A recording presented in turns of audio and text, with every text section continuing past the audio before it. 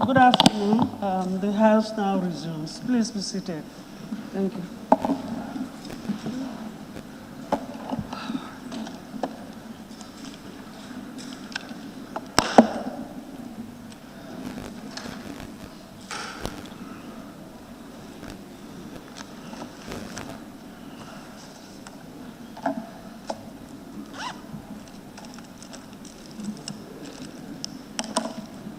We'll continue with the debate. I'll call on the Honorable Member for Central Badibu.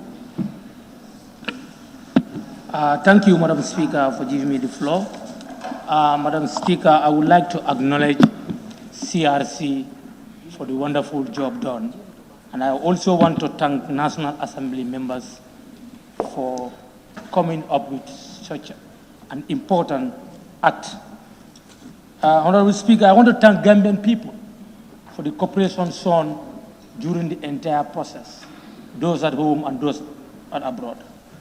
Honorable Speaker, before coming to my points or the reasons why I will give my blessing to these important bills, I would like to quote from the preamble of the Constitution, which says that as a sovereign independent state, having had the opportunity to express our views and aspirations on how we wish to be governed, affirm that this Constitution is the embodiment of our will and resolve for democracy, good governance, separation of powers, sustainable environment, and equitable distribution and use of resources, the rule of law, equality, and observance of principles of fundamental human rights and freedoms. Being committed to freedom, justice, accountable government, and overall respect for the rule of law, recognize and affirm the principle that all power vests in and emanate only from the sovereign will of the people, which shall be respected at all times. Recognizing the value of enshrined fundamental human rights and freedom in this Constitution, undertake to ensure the observance of those rights and freedoms. Recognizing and appreciating our values as a people of diversity, collectively declare and affirm our duties and responsibilities as citizens of the Gambia and our love and commitment to each other to foster and promote national unity, cohesion, and peace. In this spirit and in the name of God and the Almighty, adopt, enact, and give ourselves unto our future generation this Constitution as a beacon of hope, stability, and national unity, progress, peace, and prosperity. Madam Speaker, the preamble speaks for itself. The task that we have here today is not a difficult task as far as I'm concerned. Our role is well clear in our standing order. We have created a body. We gave them all the necessary powers. We equipped them. And they have done what we expected from them. Honorable Speaker, it should be borne in mind that in writing a constitution, you have your reference points.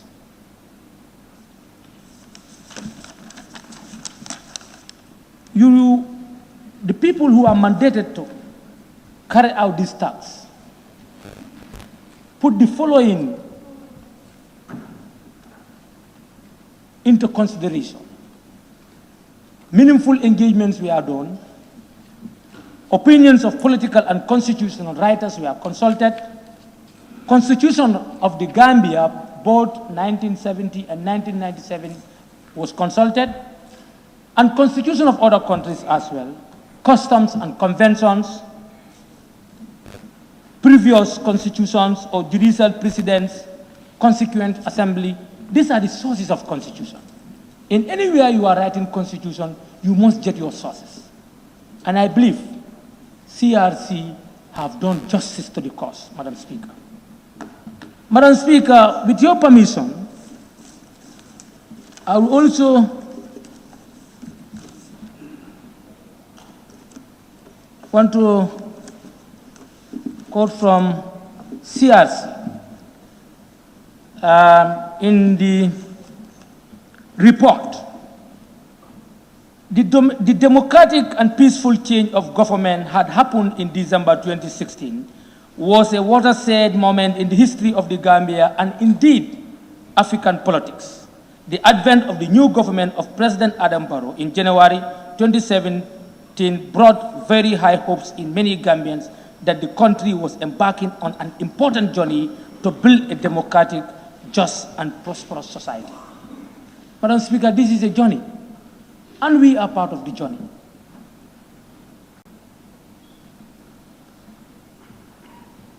This should be a collective responsibility. It's not a battle between 1997 Constitution and 2020 draft. It's a battle for development. It's a battle for progress. And I have high regard for all the honorable members who made contributions, expressing their opinions. But at the end of the day, your opinions should not shatter the hopes and aspirations of Gambian people. We all might have our observations, but the history must not be arrested here. The development must not be arrested. As progressive people, I think we can come to consensus and follow the procedures that are stipulated in our standing orders. If you go to standing order 70, made it categorically clear. We need to debate on the object, and when we reach to the committee stage, we can propose amendments. If majority said we amend A or B, then we can do so. Then at the end of the day, the citizens have to decide. But to make an attempt to do an abortion here is going to be catastrophic. Please, honorable members, let us not attempt to do abortion.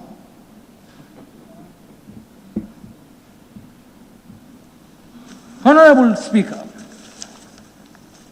the Constitution, the draft Constitution is progressive since the engagement was very transparent and open to the Gambian people.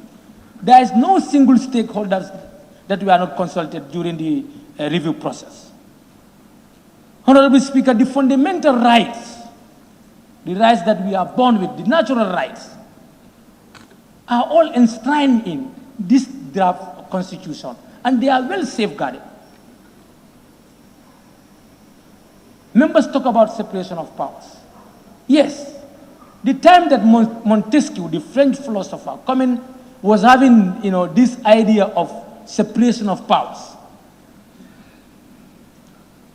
But the checks and balances that came after, even if Montesquieu is alive here, he will support the checks and balances that are enshrined in this Constitution. Separation of powers was done in a way that so that institutions will be responsible to their work, so that there will not like duplication of functions. But that doesn't mean that we will not have eye on them. Checks and balance come so that no single institution will have absolute power to abuse the authority of the people. Because we all know that power is drug. Power corrupts, and absolute power corrupts absolutely. That's why we have the checks and balances. This is not a competition between the legislature and the executive. We are not here to arm the executive, to arm the legislature to control the executive so that they would not do their functions. No. We want to create a power balance. Honorable members, let's pay a visit to history. We shouldn't forget so soon.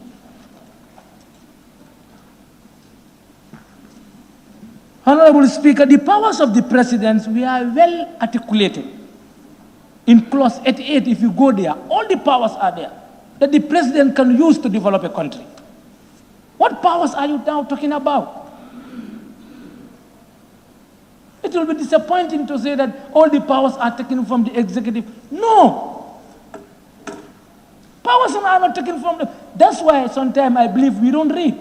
Somebody said, they want to, people outside want to control us. It's better they read more than we do. If you read well, you will know that the powers are there.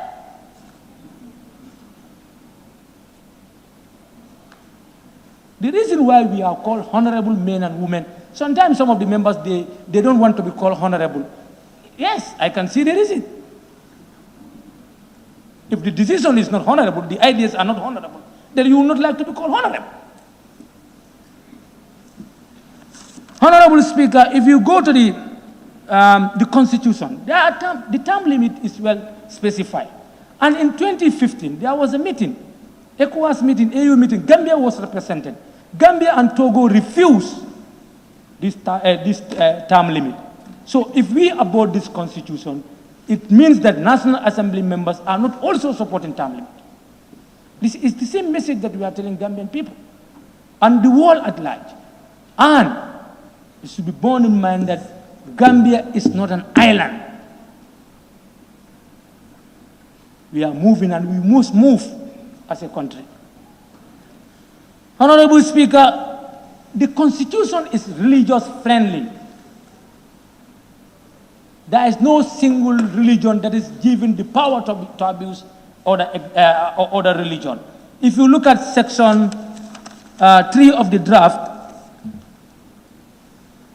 clause 3, the Gambia comprises people of different faith, and every faith shall be respected and treated fairly without any discrimination. What do we want again? We are the people who should educate our masses. We are the people who should clear their house. If we are not educated, we are also misleading, because some of the statements that we make, they are misleading statements. I'm sorry to say. We are not here to interpret the law, but we are here to understand the law.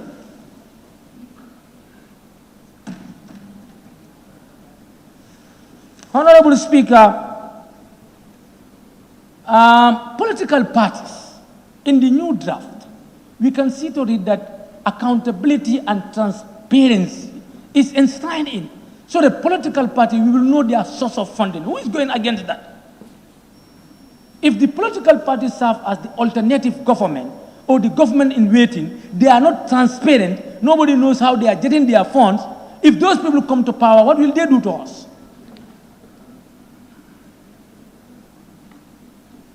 I think we need to entertain that. These are the new elements that are not found in 1997 Constitution.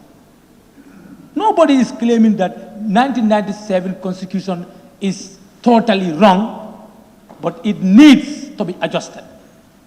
Of recent, a private member bill came here. Why did we bring up that private member bill? Because we felt that there's lacuna in the local government. And a lot of bills came here. So that shows that we all agree as parliament to have CRC. I could vividly remember only few who proposed that we can do piecemeal amendment. But we all said no. Let us have the entire review.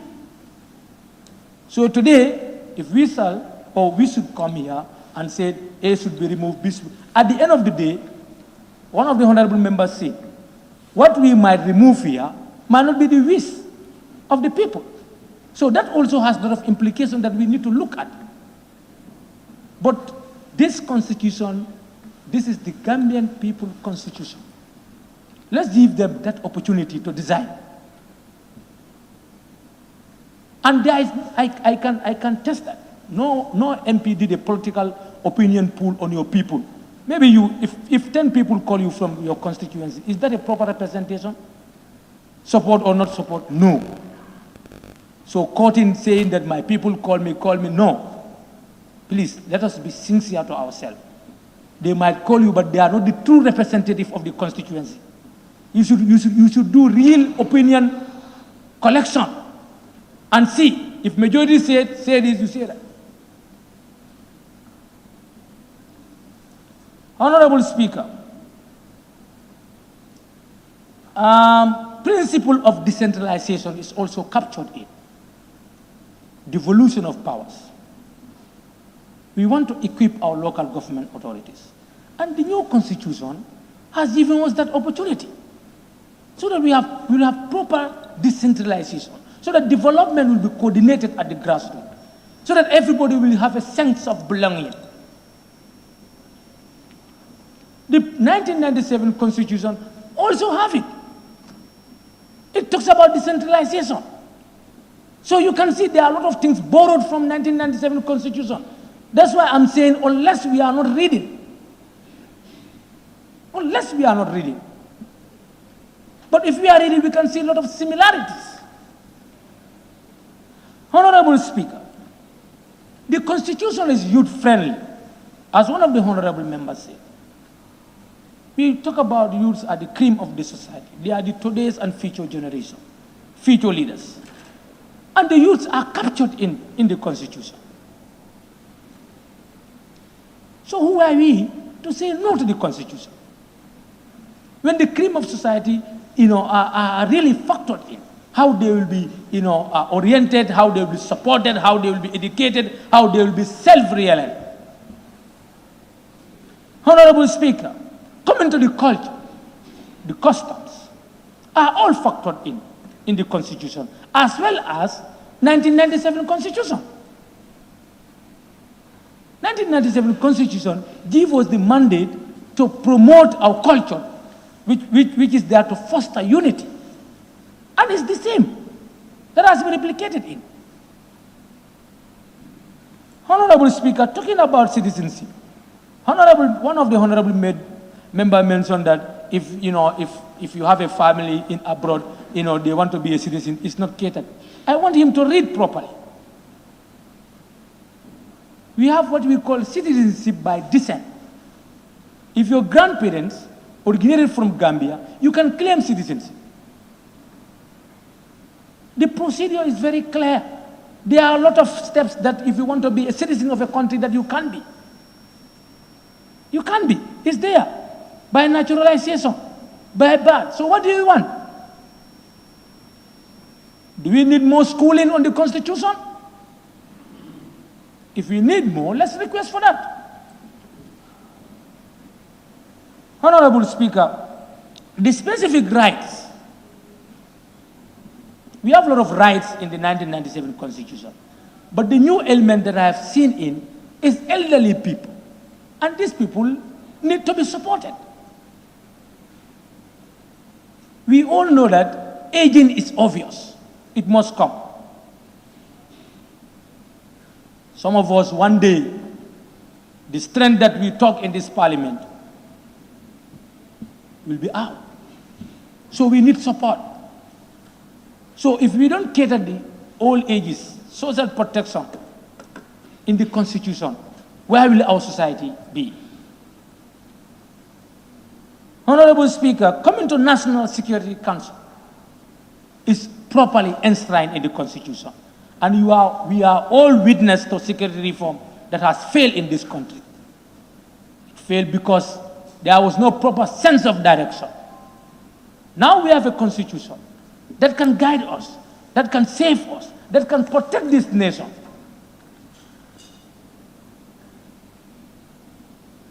Honorable Speaker, we give Caesar what belongs to Caesar.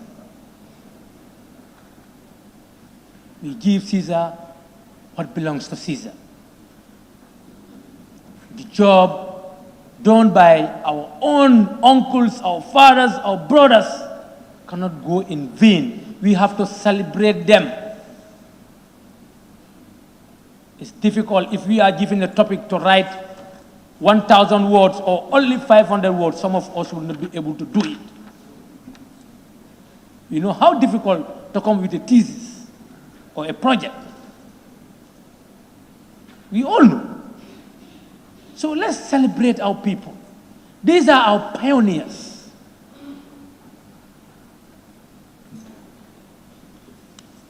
Honorable Speaker, coming to the numerous commissions that we have seen in Human Rights Commission, the Teachers Commission.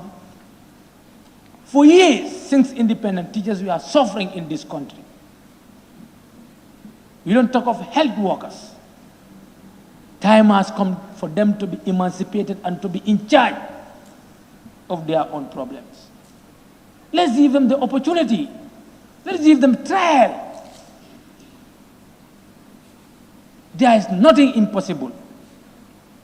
Yes, we might have financial constraints, but the only difficult thing that I can think of now, if you want to change Suleiman Sao to a woman, maybe that will be difficult. But even with scientists, if you give them the opportunity, they can make trial. So let us not have this mind that we can't. Yes, we can. We can. The university has been here for so long. We have to thank the former government for that initiation. How many young graduates do we have now? So why are we taking us backward? We need to move. Honorable Speaker, principle of executive authority, 85, is there. So when I hear members, executive don't have the authority, they have more authority than you do. We must promote scrutiny, and that's why National Assembly should be empowered to play that oversight function, to ensure that scrutiny is done, so that we have the right people in the right position. If you are sure of yourself, why should you scared to come before the parliament for scrutiny? If your credentials are okay, if your background is okay, your history is good, why should you be scared of that? Honorable Speaker, having parliamentary election and presidential election on the same day, this is not new in the history of the Gambia. By then we were young, but we could remember fully. It was happening. I remember the people of Central Badibu, some will vote for Dr. Sao when it comes to parliamentary, presidential, it's SM Diba. I could remember it. It was happening. And, you know, there are a lot of good things attached to it. The advantage supersedes the disadvantage. Why not we go for it? And within the sub-region, this is what is happening. So it's not something new. And this will make the incumbent not to use his influence on the electorate as well. Because everybody now will be busy fighting your own battle. If the president is looking for State House, you are looking for National Assembly member, fankung fankung. Yes. Honorable Speaker, 50 plus 1. The government that we have today is not a majority. It's not a majority government in terms of representation. Honorable Speaker, if you look at the percentage, what APRC got, GDC, you add up all, and the percentage that the coalition government got, you can see the majority is not represented. So we want to make sure that we have majority representation. Minority cannot rule over minority. That's not democratic. It's not democratic. We have reached to a point that we must tell the truth. We must accept what happened in the past and forge ahead. Once we are not ready for that, then we are not ready for development. And the laws that we are making, we are not making for ourselves. It's the generation unborn.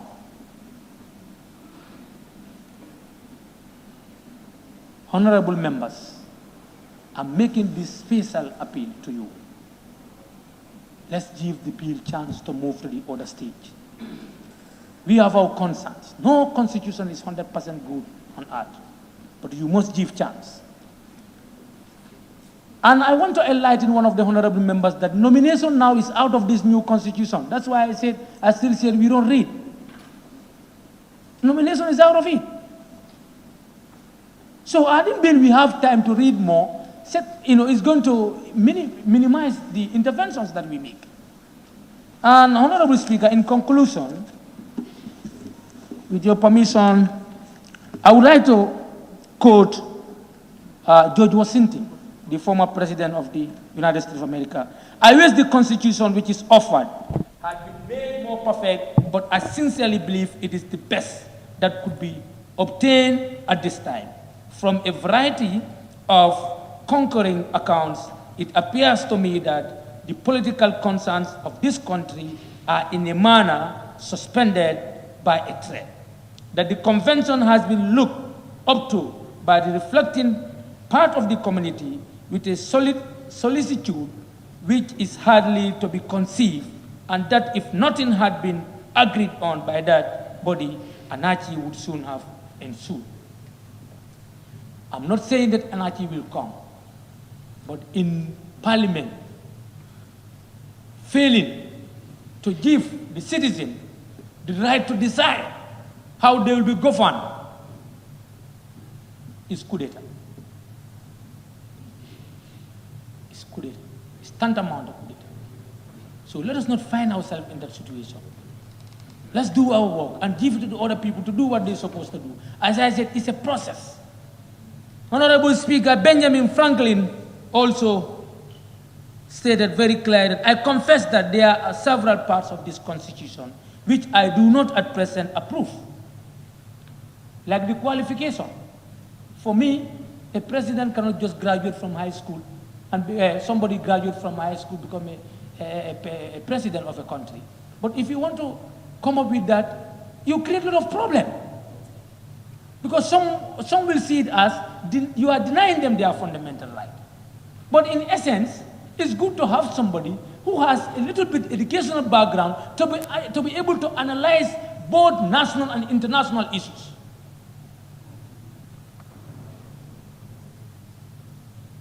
But no, if you talk about this, a warasak, harajao. Honorable Speaker, I have experienced many instances of being obliged by better information or fuller consideration to change opinions even on important subjects which I once thought right but found to be otherwise. I agree to this constitution with all its faults. For me, I agree. For when you assemble a number of men to have the advantage of their joint wisdom, you inevitably assemble with those men. All their prejudice, their passions, their errors of opinion, their local interests, and their selfish views, from such an assembly can a perfect production be expected. Thus I consent, sir, to this constitution because I expect no better, and because I am not so that it is not the best. The opinions I have had of its errors I sacrifice to the public good. Within these walls, they were born, and here they shall die. If every one of us, in returning to our constituent, were to report the objection he has had to it, and endeavor to gain partisans in support of them, we might prevent its being generally received, and thereby lose all the salutary effects and great advantages resulting from our real or apparent unanimity. On the whole, sir, I cannot help expressing a wish that every member of the convention who may still have objections to it would with me on this occasion doubt a little of his own infallibility, and to make manifest our unanimity, put his name to this instrument. Honorable members, Honorable Speaker, long live Gambia. Long live the wish and aspiration of Gambian people. Long live the Parliament. I thank you all. Thank you. Thank you, Honorable. Honorable nominated member, Jaite.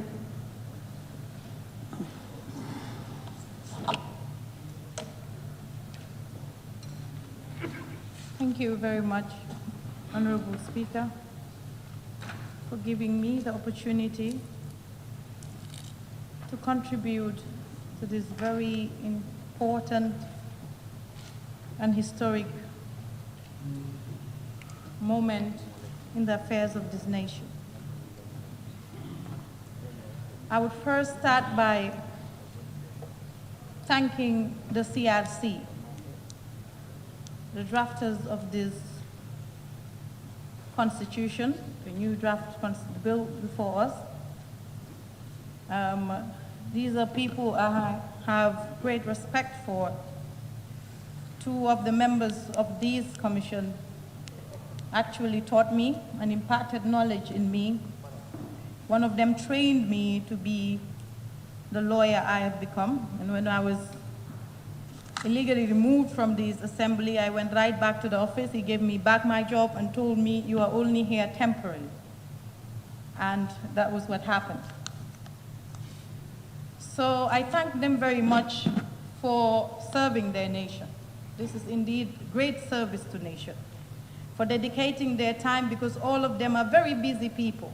They made the sacrifice to dedicate their time to draft a new architecture for our governance. I thank you all very much. Then I come to why we as a nation, particularly the National Assembly, decided that we are going to give the CRC the power to draft this new constitution for us, and remind ourselves why we are here today discussing this issue. Because this has a lot to do with our history and where we came from. And this reminds me, today I see the Attorney General before me, and I remember when I was nominated as a National Assembly member, then I applied for the Chevening Scholarship and went through all the stages and was shortlisted. I approached him in person. This was at the University of the Gambia. I know he wouldn't remember. And I asked his opinion. I said, what do you think? Should I withdraw or should I continue? Because I really want to serve. He said, it's best you withdraw at this point to give someone else a chance. And I went home and sat down and think really hard about this. Do I go to UK to continue my studies, or do I serve my country? And I wrote, I have this on my iPad. I wrote this in May, 12 May to be exact, 2017. I said, Dear Chevening, I'm withdrawing my application for scholarship because I was nominated to serve as a member of the National Assembly by the President of the Gambia. This opportunity to serve my country in such a capacity at such an important time in our country's history is an honorable task, a task which needs my undivided attention at the moment. And I went forward and said, as a transition government, the National Assembly is the most important player towards achieving an effective transition. As a legal mind, my presence and participation in the National Assembly, particularly in creating a democratic legal framework for the Gambia, is indispensable. This is how I felt really at the moment, that this is quite an honorable task. And I said I would like to take this opportunity to thank Chevening and the British government for such a wonderful opportunity. I enjoyed every part of this process, and I will apply in the next few years. Because in my mind, we are going to take few years to transition, because the decision was we are a transition government of 3 years. We are going to transition within these 3 years, and after we set the democratic legal framework of this country, then I would be free and go my way to continue my studies. This is my intention. And today I am here grateful that I am part of this process, because this is the most important process in our democratic history. And we need to always remember that. What are the principles of this new draft? We came from a 22-year dictatorship. We wanted a new governance system. We are trying to change the 1997 Constitution because we feel one of the main principles of this why we changed the 1997 Constitution is that too much power going through this Constitution is vested in the executive. And we wanted a balance of powers, separations, checks and balances. We said we had to change. Another principle is that given what we've gone through the 22 years, the various amendments that affected really our democracy, because one of them is the power that was given to the president to dissolve the assembly at any time. Who would think that is democratic? This is an excessive power given to the president. He can, with this constitution, he can dissolve, call for elections at any time. On this basis, giving the so many amendments, there is a stigma attached to this 1997 Constitution. We are not saying it's a totally bad Constitution, but there's a mark of shame attached to this 1997 Constitution because of the various amendments it has gone through, unfair amendments, I would say. So we decided as a country, Gambia decided, let us all remember 2016, that we were going to usher a new democratic dispensation. That to continue to mold this newfound democracy, we were going to change our constitution, issue a new constitution and start a third republic to set a proper governance structure of our country. And this is what the draft constitution has done. They have gone through extensive consultations and came back and gave us the draft. And it is up to us, Parliament, to pass this through to the voters, to the general public to have their say. This is what we should do. There are so many debates going on, whether we have the power to touch this draft. I don't even want to go, because to me that's a kind of basis argument, because it's very clear. What would happen if we do not have the power? Then we are the lawmakers. We are the supreme authority when it comes to legislation. Of course we have the power to touch this draft. But why, under what circumstances did we need to touch this draft? We delegated our responsibility and told the commissioners, CRC, draft the constitution. There is nothing wrong for us to touch the draft where it is necessary. For example, I'll give you one example that I raised the concern with the CRC, the issue of the speaker in this new draft. How does the speaker come into being? It's just say the speaker should be elected ex officio member without a vote. But the process of how this ex officio member would come into being is not said. This is some place where we can touch it.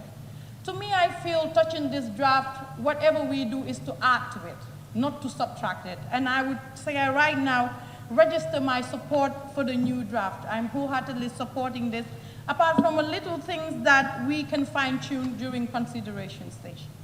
Thus, I am begging us members of this House to give a chance to this draft, to give a chance to the people of the Gambia to have their say on how they want to be governed. Because if we end this here, right now, that would mean as a country, we haven't transitioned. We are not going to have a third republic. We are not going to transition, and this whole idea of a transition government would be baseless, really, because I don't see what would we achieve during this 5 years transition if we do not have a new constitution setting the framework and the architect of the new governance we want as a country, particularly the young people. There are so many things in this draft that are worth celebrating.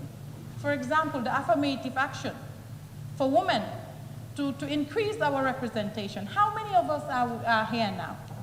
It's only 6 of us women in this, but this draft is saying if I come into being, every region would have 2 women representatives elected in parliament. That is worth celebrating as a woman. That's the affirmative action we need to take moving forward as a country. Another principle of the draft, I think these things should be, some parts of this draft should be called the Kumba sections.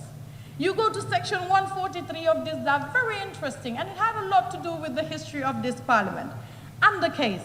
It says wherever there is a dispute on whether a seat is vacant or not in this assembly, the Supreme Court has to decide within 3 months. If you hear this, what comes to your mind? The Yakumba Jaita case.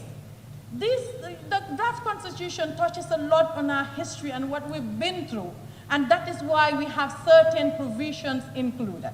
You go to local governance, what has it done?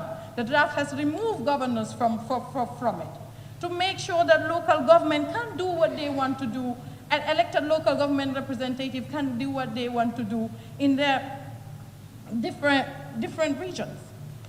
So there are a lot of things to celebrate in this draft, and a lot of consideration has gone into this. And as members of the National Assembly, I would really encourage us to look into this properly and vote this draft at this stage to give the Gambian people a chance to have their say. Another thing I really want to touch on is the issue of leadership and integrity, the principle of leadership and integrity. When it comes to the draft, it has limited the term of the presidency to 2 terms. And I know this is the most controversial issue, but we can't shy away from it. We have to discuss this issue because it is very important. And the main issue why it is controversial is the draft has gone further under the schedule to say that the term of the current president is included in his 2 terms. And supporters of the president seem to have an issue with this, but this is very funny to me. This is a president that came into being as a transitional president for 3 years. He is now serving 5 years, and he is the president that initiated the draft constitution. He is now serving his 5-year term. He is the president looking to limit the terms of the future presidents to 2 years.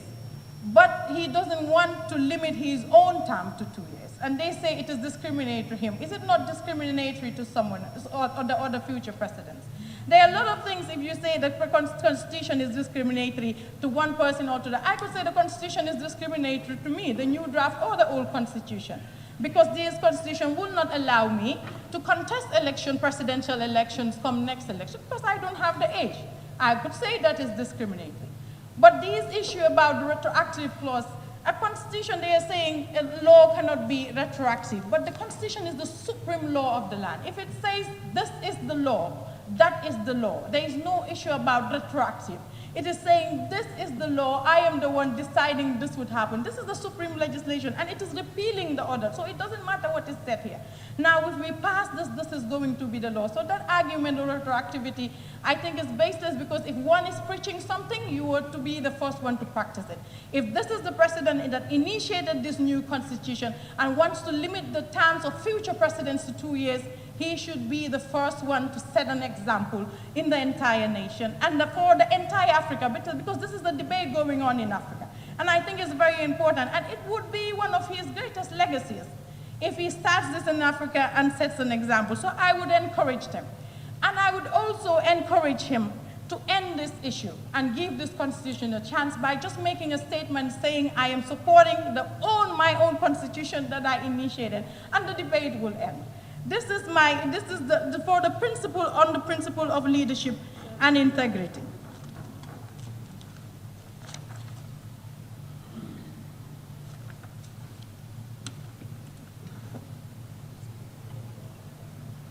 Now it comes to the powers given to the National Assembly. Just because in the 1997 Constitution, like I said before, so much power is vested in the executive. Now the principle of this to have checks and balances, we are giving the power as National Assembly members to vet the appointments of ministers. And I think this is a welcome idea. This is the practice in more mature democracies, and I think it's very important. If you don't have anything to fear, you will not run away from scrutiny. I think this is why people should have a say. As we are representatives of the people, we should have a say on the people who govern. I welcome that. Other members have raised the issues of the judiciary and their remunerations and their benefits and how they were a bit biased in the draft. That also, I would like to remind people of the history of this country and the judiciary. There's a reason why I don't want to be seen as supporting it, but I see the rationale behind those provisions. Our judiciary, during the Jammeh period, we have seen how the executive had a hand in the judiciary. And it is very important to guarantee the independence of members of the judiciary so that no other forces outside can influence their decisions, because they are the last point of hope. When the executive and the National Assembly are pulling hands, example, in my case, the judiciary was the hope of the people, and we see how people registered their hope in the judiciary during that case, and how people were happy with that decision, that the judiciary is finally independent. This is the reason I believe they inserted this provision, to make sure that no one would have influence on members of the judiciary, and their independence will be guaranteed during their time of service. So these are things that we can discuss if we give this bill a chance to go to the next stage and reach a compromise on these issues. So I would really stop this here, and really my last word would be to encourage the members. I don't know if I should beg you or what I should do, but really I'm pleading with you.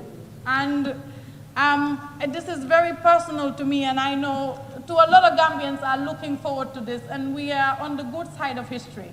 And I don't want us as legislators to leave a very ugly history giving this transitional government. And I really want those of you who have decided or are want to say no to this, to give it a chance. I am begging you to for us to take this to referendum and give the Gambian people a chance to decide on the governance structure of their country. Thank you very much. Thank you. Honorable member for Upper Fuladu West. Thank you, Madam Speaker. After listening to the last two interventions, I don't think there's much detail I can go into some of the points they've raised. But I just want to concentrate on why we are here today. And hopefully at the end of my intervention, I'll be able to prevail or implore on some of my colleagues who might equally have a different stance to me to see the bigger picture. Madam Speaker, the building of a constitution process is no ordinary lawmaking process,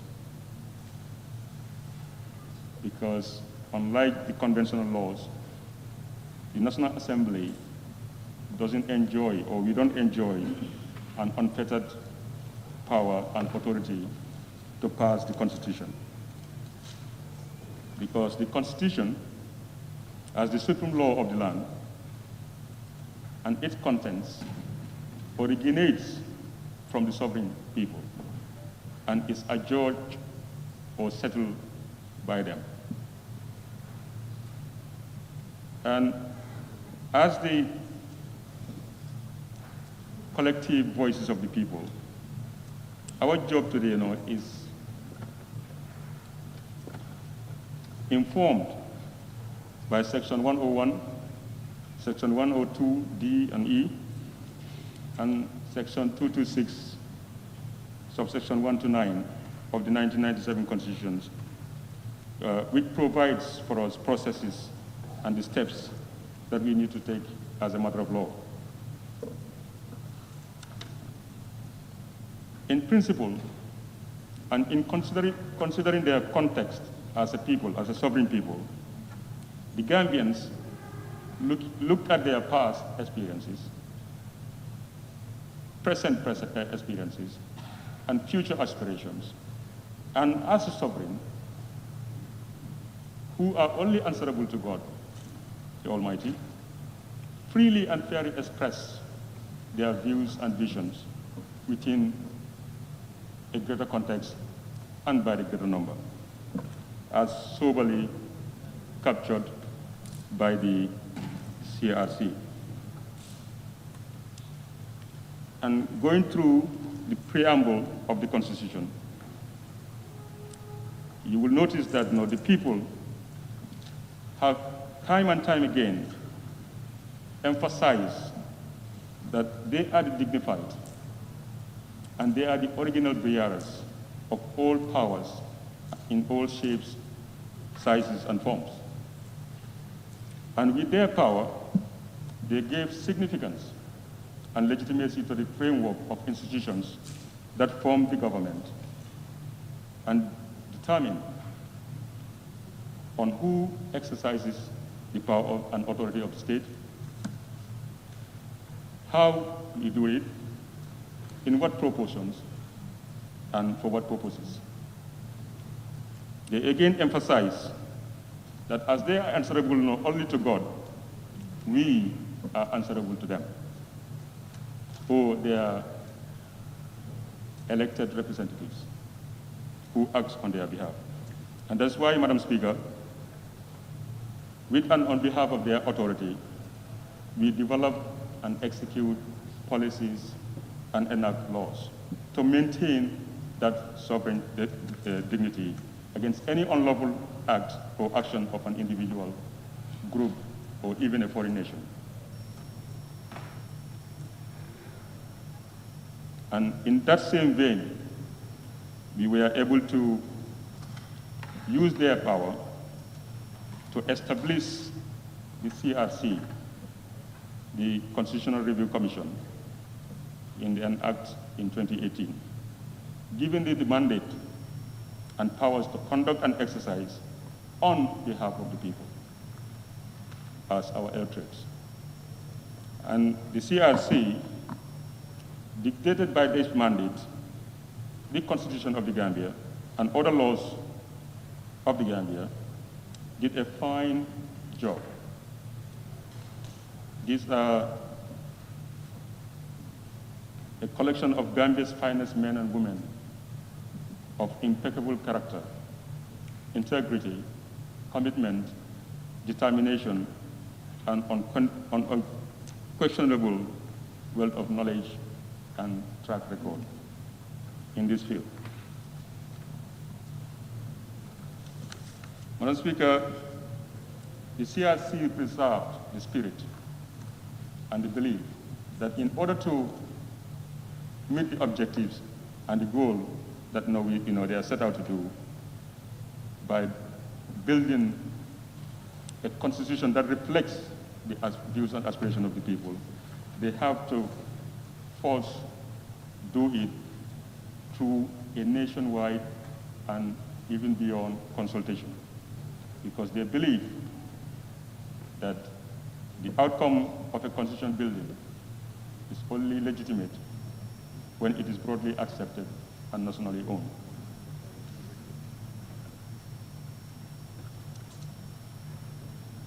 Madam Speaker, they understand that in order to do this, they have to use that determination that they have to go across ozones, all over the world, anywhere that they can get to reach every Gambian that they could and consult them on how they wish to be governed. They held seminars, workshops, conferences, meetings with every stakeholder in this country and outside the country to make sure that their views and aspirations are captured. They research law reports of the Gambia, Supreme Court rulings, and consulted on other constitutions in and outside the Gambia to make sure that they keep to the fundamentals of standards, norms, but also best practices.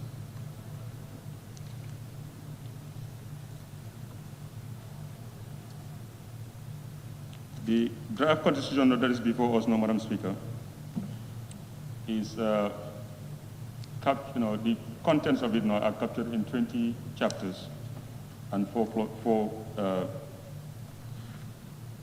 other schedules, which was presented to the President on the 30th of March, 2020, and published accordingly. Their goal was not to produce a constitution that is one size fits all. They understand that is not achievable. But what they did is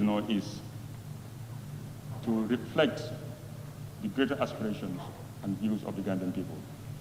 And Madam Speaker, I don't think we are here today to try to reinvent that will.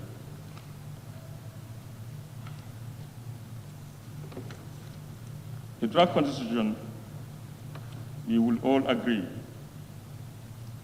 that is far better than the current one that we are using right now, in terms of the progressive nature of promoting and protecting rights, especially fundamental rights and freedoms,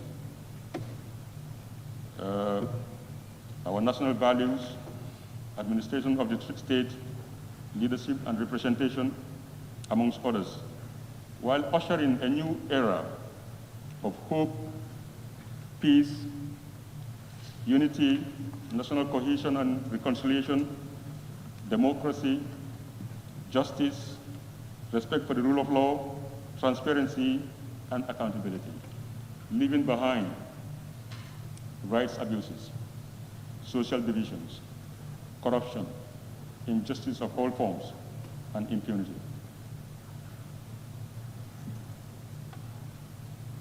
So since this bill, which is the Constitution of the Republic of the Gambia 2020 promulgation bill, no, it's no ordinary bill. Like I said, no, Section 102D and E plus Section 226 applies. And that should be the center of our focus. Madam Speaker, with your permission, I would like to refer this House to these sections. Madam Speaker, if you look at Section 101, the 1997 of the 1997 Constitution, it is telling us now how to introduce bills and motions into Parliament. Section 102 is also giving us now our additional duties or functions as the National Assembly. And D would tell you that our functions include, in a bill, a proposal now for a referendum on an issue of national concern defined in the bill, but also advise the President on any matter which lies now within his or her responsibility. Section 226, Madam Speaker, will further go on to elaborate on our functions today. And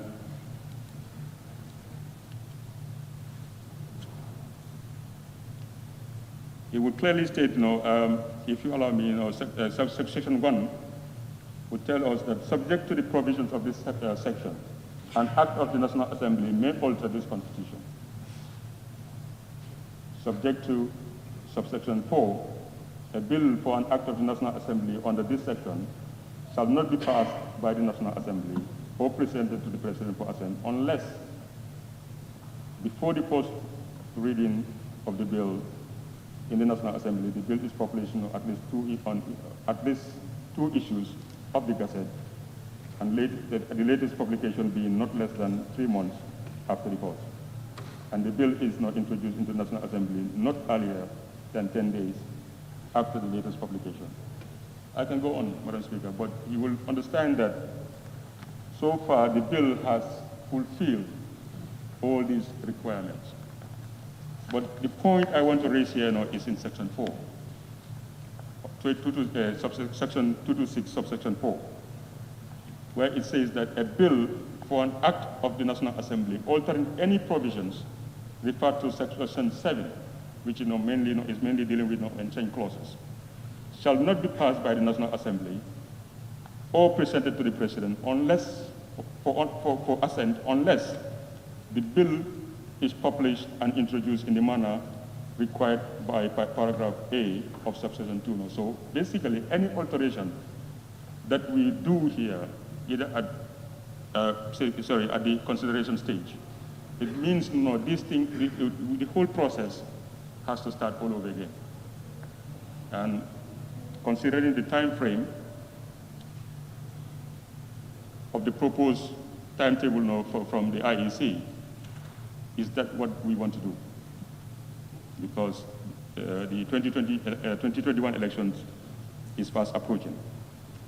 And that is also saying that the bill is supported on the second and third reading, as stated earlier.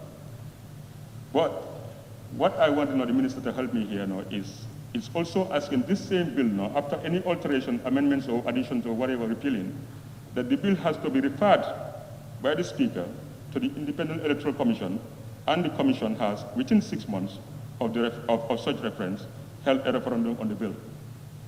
So it means, if I understand, I'm not a legal person, that any alteration that we do to this draft, it means it has to go back for the consultation with the people.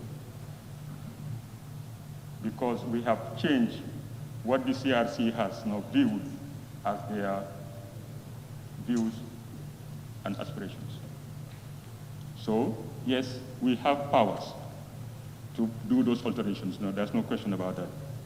But what we have to ask ourselves is, do we want to actually go back and restart all this process again, not knowing what might come out to be the outcome of it.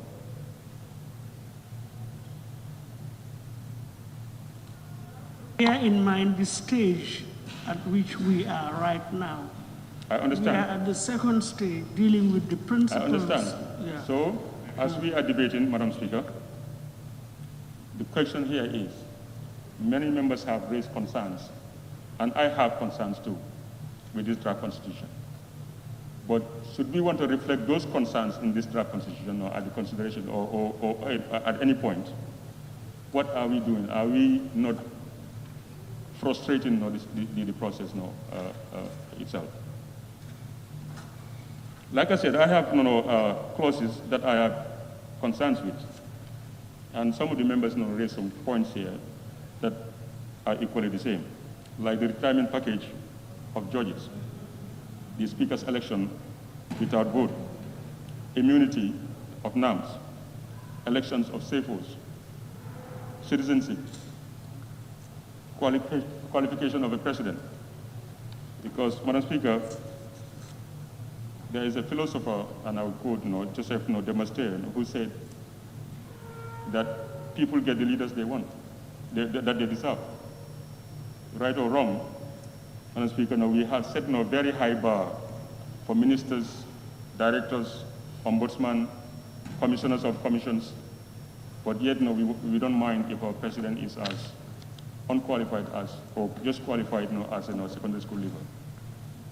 So we have to, I have concerns too, but I don't think these concerns warrants to frustrate this process reaching the Gambian people.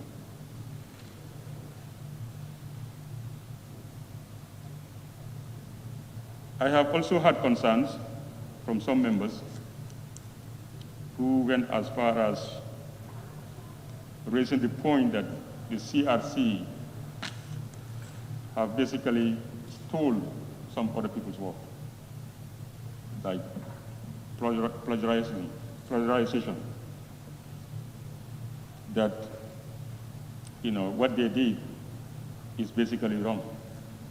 Madam Speaker, looking at this report, especially the last 2 pages, would show you time and time again all the references that the CRC has mentioned of where they are taking their sources from, both within the Gambia and outside the Gambia, be it Malawi, Togo, Nigeria, Liberia, Sierra Leone, Kenya, wherever. They have given us references. And besides, who can claim monopoly over what is right? Nobody. What is right is right. If it reflects our national values, if it reflects our self-determination, if it reflects our form of governance that we want to create, there's nothing wrong with that. So I think that is a little bit too low under the belt. So, Madam Speaker, just to wrap up, we also have to consider this. Coming into government, this administration had made so many grand plans and promises, some of which security sector reform processes that was planned, a national reconciliation which, through the TRRC, certain financial and institutional reforms like the Janney commissions and all that. So the efforts of the CRC, in my view, would only add to some of the failures that we have registered on those areas. And I don't think we want to actually be able to do that. So therefore, I implore on each and every member of this legislature that we are the conscience of the nation. We are the voices of the people. And for me personally, I am really humbled and honored to play a part, more part than I can even ever have asked for. And the least we should do is to overlook any differences of positions or issues we have with draft constitution, and together deliver this to the people, for them to decide. It is their fate. If because we think this is not the best law for the Gambian people, let them be the decider of that. But at least we will have chance to come back and change what we think should change in conventional type lawmaking.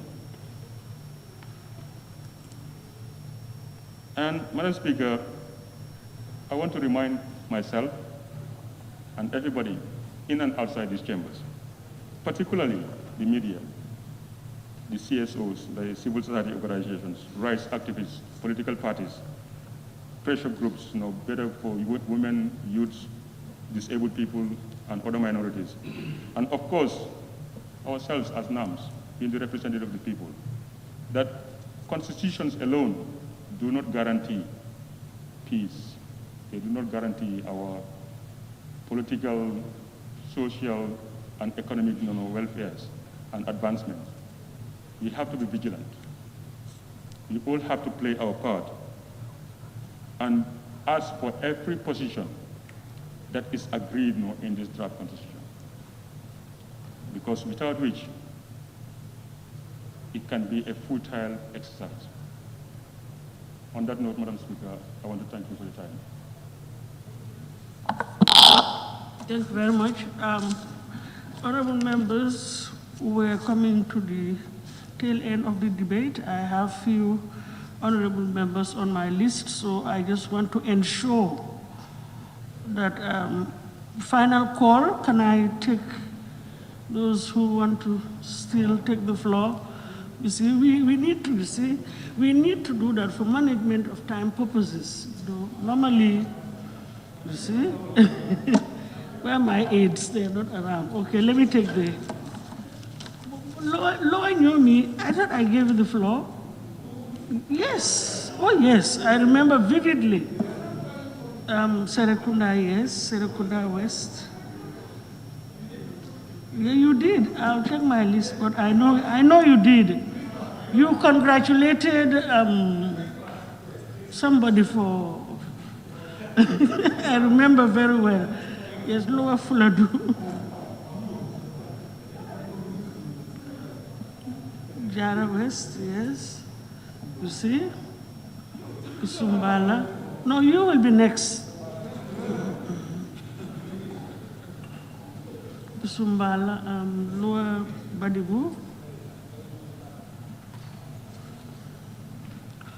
Any more on this side? For Ibondali? No. Okay, Talindi.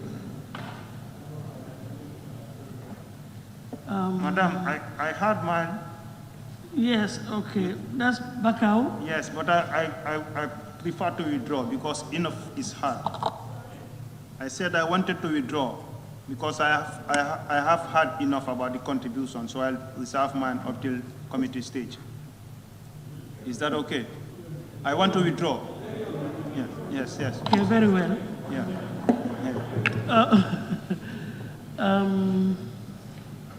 Yes, that's the list. I want to draw the curtains there. Am I safe in doing that? Jokadu? Okay. I'll call on the honorable member for Woolly East.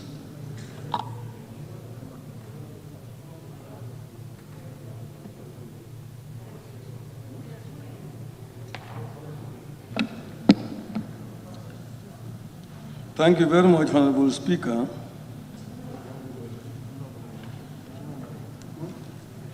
I rise to also contribute to this very important debate regarding the future supreme law of this country. Honorable Speaker, I also want to thank the Ministry, the CRC, and this National Assembly for getting us to this stage.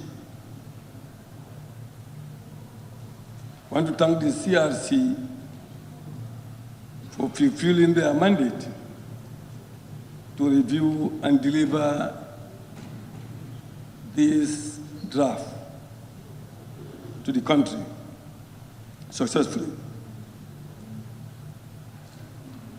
Honorable Speaker, we all know the challenges that awaited the CRC at the early phase leading to their undertaking to review this draft.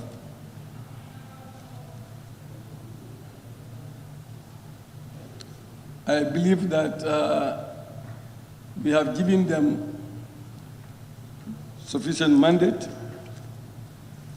to carry out their work, which they have done very, very well. So our consideration, Honorable Speaker, should be to find out from the work that was done by them whether it is satisfactorily done. For example, whether the people have taken ownership of the process, whether the people have fully participated in the process,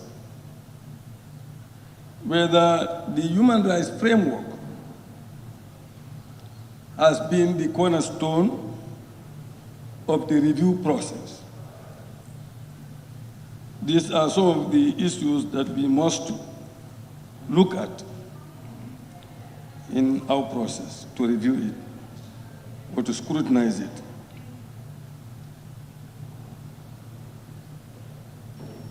Also, Honorable Speaker, like I said, the CRC Act, the functions that we have here, whether they've actually followed those functions to be able to give us this draft.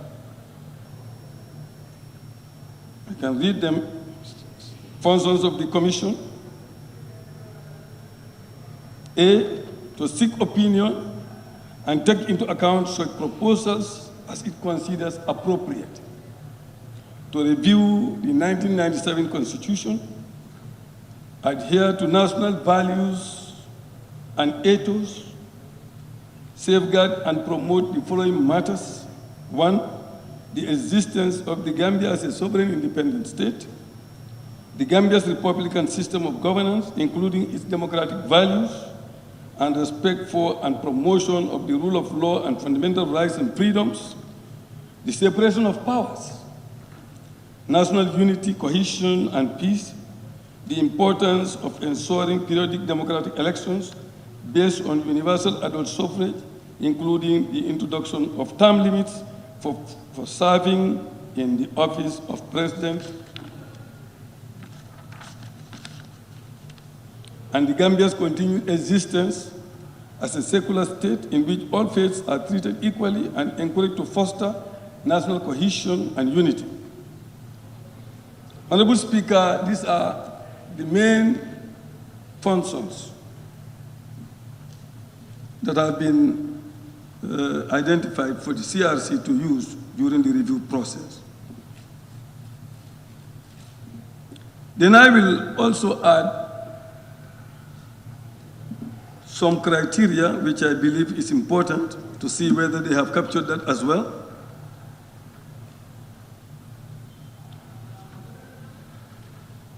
Whether the review process has been monopolized by political elites. Is it only political elites that contributed to this? Or by any sector of society? Has it been dominated by any sector of society? That's a very important question.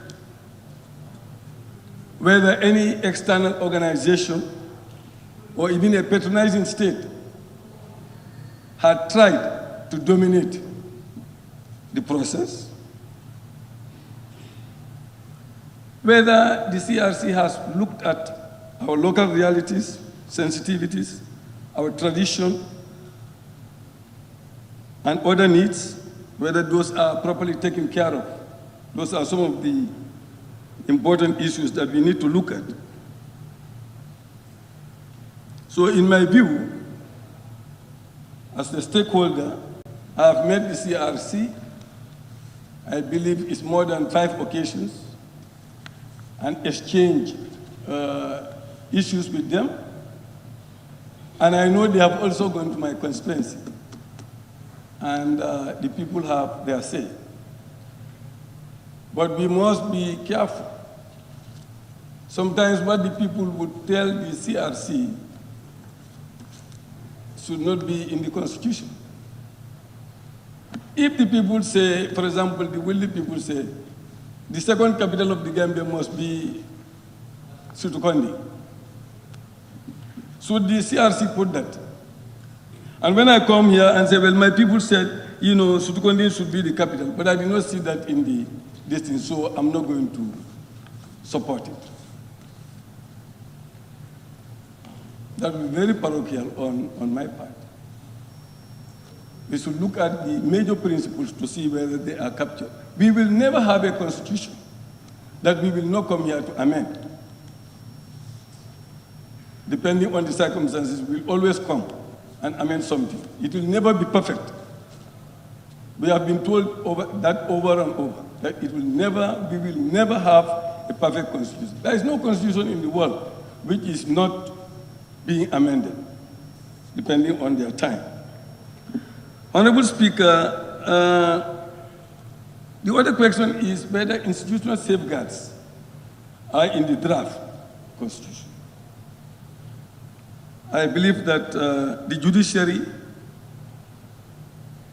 if you read it, is independent to the extent that it is the ultimate tool to protect our rights individually and collectively.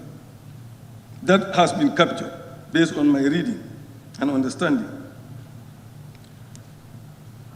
The executive, the judiciary, the legislature are being confined to their mandate under this draft constitution, so that there is no unchecked or arbitrary power or action to be done by the state.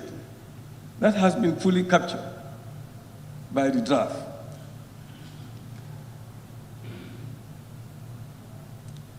Honorable Speaker, also, do we reasonably equip the 3 arms of state with competence, real competence, to ensure that they carry out their mandate, to ensure that they are autonomous and prevent the concentration of power in one side? I believe the draft constitution I have read has actually done justice to that. So, as far as I'm concerned, Honorable Speaker, the CRC has done justice to their function. They have captured one major thing, or few major things that we have said, that is the term limit is captured, separation of powers is adequately captured, local realities and sensitivities are also taken care of, and there is no undue interference from any external power to dominate the process of review. I have not got any evidence. In fact, the evidence I got is that the CRC has refused even donation from external sources during the time of review, even though they have been offered. I got that evidence. So, Honorable Speaker, the other main issue that was debated here is the transitional and consequential provisions. Transitional and consequential provisions, Honorable Speaker, is in every constitution. We are transiting from one order to the other. And for us, the most important thing is that We want to review our constitution so that we can transform the political and social order. I think that's the main reason why we want to carry out this review. We want to transform from the Second Republic to the Third Republic. And through that transiting, we will be affected, all of us, one way or the other, will be affected. No one will go scot-free. Everyone will be affected in one way or the other. Because we are coming from a new law, which we are used to, and going to something new. Honorable Speaker, the National Assembly is affected.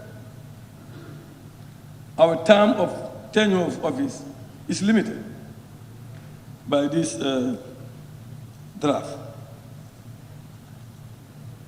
Even if it is going to be 3 months, but it's going to be limited, 3 or 4 months. But we are not killing ourselves because of that. Because we know the work we are doing is more important than our personal endeavors.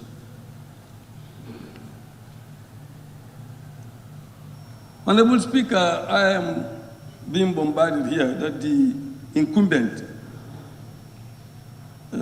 is losing a right that he has acquired. I've not seen that in the draft. What I have seen is that everybody has to make some sacrifice in order for us to attain what we intend to attain. Many honorable members have said that here,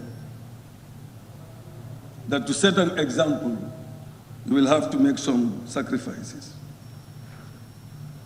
What is here, that is, he was asked to step down. If he was asked to step down, immediately this draft constitution comes into effect before his term expires. Then we can say that is an acquired right that he is missing, he is losing. But he is asked to continue. The president that is here before this draft comes into being will be the president that will become the president of the Third Republic. So his term, he has won an election and he's given 5 years, and that 5 years will be expired. He will do it. He'll carry on. He's not deprived of that. That's the acquired one. The other ones, we are not yet there. Whether he's even going to win an election, nobody knows. Before you even deprive him, he has not even attained it.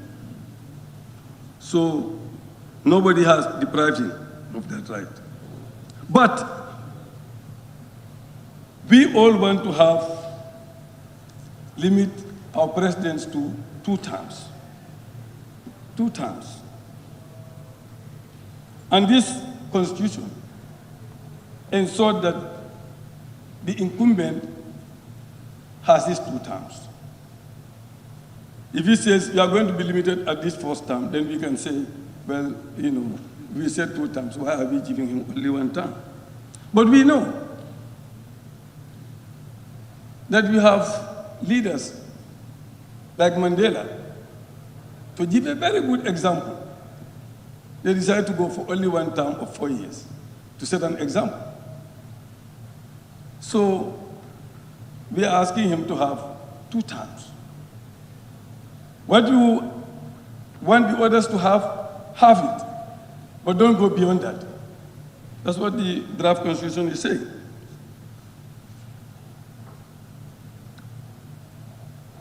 Also, I don't know how we can come here and fight for the independent, the right of the president when we know that his representative is here. I believe the representative of the president will tell us whether the president is opposed to this. I have not heard any pronouncement from the incumbent that he is opposed to what is in the draft. Somebody said the CRC should ask him whether he wants this or not. If the CRC should come to ask me whether, I want to be deprived of my 3 months, term of office. If they want to ask everybody whether you want this or you don't want this, then we will not have a constitution. The CRC cannot go to everybody and all those who are affected to ask whether you want to be affected by this or to be affected by this. They are looking at national interests and the aspirations and wishes of our people. Honorable Speaker, the issue of supremacy of the Constitution has also been an issue. And I'm very surprised that colleagues are questioning whether or not the Constitution should become the supreme law of our land. That it is copied from Kenya, and that its legality and validity should not be challenged by or before any court. That should not be the case. Honorable Speaker, my interpretation is that we have many laws in the country, including religious laws and private agreements, and so on and so forth.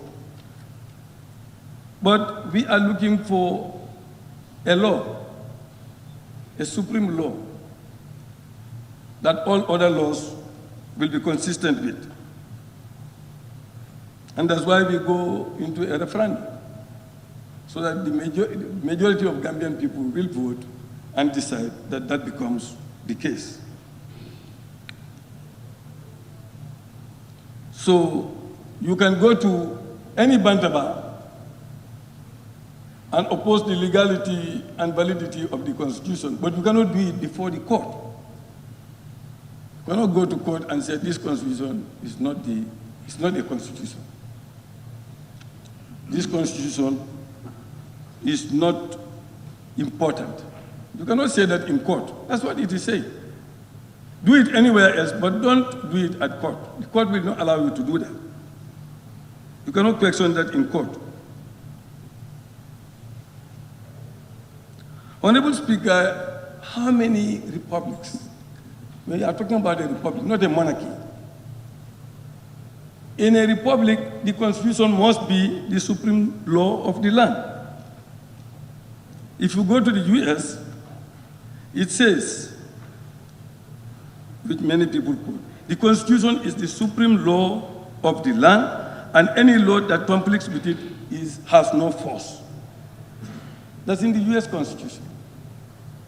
Any law that conflicts with the Constitution has no force.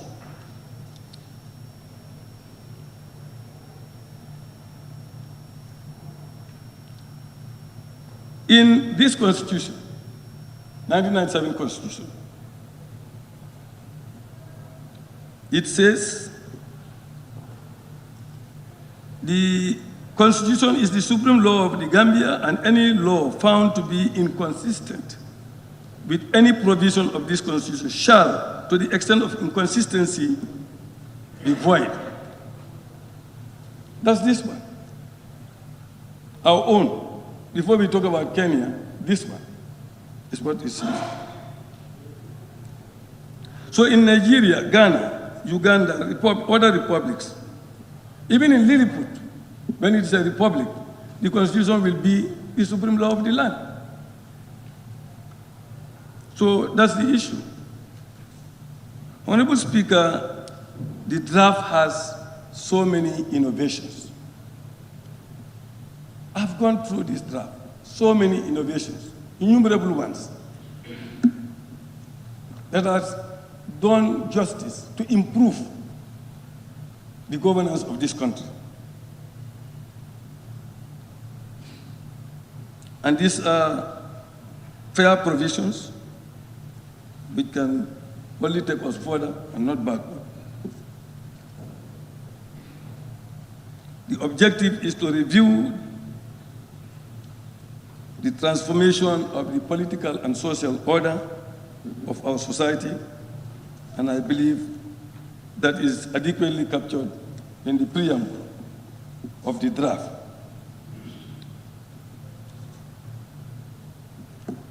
If we look at section 132 of the draft,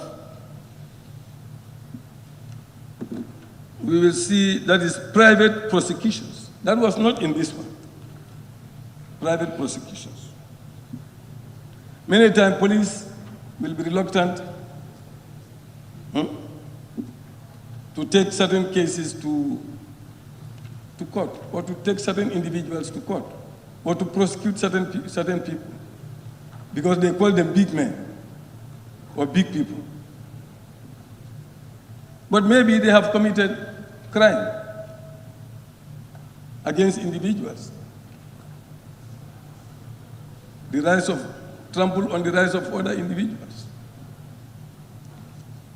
But this provision has come to say when somebody commits a crime, even if the police don't want to take action, the individuals can take action against the person to ensure that he or she is punished by law.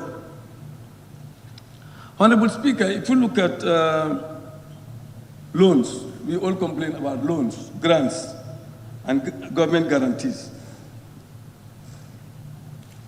Loans have always been controversial.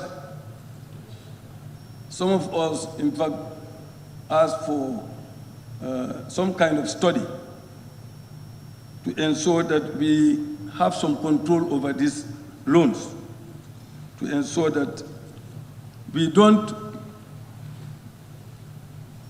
overburden our people, our people, future generation, with so much loan to the extent that they cannot even manage their destiny. So this draft constitution has come and put some stringent, extra stringent measures to help the National Assembly to ensure that that does not happen. That's a very important innovation. Honorable Speaker, when you come to the issue of Sefolu, for me, that is controversial. Sefolu and Alkalolu.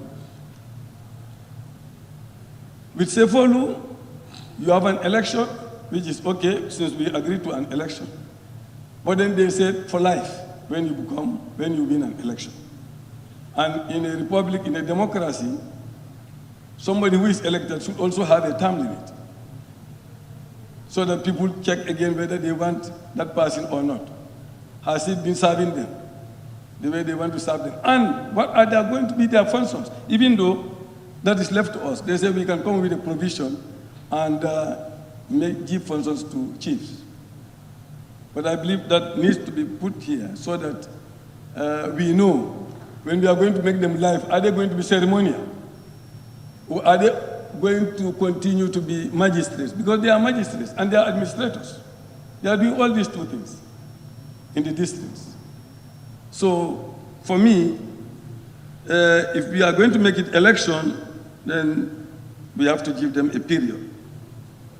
And when you come to the issue of Alkalolu, there has always been some argument as to who is the legitimate inheritor of the passing one. So it is important that we come with a provision that will help in addressing that. And I believe if there is commotion and people don't agree as to the traditional lines of inheritance, they don't agree, let them have an election, a simple election where all the members of that community, who have voting card can easily vote, and then they solve the problem, rather than trying to force somebody on them. I think that that's something that we should look at. Honorable Speaker, affirmative action. This draft has given a lot of impetus to that. The other half of society, the female folk. If it were not nominations, we may end up having only 3 members of the National Assembly. Are they participating in the decision-making process of this country? Are they not citizens? Should we allow the other half to just be clapping, supporting us in elections? and not allow them to participate in the decision-making of their society. So affirmative action.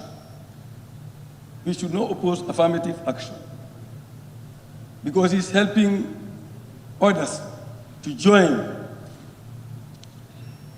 the development of our society. Environment, Honorable Speaker.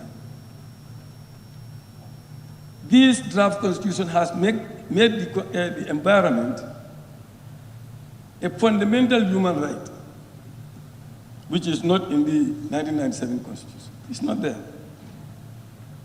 It's a very good innovation.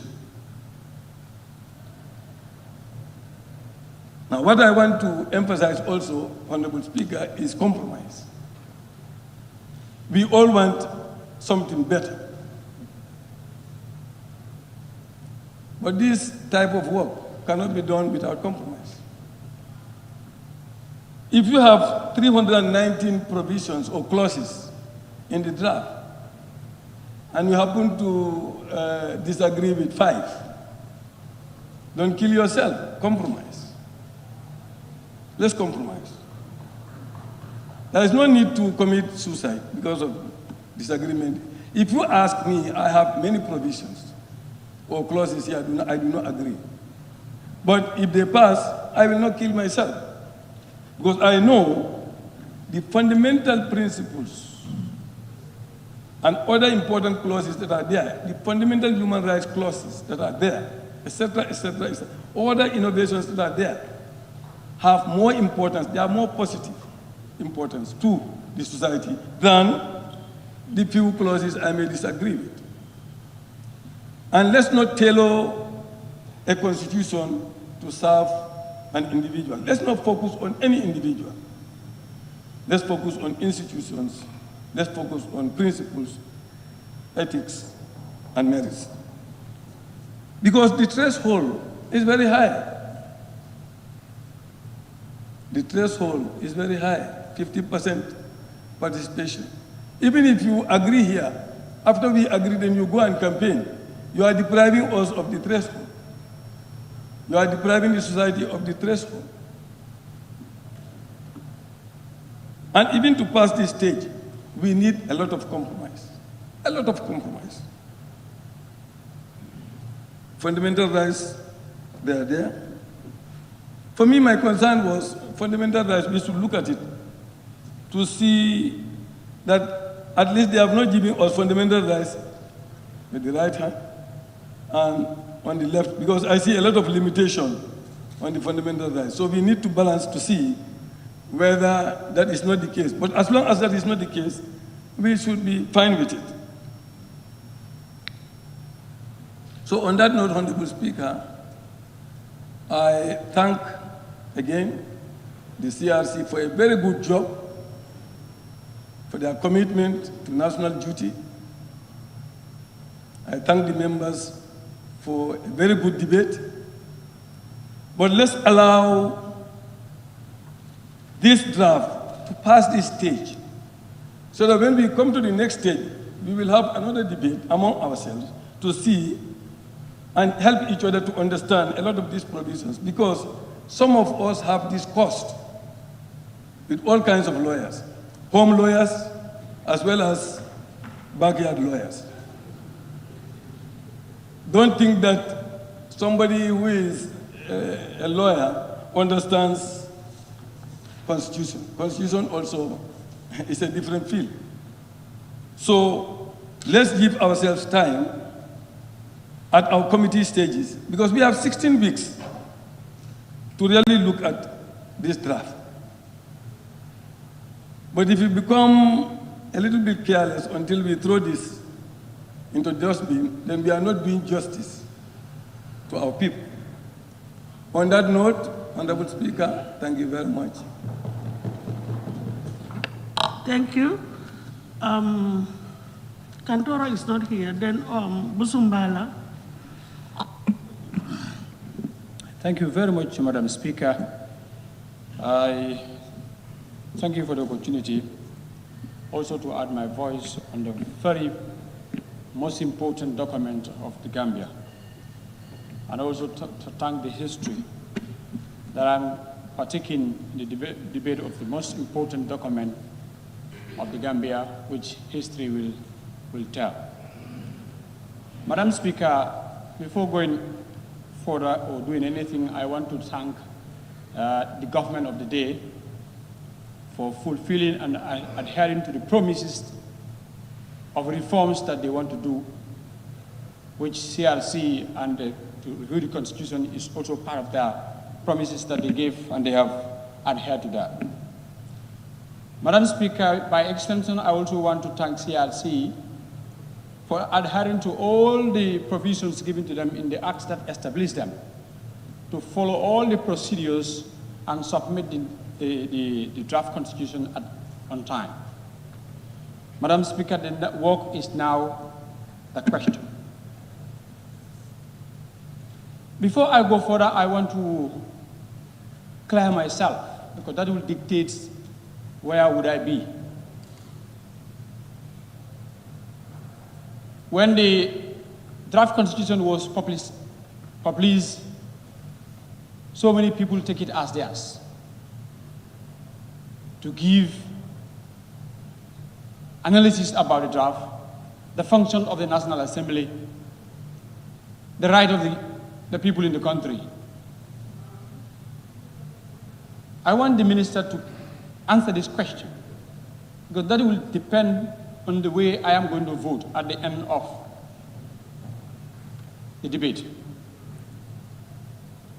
I know as a National Assemblyman, because this is not my first time to go through debates on bills, that as a member I have right to adjust and amend bills that have been brought to us here by ministers. So as been portrayed in the society, that the National Assembly doesn't have any right to touch, neither to put a comma or a full stop on this draft. If that what stands, then I fear that it will be very difficult for the draft Constitution to pass this stage. But I'm with the conviction, because I am okay with my job, that yes, the National Assembly have the power and the mandate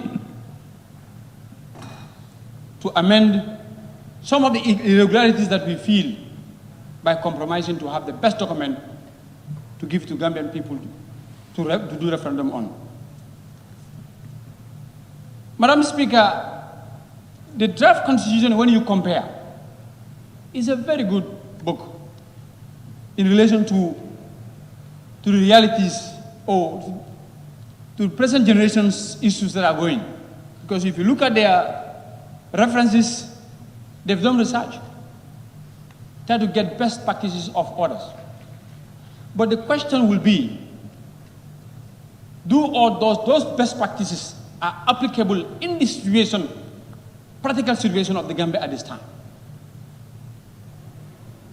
That is the question we need to ask ourselves from this good job. Madam Speaker, I want to put this to the whole general population that no document is ever right in the front of the National Assembly, in the front of the National Assembly. So no matter what type of quality of people we have in the CRC, when they bring the document here, our job is to scrutinize. So going through the document doesn't mean that we are trying to devalue or underrate the good job that CRC does. I'm trying to do my job. To go through this draft Constitution, to see what I feel, not only me, but put it to the members, that I think this needs to be adjusted. No, these things should not be there based on realities, by justifications. Members agree or disagree. But if it is going to be drawn at a conclusion that I will only talk, I cannot touch, I cannot change, it's going to be very difficult. Madam Speaker, if you look at it, after all the goodies of the book, there are issues, there are some provisions that I think I need clarity why those ones have been deducted from the 1997 Constitution, or Ghanaian or Kenyan, and brought to the draft for it to become a law in the Gambia. What is their justification, and what is the reality, reality implication that they have that it will work for the best interest of the people. That's how these issues I have. But if you look at it, you're looking at it, they've gone round. I have engagements with them in my constituency. If they look at the people that comes, the greater percentage are women and youth. So one aspect should have been in their mind, or I expect the draft constitution to talk something about the unemployment rate of the population. There has to be something that will force the government that it is not by will or if I want to do it or not, but it's incumbent as we used to say. It is the job of the government to provide job for the people, but our people are there without jobs. What is this draft constitution is working towards that? Madam Speaker, the salary scale of the people, poverty rate is too high in this country. I was expecting, and I want to put this thing to the question to the minister. What has this draft constitution talks about to alleviate the rate of poverty on Gambian people in the side of the salaries?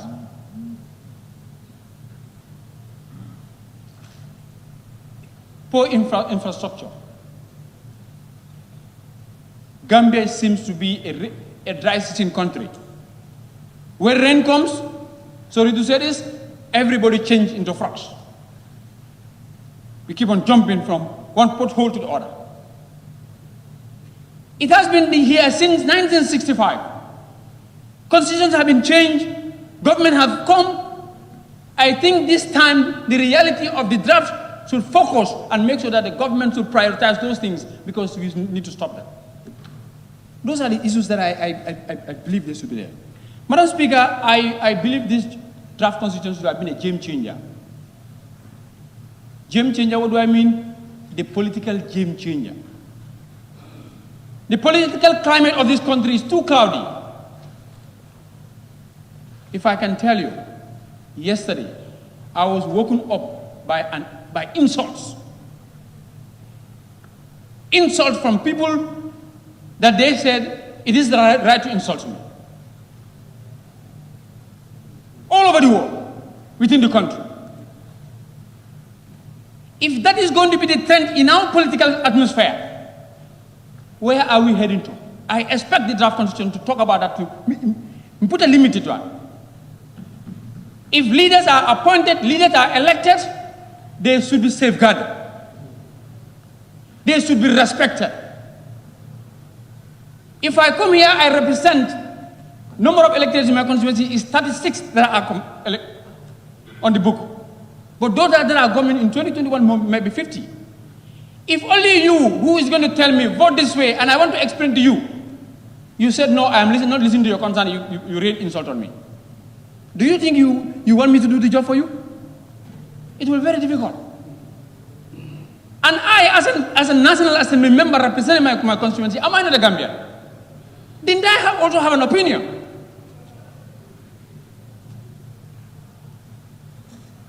We have consents. That's why we say we vote on consents. We take consultation from outside. You come and vote on your consent. Anything that anyone does or anything anybody says here, wallahi, if you ask, he says and does in the best interest of the people. How is it best will depend on the practical in the society.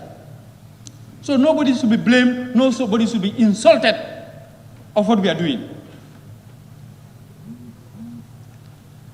Madam Speaker, I present myself to my constituency as an independent without no political, I don't believe in any political ideology. Because how it defines, and I see myself, this title of myself as independent, I present myself to my constituents as independent. I did random selection of all, unless those who want to even see me surviving. But I've made to approach people about their consent. What others told me, if I want to come and do that one here, not only insult will rain on me, but I believe bullets will come on me. But it's left to my consent to see what might that constituents tell me about this draft That's the reality, whether he understands. It's my job now to talk to him. And I talked to some people. So we'll say 1997 is their legacy, they don't want it to go.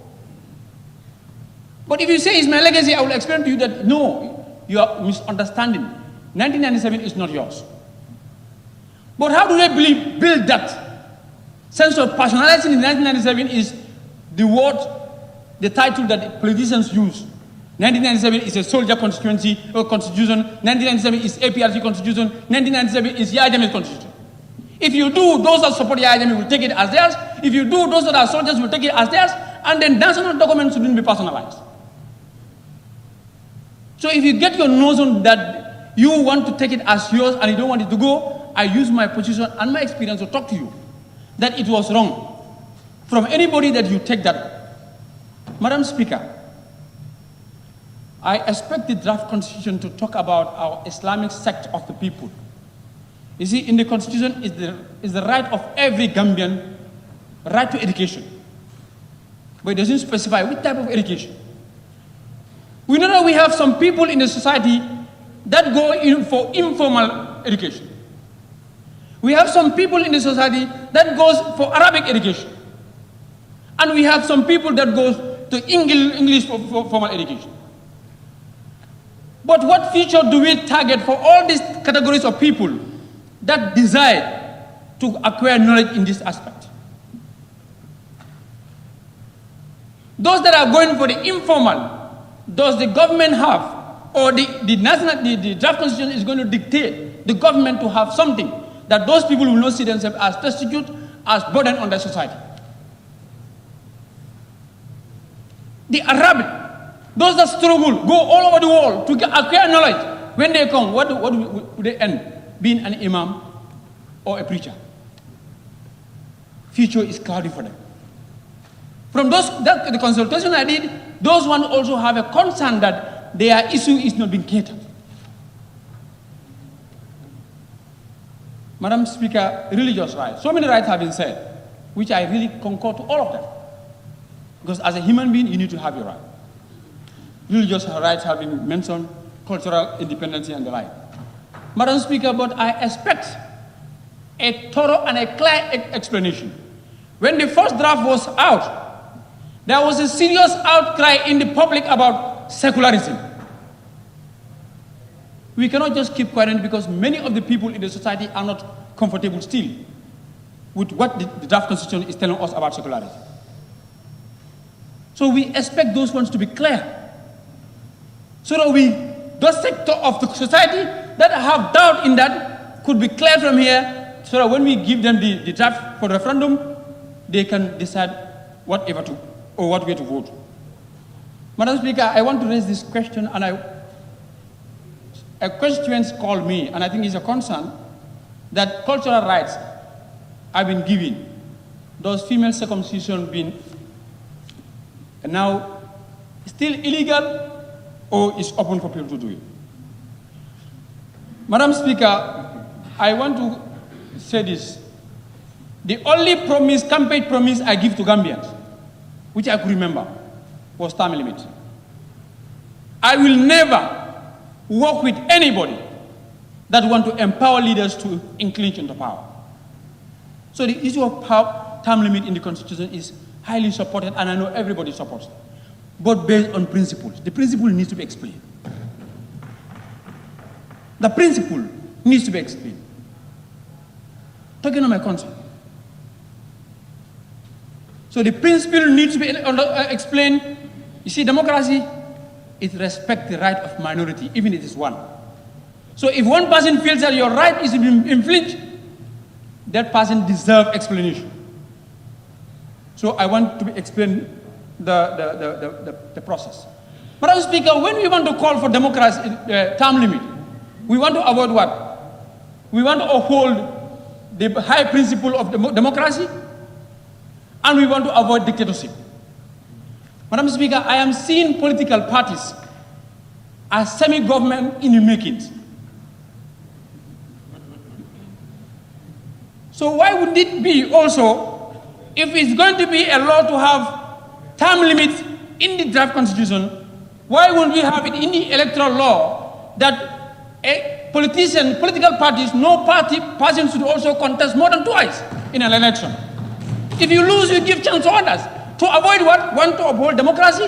Two, to avoid monopoly of a political party. Because it's very unfortunate here in Gambia. If you call for a political party, they think of one person. All mind goes to one person. All political parties I'm talking about.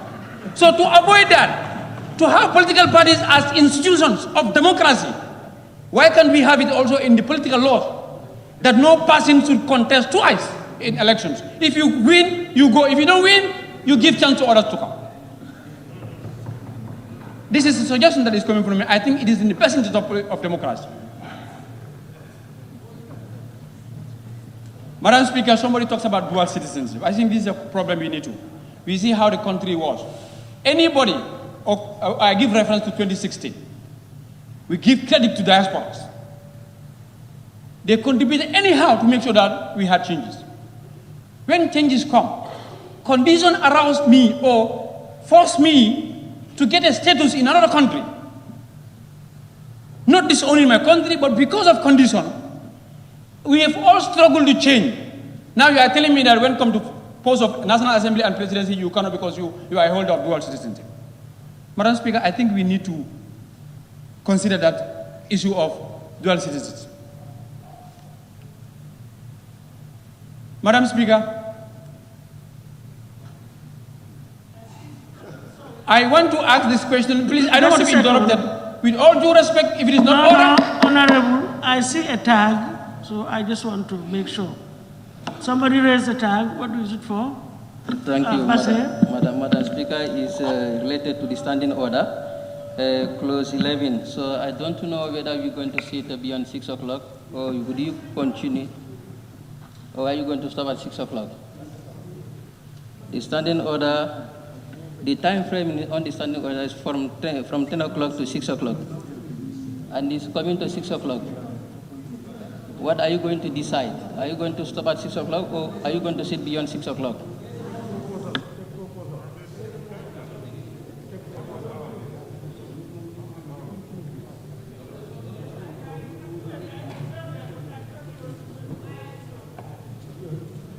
I know that if we are to sit beyond 6 o'clock, we cannot sit beyond 6 unless there is a motion moved and agreed to by the Assembly. So what do? Can somebody move that we sit beyond 6 o'clock? No, where's the timekeeper? Timekeeper? Okay. You want to usurp his position? Busumala, just a second. Let's take the motion. I definitely want to abide by Section 11. Is he moving the motion? I move that we abide by Section 11. No, are you moving a motion for us to sit beyond 6 o'clock? No, to 6 o'clock. No, I move that there cannot be a counter motion. You just vote against it and it's lost. I move it's that as simple as that. I move that we adjourn at 6 o'clock. No, but if you read that section, we stop at 6. Honorable, if you read the clause, what it says is subject to the authority of the ABC to determine. Read it, to determine the time for commencement. Subject to the authority of the Assembly Business Committee. Two of us cannot speak. To determine the time for commencement of business in plenary, and to Standing Order 14.2, Order of Business, sitting of the Assembly shall commence at 10 a.m. and shall continue until 6 p.m. unless the Assembly is previously adjourned. So I move that we adjourn 6 o'clock. Is there any need to move a motion for an adjournment? There is no need because the standing orders indicate that at 6 o'clock we adjourn. if we want to extend beyond 6 o'clock, then we move a motion to sit beyond 6. I don't think you are in order. I have a motion. Yeah, Nyamina. Yes. Let me take Nyamina, please. Yes, Honorable Nyamina Speaker, is sorry. as indicated, I rise to move that we sit beyond 6 o'clock. Thank you.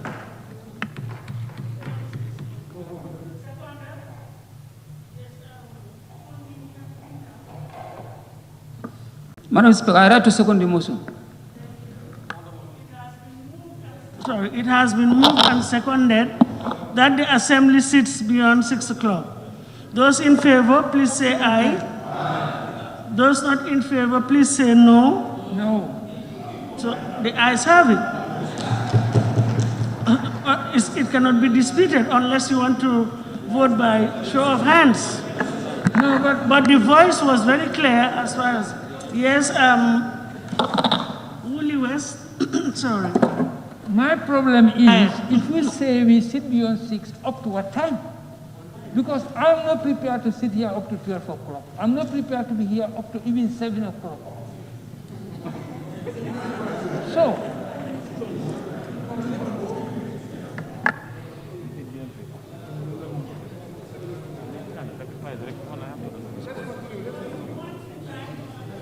specified. That should be in the body of the motion.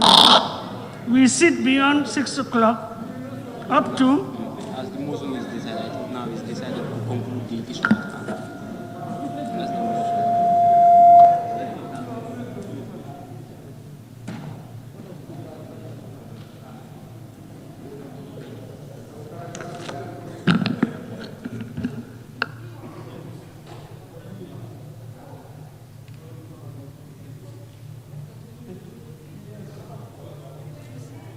Honorable Woolly West, we still have about 7. Am I right? Yes, 7. 1, 2, 3, 4, 5. In fact, 8 more interventions. And the assumption is that if a motion is carried for us to sit beyond 6, it means we sit beyond 6 to complete the business of the day. And that may take us to, I really cannot determine. I really cannot determine. No, please, Honorable, can we take it one by one? We cannot just be jumping like that. This is what I have been saying.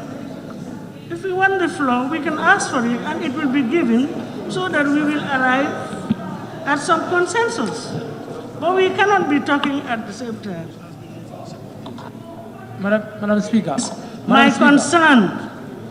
My concern, Honorable, is that it has been moved and seconded and a vote has already been taken, which is carried. So it means that it's a decision of the Assembly. So I'm afraid we just have to proceed. Thank you. What is it? Busumbala.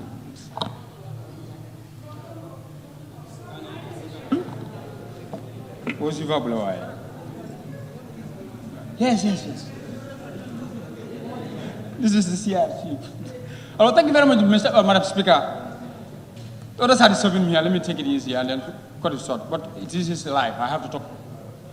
Madam Speaker, I want to help one of my colleagues who mentioned about youth participation in politics, the 10%. I really appreciate that. But I want to remind him that person he's talking about is not entrenched. So any political party can come and change it. Youth participation, Madam Speaker, I've said CRC has gone round. When they went round, they've met so many youths. Youths have now interest in politics. But what provision do they have to guarantee that youths are being captured by political leaders?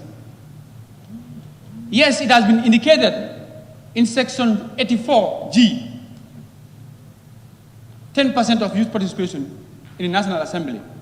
But I want to inform this Assembly that all provisions on that 84 were entrenched or are entrenched except that G. So what signal are they telling the youth? That we only want you to come and support us, but we can betray you at any point. When we feel that there is a competent old man or old woman somewhere, we'll prefer for that one. So I am suggesting that G should be entrenched. to give the assurance of the youth that every session of, how do you call it? Every legislation of the National Assembly, youth participation from every political party will be 10%. Madam Speaker, I have this concern and I want an explanation. I compare it in the 1997 Constitution. Pardoned prisoners, convicted prisoners. Nothing has been said whether they should contest in public offices, but it is in the draft, it has been clear there. The conviction stays, if I'm right, but you are free to, or you are not barred to contest in public offices. I want to ask this question. What prompted that, for that changing in the reality of the situations? Given it is a contradiction or in a comparison to another provision in the Constitution that says if you are sacked or dismissed from an entity, you are going to be banned for life. I tend to be corrected if I can go through it is captured there. So I am dismissed. The law banned me for life. Somebody is convicted, been jailed, pardoned, can contest. I want clarity and explanation in this. It's all for the best interest of the Gambian people. Madam Speaker, term limit of presidents have been mentioned. I also want to suggest, wouldn't it be better to also have term limit for National Assembly members? There are so many competent youths outside. There are so many competent people who admire now to work in the National Assembly. Why can't we have a provision to give term limits to National Assembly members? If you serve for 2 years, you leave. Others come. You go and do other things in life. If there's possibility for you to pass the track at your second year. Madam Speaker, I have a question and I will never. If somebody says I will not kill myself for that, I don't think it is worse. But even if it was that, to see that to have a law in the draft constitution that you feel it is infringing others' right to kill suicide, if it was it, you will do. Madam Speaker, why wouldn't there be any? I have no problem conducting presidential election and national election the same day. I have no problem with that.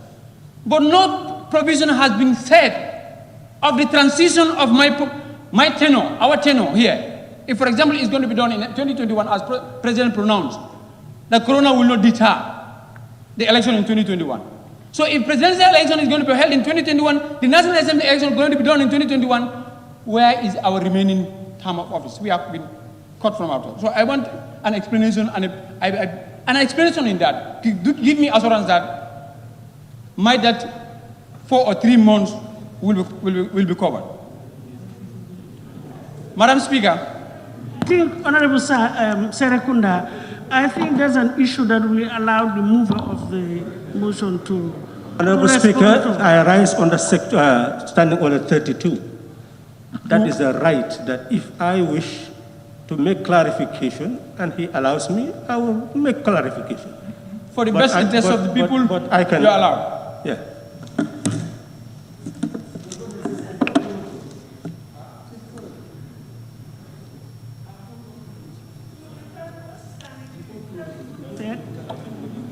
Did you refer to 32? Yes. No, I'm referring to the Honorable Serekunda. Yes. Are you referring to clause 32? Yes. Yes.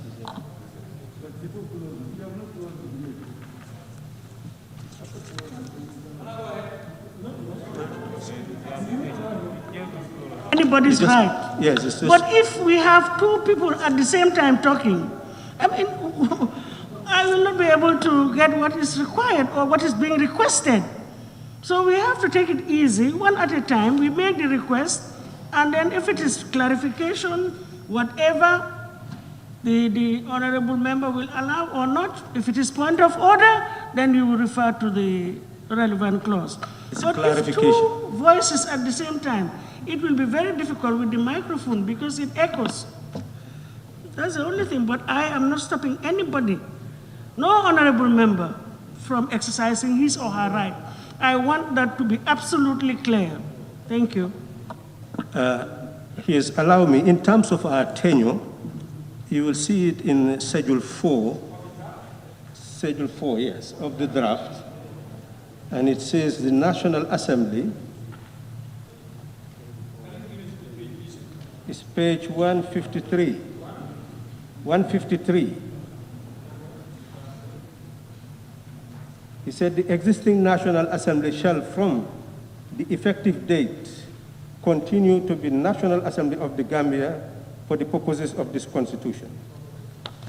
And it goes to say on the 3, subsection 3, paragraph 3, there is 2, there is 3 only. The expanded membership of the National Assembly shall take effect, and the members thereof shall only be voted for at the next general election after the expiry of the term of the existing National Assembly.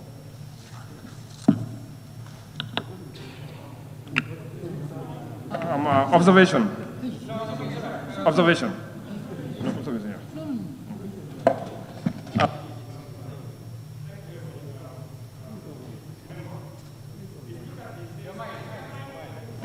If you look at, thank you very much, Honorable Member. If you look at the same schedule on page 154, if you look at term and language of the National Assembly, number 8.1, notwithstanding section 140, relating to the term of the National Assembly, the term of the existing National Assembly shall A, come to an end at the same time as that of the existing President, and according to the existing National Assembly, shall stand dissolved on the day immediately before a general election of the members following dissolution, and B, be deemed to be a full term upon the dissolution. So even if it ends in December, that means you still have your full term, according to this, my understanding. Madam Speaker, it's all right. It's understood. But let me tell you this. Madam Speaker, are we together? No, she has to listen to me. And all the other members that are talking to also listen to me. Madam Speaker, let us just avoid replying to issues raised. We can clarify, because for issues raised to be responded to, I think is the prerogative of the mover. But of course, honorable members can seek for clarification. Thank you. But I think it's also best practice in procedures to clarify issues. So I have no problem with that. I refer to clarification. Yes, clarification. I have no issues with that. But let me tell you, Madam Speaker, if you look at my draft, this side, there is nothing. And all what they are reading on that, so I have a blank paper here. Okay? So that means what I said, I'm on the right track because I'm not being informed by the draft constitution given to me. That's a printing error from them. Madam Speaker, I was talking about internal democracy in political parties. Because I'm seeing political parties as demi-governments in the making. Every political party wants to come up. So we need to extend our tentacles of democracy into political parties to see the activities how they're doing. I gave a little research from independents. Which political party did a change of leadership in terms of contesting? From my research, they told me it's only DOI that did. And I think that's a very good principle of democracy. Because in contesting, you sell two things. You sell the ideology of the political party, and you sell the individual as a figure. All political parties have a very good ideology to develop the country. But why are they not winning? Probably it depends on the individual. So to have that, why can they change? I want to applaud for us to have that internal democracy in political parties. Madam Speaker, I gave an example of a provision here, section 29.3, which says that consequences of contravention, if a person has been dismissed or otherwise, he shall, section 23, if I can refer, is banned for life. To me, that one is harsh. And again, it is in contradiction of allowing a convict to contest. Madam Speaker, age limit, I want to clear it here. I think age limit of presidency, you see, Gambia is a young generation. It has been indicated in section 27 that a retired, no, this is section 39, a retired civil servant cannot, who has been receiving pensions, cannot receive another thing. That's left to the draft. So that means to me, they are trying to get away with old ones to give chance to the young ones. So if we want to transform the civil service, why can't we also transform the highest office of the nation? Let there be age limit, upper age limit, because it says from 35. Let there be upper age limit for presidential candidate. Freedom of religion, page section 49. I think I have to go to that one.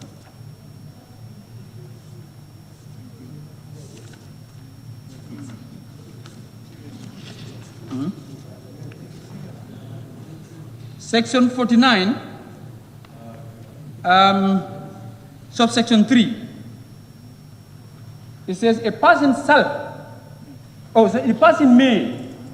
the person may not be denied access to any institution, employment, or facility, or the employment of any right because of the person's belief or religion.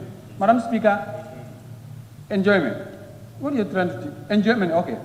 Madam Speaker, to me, that may, conditional may, shouldn't be there, it should be sub. Let the minister help me. But I think that one should be a condition that it should be compulsory. No person shall be denied access to any institution, employment, or facility, or the enjoyment of any right because of the person's belief or religion. Not to make it an if conditional, but let it be a force that no person shall be denied.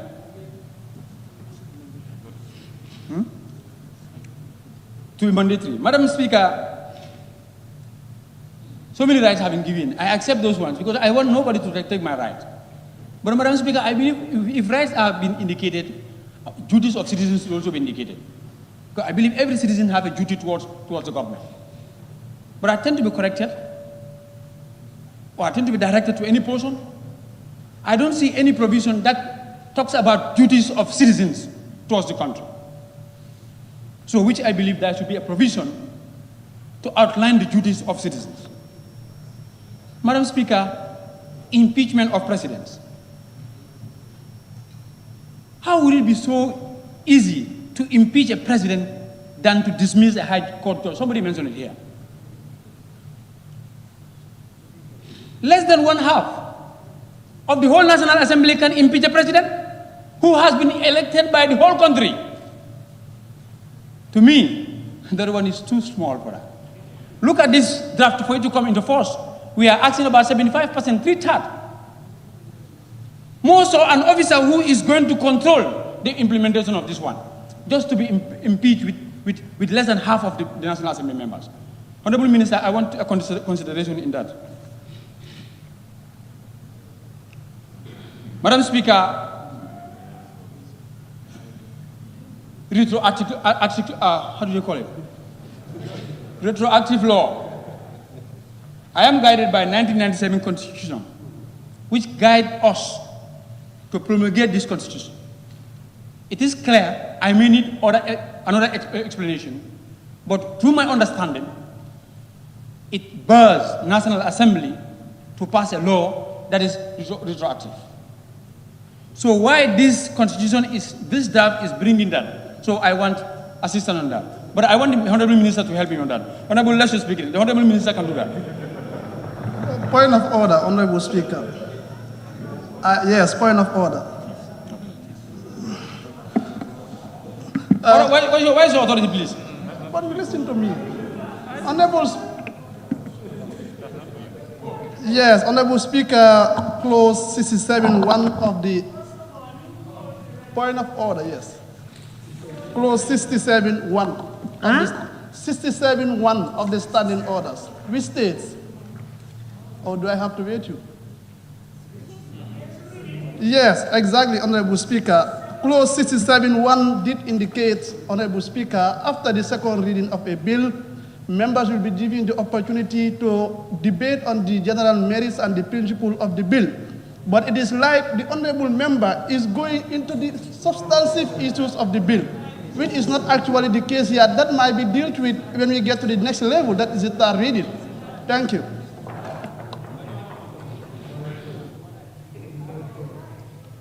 Thank you. Honorable, can you just adapt to the, so that you can confine your interventions? I believe that's a procedural. Let me finish the sentence. Thank you. Yes, thank you. This clause is very clear. At this stage, we are dealing with the general merits, the principles and merits of the bill. So if we can just confine our interventions to that.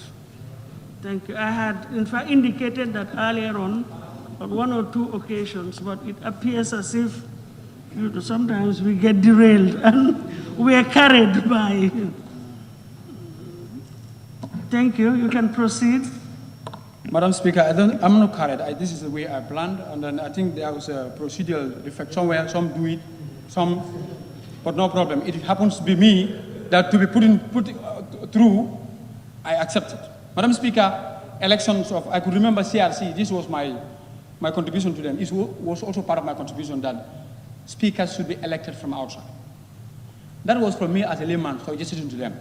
So if they feel like, yes, speakers should be elected from outside, the procedure should be indicated to me. Because I believe that's the mandate given to them. So to me, when I read section 145(2), the election of the speaker, there is a vacuum there. I need clarity in that. Section 135, oh, you say let me not go by section to section. Madam Speaker, okay. Recall of the MPs. In the same reference I gave to the president. If the president is elected by the whole country, and an MP is also elected by the whole constituency. And mark you, when you are elected, you come here, you took oath, you're representing the whole constituency across all political lines you have in your constituency. So to have 1/3 of your electorates to sign a petition to recall an MP, I think we need to safeguard. To also contest in these positions is not easy. You stake your personal integrity in this position. So don't only see me that I'm a servant of the people, so I could be slapped anyhow, front and back, as the case is now, insulting people. I know if you go to social media, they're insulted, but I made it very clear in the morning, my conscience is leading me here. So, Madam Speaker, I think that one needs to be adjusted. Chief Justice coming here for confirmation, Madam Speaker, I said, as it is now, the situation in the Parliament is too politicized. Even if you don't intend it that way, if you stand, people divine you and put in a political frame.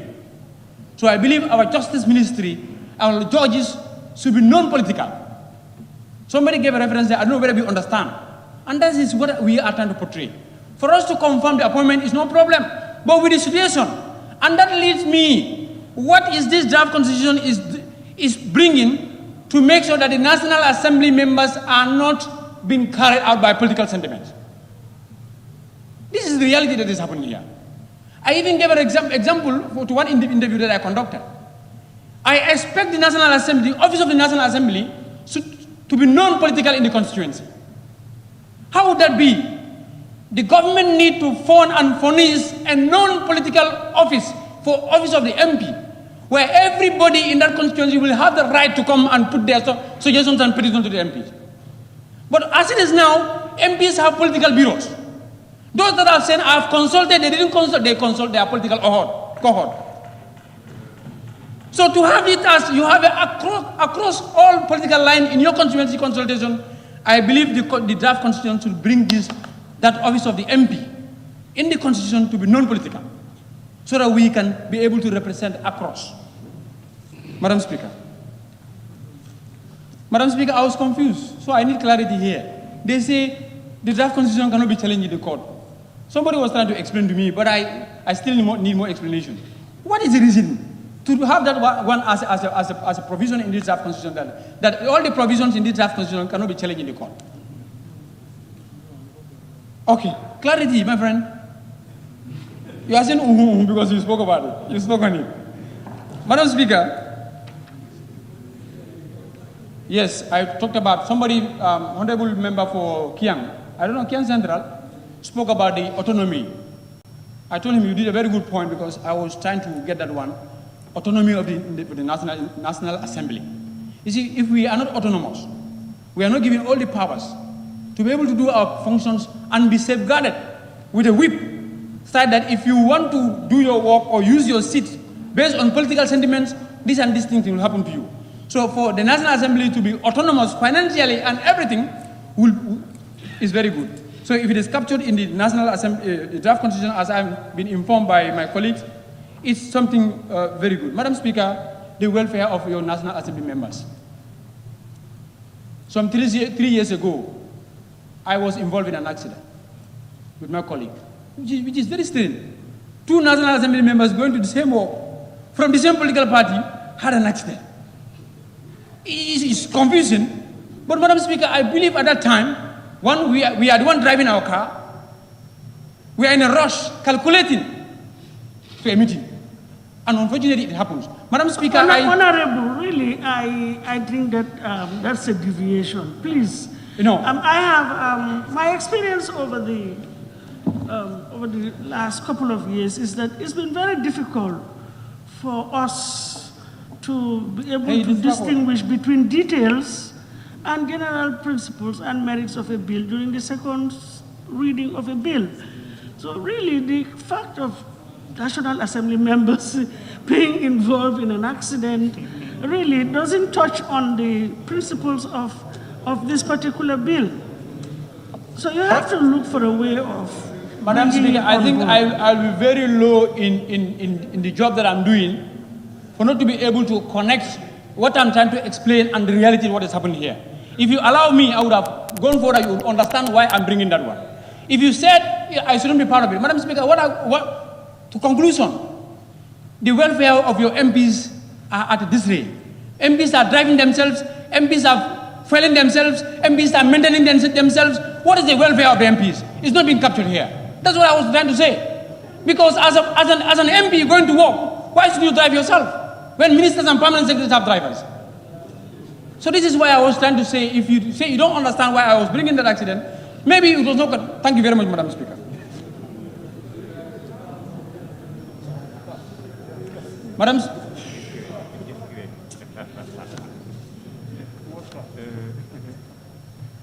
Madam Speaker, somebody talks about ministerial, or the draft constitution talks about ministerial appointment here. Madam Speaker, I differ, and strongly differ, with the situation that is happening in this National Assembly, and ministers are political appointees that are appointed to help the government or the president, who has been elected by the people to execute a function in the country, for those people, ministers to come here for confirmation.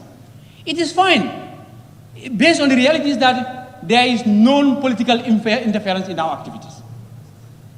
So, Madam Speaker, at this point in time, that's why I was saying, at this point in time, I don't expect that provision to be, and again, we used to say here, don't be a judge and a jury. If I can favor a minister to come so stop there. Madam Speaker, I want to talk about safos. Somebody mentioned about safos here.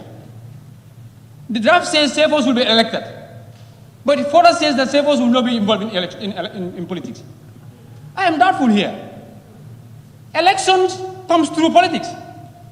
So if I am elected through politics, you want me to say, now, and when, during your politics, people will help you. Now, somebody also wants to do politics to have a position, you fold your hand. You say the law says that. Is the law fair in that situation? Madam Speaker, I want clarity in that. I want to say that provision, no. If safos are going to be appointed, safos, that's inevitable that they would be involved in politics. So if we want to continue and maintain that safos to be elected, then let us have a provision that they will be partake in elections, in politics. If we don't want that, then let's see another way of appointing and nominating as safos. And also life expenses, no. and also life. For a CFO to be elected, somebody mentioned it here as a matter of democracy. I am elected, after 5 years I have to go back to my people. So how can I be elected to become a CFO and serve for life? Democratically, it is undermining something there. So Madam Speaker, I want the minister to consider that CFO's appointment is not clear, and also the alcalos. Alcalos, the appointment, I really accept that one. They should be on lineage of the founders of the community. But again, the remuneration of these CFOs and the alcalos is not being mentioned. And I have not seen any portion which says an act of the National Assembly will decide. I start to be corrected. I thought if that is to happen, there has to be a provision that will say an act of the National Assembly will decide the remuneration of the CFOs and the alcalos. Madam Speaker, very critical point. Right to marry.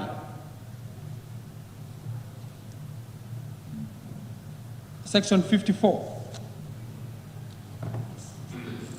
This one, you will allow me, Madam Speaker, let me talk about that, because I cannot talk what I want to say if I don't go to the right to marry. 54. Yeah, 54. It's been done before. Thank you. Madam Speaker, I read, with your permission. Right to marry and found a family is ambiguous, and I don't understand. From my consultation, I have a conclusion, and I want to be clear. A man and a woman of full age. This is English language. Might be different from the language we speak in class or on the streets. But a technical language in court. You have article.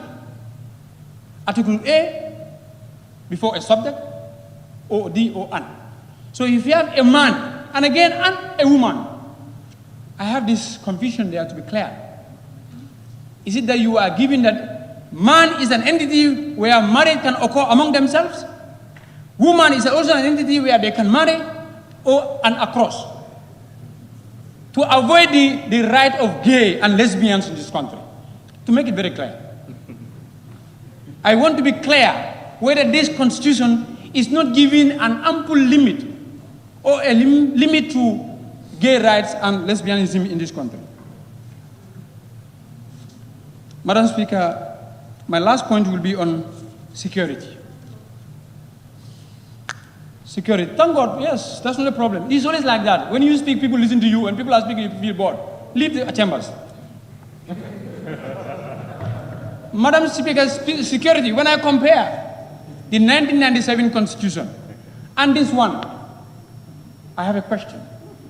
We all know that the past regime, security was one of the tools that we allied the former government used to intimidate and victimize people. So if we want to avoid what had happened not to happen, the right functions, definition of all the security offices of institutions should be well spelled out. It should be all spelled out in this constitution. I'm having so many answers from my back here. Is there or not there? My friend, I'm directly addressing the speaker and the minister to address. I believe, when I went there, is the military and the police, which is not even captured well. If you compare the function of the military from 1997 to 2000, it is not captured as it needs to be captured. As it is today, I've done my consultation with them. They need some adjustment because they are also with the conviction that, and they are also with the assurance that the allege that people put on them, that they were used as tool, they don't want to be used again. So to avoid that, their rights and functions should be well spelled in the draft constitution. So that no authority from anywhere will dictate them to do something. If they are dictated, they will go to the constitution whether it's part of their mandate. Because TRRC is a living witness and a classroom for all of them, or all of us. Only the military, the police, nothing about the immigration, the intelligence services, only their names have been mentioned there. And then I see no provision that says an act of parliament should come to define the functions of these institutions. So to me, I'm not satisfied to allow this draft constitution to go like this when we don't take care of our security institutions, because I don't want what had happened to happen again.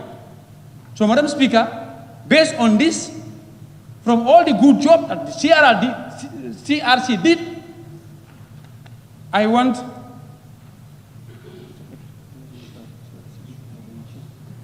very good. Thank you for reminding me. This is the beauty of the debate. The last one is now. Madam Speaker, I want to say that all this talk and all this insult that were even happening shouldn't have happened. If we see this document as a shareholder thing, that I do my job, you don't just hold it and say, okay, now my job is finished, it's the National Assembly.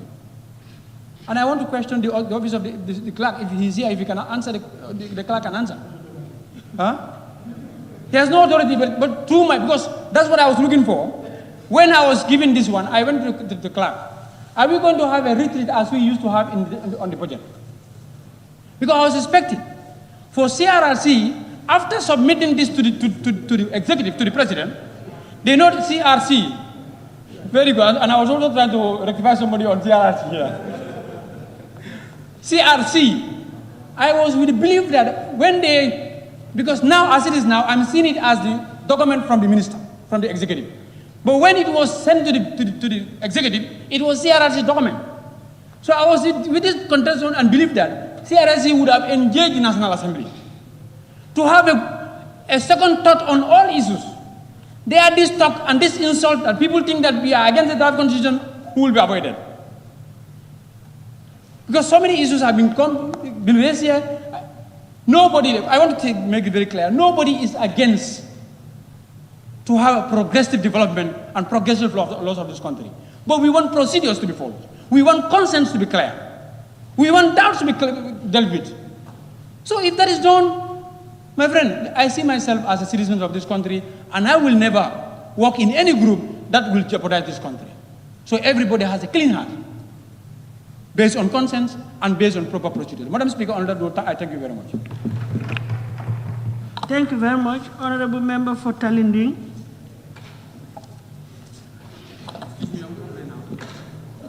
Thank you very much, Madam Speaker, for giving me the floor. I will also like to join my colleagues to commend the CRC for a job well done. Madam Speaker, I will begin my intervention by asking whether this document, this draft constitution is qualified to go for a referendum. And I have my reasons spelled out in section 308, subsection B. The bill is submitted by, this subsection B, at least 50% of the person entitled to vote voted at the referendum. My doubt is we have many young ones who are aging and are meeting the age criteria of 18. I don't know whether these people will qualify to vote because page 37, section 77, subsection 4, electoral law also is saying that National Assembly shall not amend or repeal or introduce any law in relation to election within a period of 9 months before elections are held. So if we want to take this document to the referendum, and are we going to organize a voter registration for these children to be qualified to vote? Madam Speaker, I know CRC has consulted many groups during the drafting, but I don't think this really sounds the general opinion of every Gambian, because we received a complaint from the Gambian National Army that their inputs are not captured in the draft constitution, and they make several follow-up, but they cannot come to term. Madam Speaker, coming to the judiciary aspect, where the Solicitor General and Legal Secretary, the President should appoint based on the confirmation from the National Assembly. Madam Speaker, I feel so skeptical for this thing because we've seen party interest over national interest in this National Assembly. People wanted to support a bill so that elected members of local government can lose their position. So I believe that thing we need to revisit it and check for another thing that will suit the appointment. Appointments also were thrown out here out of hatred and jealousy because we've seen eminent personalities whose appointments has came here and they were rejected. Madam Speaker, going to political parties, Section 82, subsection 3B. They said no political party shall engage in or encourage violence by intimidating members, party members, or encourage intimidating of its member, supporters, opponent, or any other person. We've seen people outside the country sitting in their comfort zone, as earlier alluded to by my colleague, who are intimidating innocent people, assassinating their character, but the Constitution didn't say anything about that. They only say self. So I think there should be a restriction or a law that will stop them, anybody found wanted to face the full force of the law.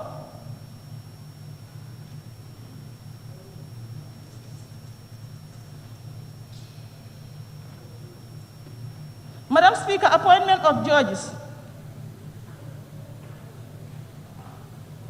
I think this. Appointment of Supreme Court judges, that it should be a number of 4 or not less than 4 or not more than 12. I believe this one also, and one need to be a specialist in Sharia. I believe we need to add it to two Sharia judge, because if you see the way English students are represented, it's like the Islamic students are less represented. Madam Speaker, going further, as my colleagues mentioned, that they receive many amounts of insult before the passing of this CRC.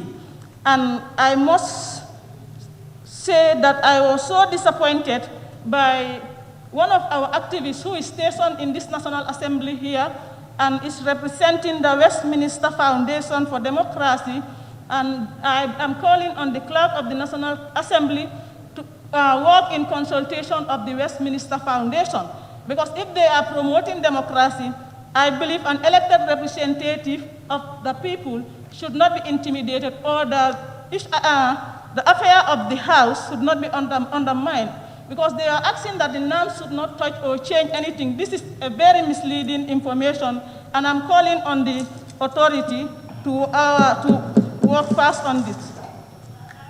No point of order, Honorable Speaker. I'm not allowing any point of order. This is a point of order. No, Honorable, I think it's a concern that I think you can raise, but then when you're debating on the principles of the bill, I think the concern should be separated from your debate. Noted. But you can still raise the concern, but outside at the conclusion of your debate. Your intervention, thank you. Proceed. Yes, Madam Speaker, I think another recipe for disaster is Section 106, which one half of the resolution that was passed by the National Assembly can impeach a president. I think we need to be very careful, because some of the members, their constituencies represent less number, like 1,000 or 1,005. So if they said one half of the majority can impeach the president, that is not the power of the Gambian people that was vested on the president. Madam Speaker, the last but not the least page 167, that speaks about the term limit of the president. If there is anybody in this parliament who will support the term limit of the president, I will be the first to accommodate the legacy of the coalition government. And this, it reads, notwithstanding, term of office of incumbent president, notwithstanding anything contained in this consequent constitution or any other law or any rule of interpretation or rule of construction, the term of office of the person holding the office of president as the effective date shall be construed to include include the existing term, and the person may contest election for a presidency for only one more term, as provided in the Constitution after the expiry of the existing term. Madam Speaker, laws should be applied based on equity and not to be politically driven. Because you may make a law to target certain individual or group and it will haunt you back. On that note, Madam Speaker, I submit and beg to take my seat. Thank you very much. Honorable Member for Upper Salum. Yes. Thank you very much, Honorable Speaker. And thank you very much, all the honorable members. Honorable Speaker, we are here today, or for the past few days, to discuss a document which was presented to the President and to the nation by the CRC, who were created by an act of parliament approved by ourselves here. They have done a job, and according to the act also, they have submitted everything they were supposed to submit. They've submitted a draft. They've submitted a report of the Constitution Review Commission on the draft Constitution itself, and they've also submitted an explanatory memorandum to the draft Constitution. So the assignment we gave them to do, to compile views of the Gambian people, they have completed. So we say thank you, CRC.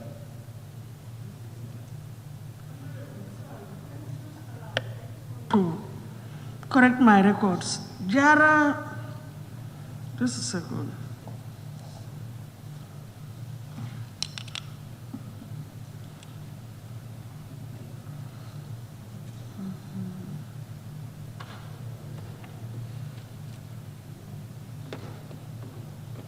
Honorable Member for Jara West, did you raise your flag, your constituency tag?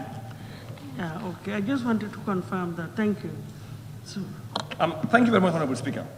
Honorable Speaker, we have a bill before us. And the bill is the Constitution of the Republic of the Gambia 2020 Promulgation Bill 2020. That's what we have here. And it's following procedures that are clearly indicated in our Constitution. It is the bill, and the only difference with other bills that we have seen here, because the Constitution specifically tells us exactly how to deal with it. That is the only difference, but otherwise, the National Assembly, being the only legislative body in this country, has the right to touch, to amend anything they want, because it's just a regular bill, and the Constitution gives us the permission or the power to be able to do that. So for those that are actually sending misleading information to the public, telling that a comma or a full stop cannot be changed, you are sending the wrong message. You have no idea about what you are talking about. These plastic intellectuals, I may call them, sit within the four corners of their houses, start sending messages to people of this country with wrong information, because they depend solely on Professor Google. Here, what we deal with is the Constitution of the Republic of Gambia and our standing orders. That's what we deal with here. So if you're going to say anything dealing with what we do here, you quote the law, quote the standing order, or quote the Constitution of the Republic of Gambia. Do not mislead people. Tell the people the truth. If you have an opinion, it's an opinion, but we must be able to differentiate an opinion and a fact. What you are telling me is just your own opinion, it's not a fact. We need to differentiate that. Please help to educate the population. Do not mislead them. Honorable Speaker, the task I said earlier was completed by the CRC. And the Minister for Justice actually came with a bill that we are actually reviewing. And may I say, I have not seen yet a constitution in this world that's actually perfect. I'm yet to see that, or I'm yet to hear that.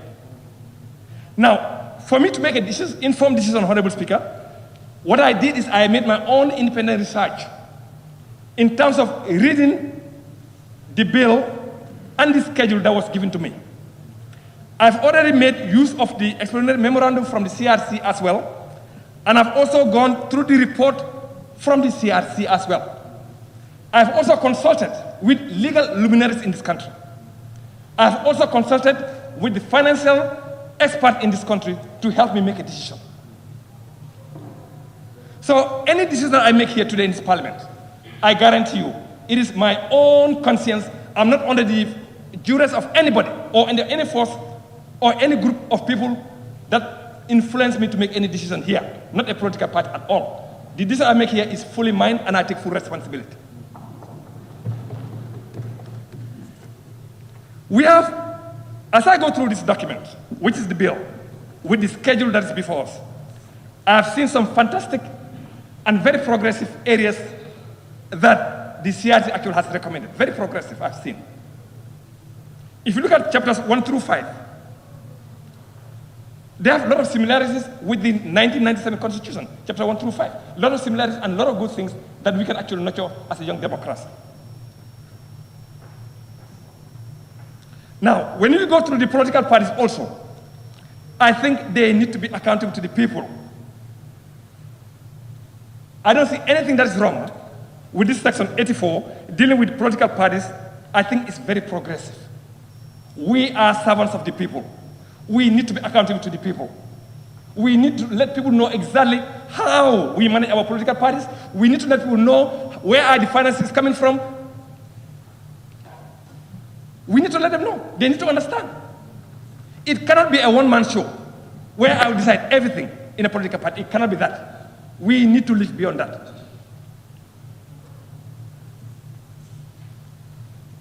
Now, progressively, Section 89. I think for a very long time, since 2017, most members have mentioned Presidential Address to the Nation, SONA. Where are we? We are in the month of September, and the President just addressed the nation last week. Most of us here have spoken for the past 2-3 years that there is a need for the President to come earlier to Parliament to tell us exactly the plans he has for the particular year. How did we do the previous year, and how are we trying to do in the current year? But if you wait until the end of the year to tell us something about the activities of government, what government plans to do, don't you think it's too late?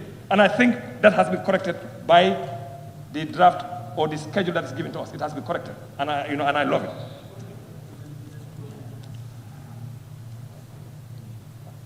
Now, if you go to section 94 also of the schedule that is before us here, that is the disqualification of a president. When you want to contest, there are a lot of requirements that you have to actually undergo, and one of it is your financial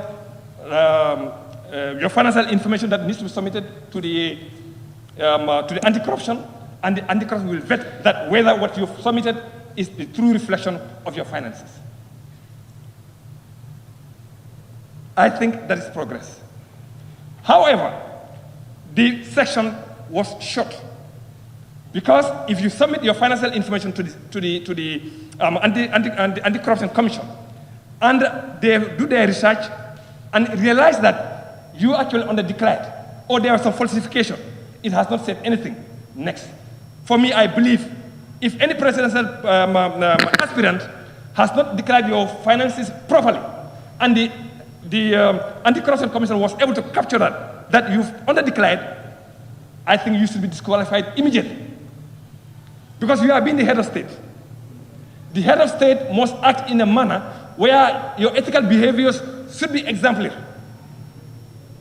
So that they fall short on that particular section.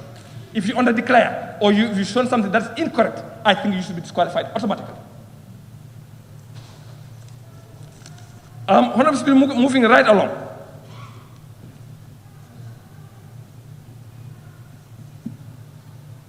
The procedures, which is section 97, that is the procedures in the election of a president. I think these are also very progressive, actually. If you compare that with the 1997 Constitution, it's really very progressive. The term limit, I think everybody here, I have not seen anyone here yet that has said they don't want the term limit. And during discussions, for people like me, they thought I was crazy when I mentioned one term limit of 7 years. Somebody thought I was crazy, but I was not. But I agree, 2 terms of 5 years, non-negotiable. we must not encourage or we must not push our leaders where they continue to be on those positions forever.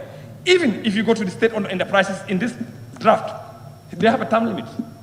There's a period of time that you can serve as the executive director of a state-owned enterprises. This is progress. This is what we need to look for. You cannot be in those institutions acting as if like this your own. It cannot be that way. We have people.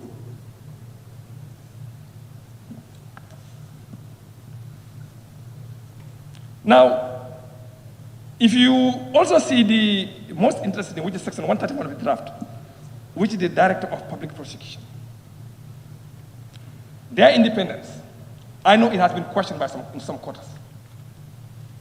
But I think to help them also do their job better, you make them an independent office. I fully support. And I think that's also progress. They must not be under any influence in cases whether to prosecute or not to prosecute. In case of they want to withdraw a case, they must be on their own without the influence of anybody. They must be independent. And I totally support that. Honorable Speaker, may I also inform the people actually that are listening, the number of people that actually have called me asking me to say yes, and the number of people that are also asking me to say no. And I was very clear. Some of them, I asked them, give me 5 reasons why I have to say yes. Someone asked, give me 5 reasons why I have to say no. But during that conversation, Honorable Speaker, I was able to realize that they, in fact, have not even gone through this draft. So you cannot push me to the corner. I am not somebody that can be intimidated easily. And I cannot be pushed from my perch, because what I believe is what I believe. But I have to listen to the people. I am a servant of the people. I have to listen to their aspiration, what they want. I have to listen. But at the end of the day, I'm the one that will make the decision here. And my conscience will be very clear. I'll make a decision and go home and sleep. So most of them, I ask them to wait till today, then they will know exactly where I stand. In some situations, it's very progressive, but I also have some concerns. And I'm sorry that the Attorney General, actually, I have to put it on you, because the CRC cannot be here to answer those questions, so I'm going to have to put it on you. So I want to apologize in advance. Now, Honorable Speaker, let me talk a little bit about finance. If you look at section 144, which is talking about development fund. Honorable Speaker, if I may read, section 44, subsection 1.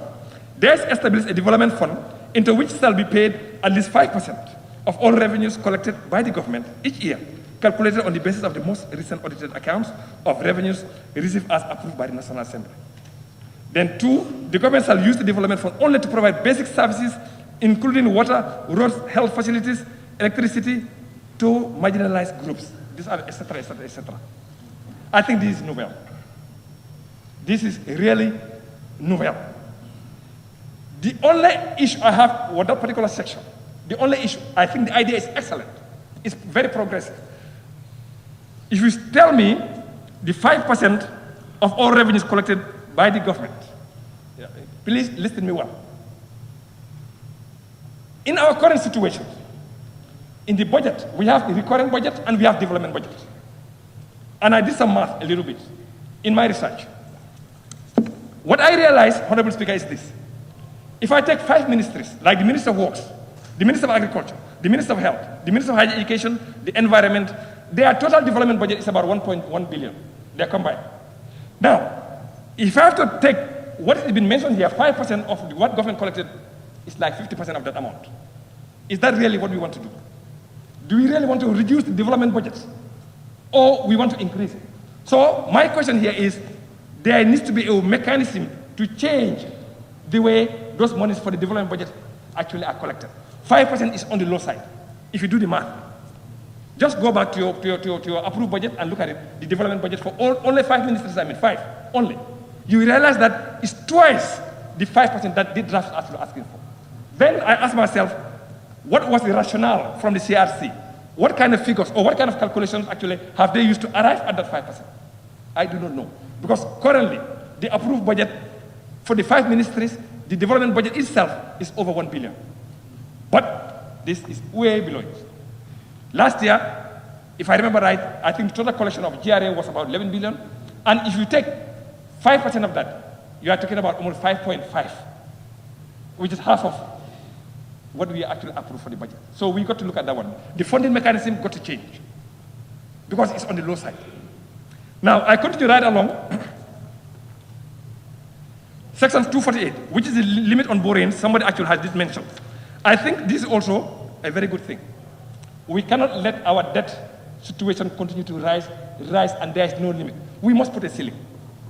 We must put a ceiling, and in the event that ceiling needs to be busted, then this will come back to Parliament for us to approve. But I think the debt ceiling area in this draft, I think, is a welcome idea, and I think I will fully support that particular one.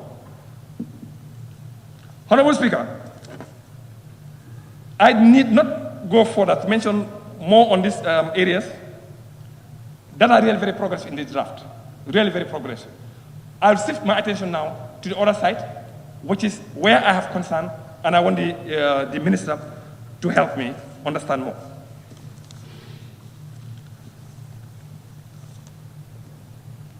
Now, Honorable Speaker, if you look at Section 39, that is the protection of liberty, of the schedule that is before me, which is Section 49, freedom of religion and conscience. Subsection 4, sorry, I'm referring to Section 39. Sorry about that, Honorable Speaker, which is protection of liberty. Subsection 4, which an arrested person has the right to, and if you go to F, it says, to be brought before a court as soon as reasonably practicable, safe as otherwise provided in an act of the National Assembly, not later than 48 hours after being arrested. Or, if the 48 hours ends outside ordinary court hours, or the day that is not an ordinary court day, the next day. Honorable Speaker, I think 48 hours is too short. It's too short. We have transboundary crimes, transborder crimes, sorry. We have people that will be in this country and then commit a crime, and investigation needs to go to the other country, to the other side of the border. How can you do that reasonably 48 hours to do your investigation and the charge? We must let the police give them enough time, and I'll go with what the 97 said, about 3 days, which is about 72 hours. I think that's enough. 48 hours, I think, is just too short. So I think that's one area that we need to talk about, Honorable Speaker, and then when we get to the floor, then we can see what we can do. Now, Section 27 of the draft, again, let me make a reference to that one as well. A restriction on the activities of public officers. I think some people did mention it. Honorable Speaker, this is an actual issue, and I'll give myself as an example. I'm serving the population here in the National Assembly, and I'm also working full-time. But what I do at my office has nothing to do here. And I think most people here would agree with me that, to some extent, I have been effective, and the work that I do actually has not affected what I do in this parliament here. Honorable Speaker, we have seen doctors, we have seen nurses in this country that will finish their office work at the Ministry of Health. From there, they go do part-time or full-time in another institution, private. We want to deny them that right. Let's think about that properly. Even though I understand, this section is actually also saying there may be exceptions. But why can't you just let it open? If you have the interest of your own institution, I mean, there are guidelines. Your work is from 8 to 4 or from 3 to 11, whatever it is. But to restrict people from being able to take up another job somewhere in this country, I think, Honorable, that is backward. We need to let people be able to take any other job, like at the University of the Gambia. I did lecture there part-time, so that means my current situation, I will not be able to do that anymore. We have seen people doing that. The nurses, the doctors, even the teachers themselves. Some of them, you are here. You go, you finish your first shift, and your second shift, you go to a private school and then continue your work. Why should we deny people that? Honorable Speaker, continuing right along.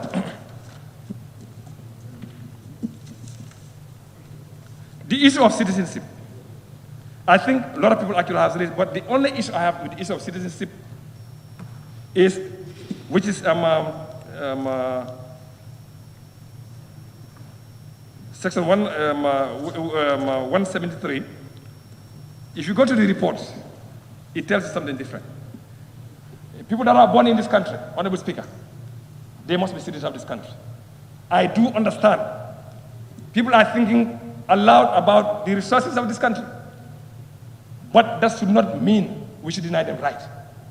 My first 2 children, Honorable Speaker, they were born outside this country because I was away. Automatically they were given citizenship. Why would I stand here and deny somebody the same right that was accorded to my children outside this Gambia? Why? Why should I do that, Honorable Speaker? If you are born in this country, Honorable Speaker, regardless of your parents, you should be a citizen. I do understand in other jurisdictions, there are steps that you have to take.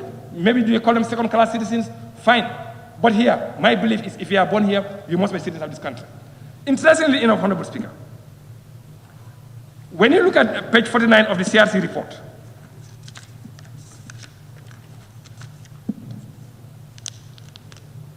page 49 of the CRC report, on the issue of citizenship, it was very clear that the majority of Gambians, that's what they wanted.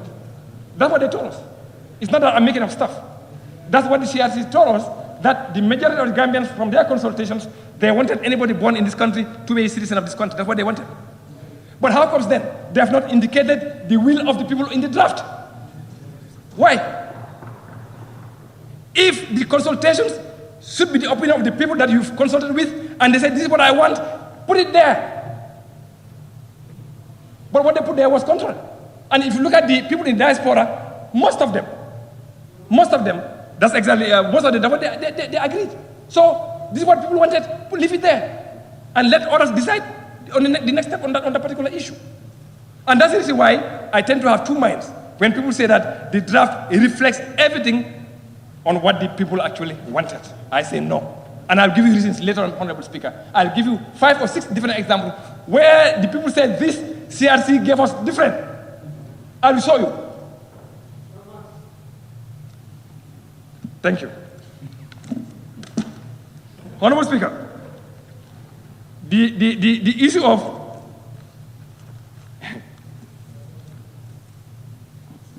age limit, Honorable Speaker. Upper age limit, I mean. Upper age limit. Now, I refer you to page 94 of the, I have to go through all these documents just to ensure that I know what I'm talking about. Go to page 94. And 94, the CRC is actually talking about the upper age limit. In their consultations, on page 94, there were suggestions that there needs to be an upper age limit. Most of the people they consulted, they wanted to have that there, upper age limit. But they could not agree on the age, whether they wanted 70, 75, or 80, they could not agree on anything. But CRC took it upon themselves to actually remove it. But people wanted to have an upper age limit. Why? Honorable Speaker, you see, when we are dealing with this situation, we need to be very careful. You've said if you are 18 years of age, you can register to vote, but you cannot be a president until you are 30 years. Why? Because they said that at that time you are 30, the experience may come there. But Honorable Speaker, let's say the facts. When time you are 80 or 85 or 90, Honorable, they start calling you the kid of a nah. That's the reality. We cannot have a president that will stand even on the podium. Somebody has to help him to stand on the podium. We cannot have that. And we've seen that in this Africa here. Why? Why? When we have energetic people of that nation that could do that work. But you stand on the podium, protocols have to stand and flank you. The one we have here in this continent. Why? So the same thing you are talking about from 18, that you don't have the experience to be president until you are 30. Let's do the same thing, because at the time, your mind is actually changing like a small child. By the time you are 80, 85. But you will see people contesting for elections when they are 80, when they are 85 or 90. Why? Aren't there citizens in that particular country that could take the affairs of the country forward? Why don't we have that? CRC has denied us. Because I fully support upper age limit to be a president of this republic. I fully support that. But when people spoke in their reports here, is very clear when they said on their report here. It says, 94, CRC said this, not me. Having carefully reviewed public opinion, it's clear that an overwhelming majority of Gambians prefer that an upper age limit be prescribed for an aspirant for the office of the president. That's what people wanted. This is not my making. But they remove it. Why? Because they could not agree on the age, 70, 80, well, if you're going to remove it, then just put something there. Then when you come to Parliament, Parliament can look at to see what is actually reasonable and justified. We put that age there. But I fully support the upper age limit. That one, Honorable Attorney General, you have to give me some explanation. Why was it removed when the majority of government wanted it? Why? Because you are the one that brings this bill here. So you tell me, why? Honorable Speaker,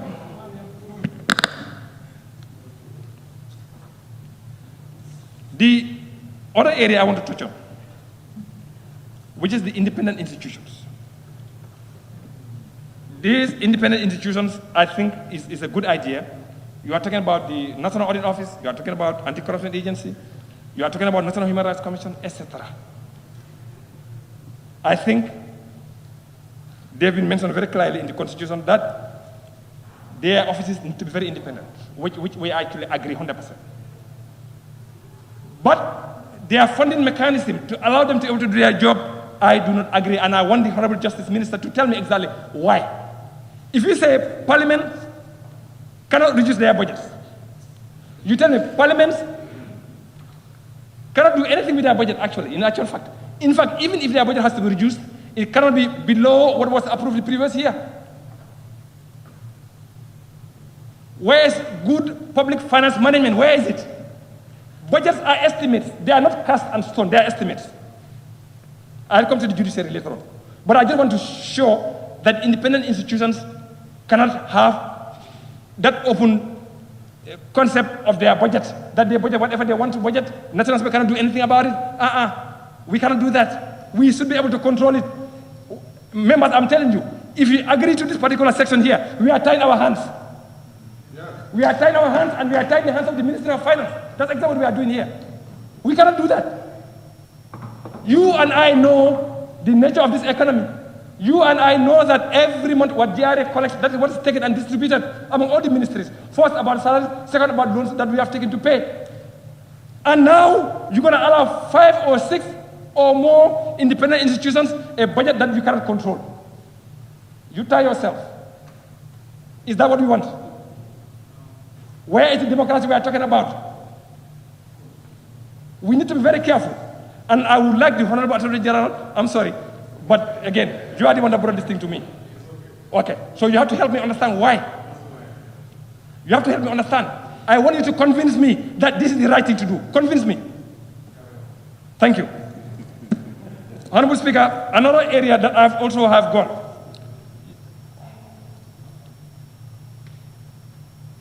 You see, the confirmation of ministers, confirmation of the Supreme Court judge, of all Supreme Court judges, including the Chief Justice, confirmation of ministers, and the confirmation of executive directors of state-owned enterprises.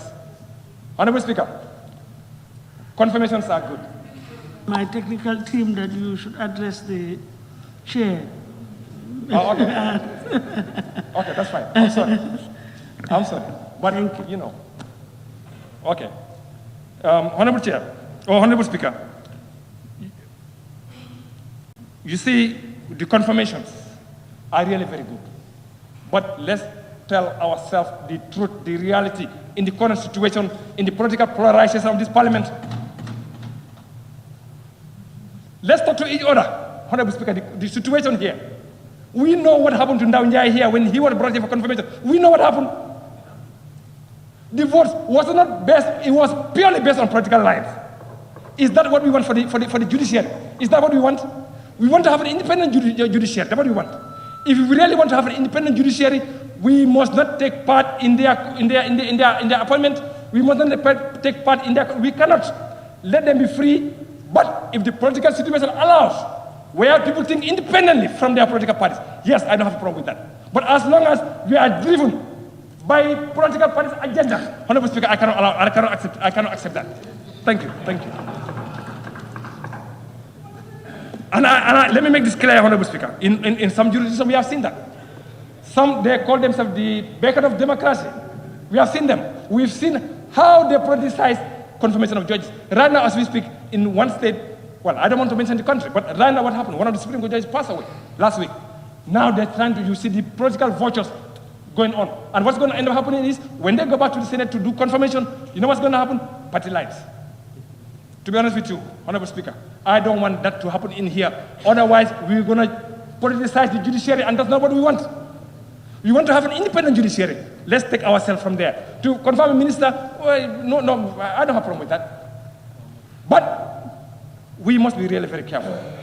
Every single thing, Parliament, they have to confirm. We know we have a lot in our place. We know that. We know we have a lot in our place. We have a lot of outstanding things that we need to do here. Right now, if we don't have more than 20-something bills waiting for us to do something, together with audited accounts of institutions, we have a lot in our backlog. So if you want to add something else on top of it, how effective would we be? I know a member did mention that we need to ensure that we have ministers that are fit for purpose, whatever it is, their education. If you go into the stand of mention 3 stars, whatever it is, let's be careful. Let's turn the mirror and look at ourselves. Do we really have what it takes to be proper representative of the people? Do we have what it takes? Let's turn the mirror and look at ourselves. For somebody that is unable to speak proper English, Honorable Speaker, in this African continent, I think it's not a disgrace. English, French, Portuguese, Arab, these are all foreign languages, and they do nothing other than to divide this continent. That's what they have been doing. And I told you, Honorable, for West, when we were in Pan-African, I told them, Francophone, Anglophone, Lusophone, Arabophone, all different, the only thing they do, basically, is the same, divide us. That's why I like the provision where we can speak in our mother tongues in this parliament. I like it. When the people of Salem can understand really what I'm talking about here, I will feel ashamed if I cannot express myself in the Kochi Barma language. I'll feel ashamed. I'll feel ashamed if I cannot express myself in Pular. I'll feel ashamed. But English language or French, it's not my mother tongue. Somebody must not be ashamed to speak bad English. No. But you must be ashamed of yourself if you cannot speak your own mother tongue, which is the Wolof of the Pular, whatever it is. You must be ashamed of that. But foreign language, we cannot. So that's why the provision where they allow us to speak in our language, where the people can understand, I love it. And I think that's also another progress in this draft. So we must not caricature people. We must not look low on people because they cannot speak English. We need to move beyond that. So, in short, Honorable Speaker, as far as confirmation is concerned, the judges, I really want them to be independent. Leave them alone, let them be independent. I don't want any confirmation because the polarization that we have seen here. The ministers, well, we can look at it, but the judiciary, leave them alone. Honorable Speaker, there's another particular area here also on financial matters, which I think I did confirm already. If you check section 198, I will refer to 198, subsection 3.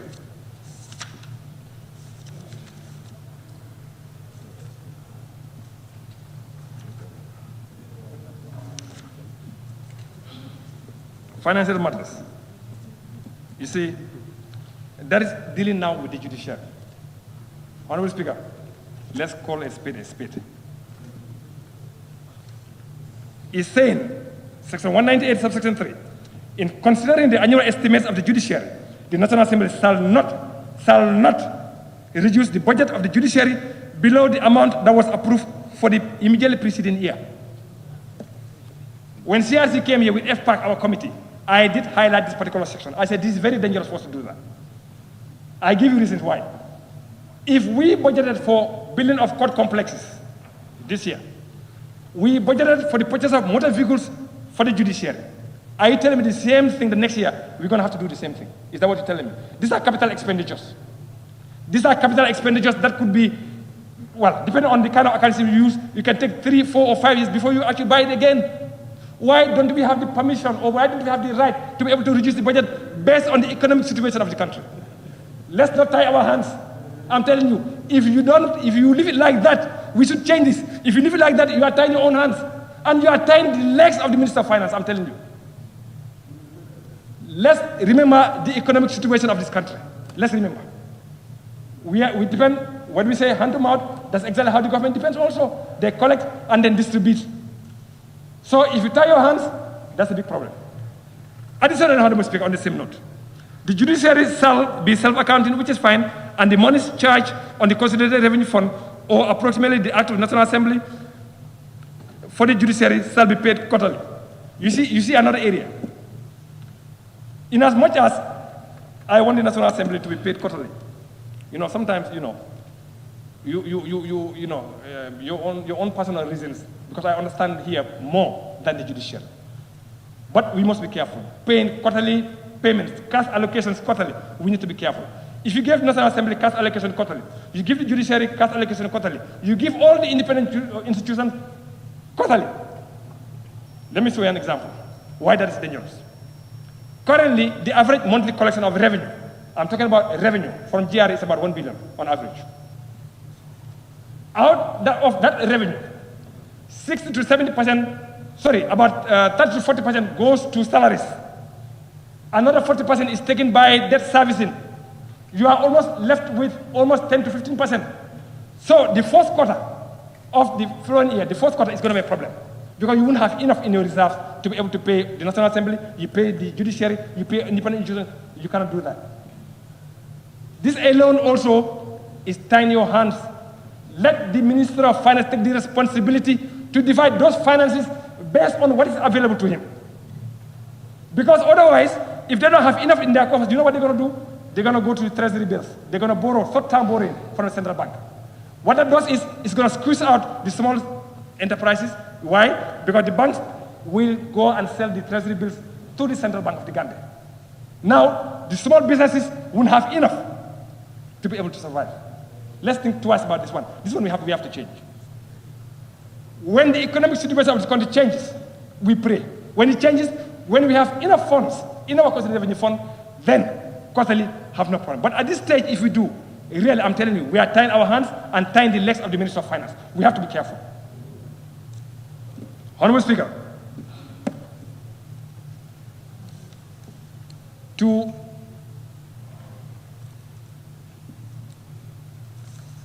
I'm coming to an end, Honorable Speaker. I know you are not, but one area also, Honorable Speaker, I just wanted to highlight, and I really, really want the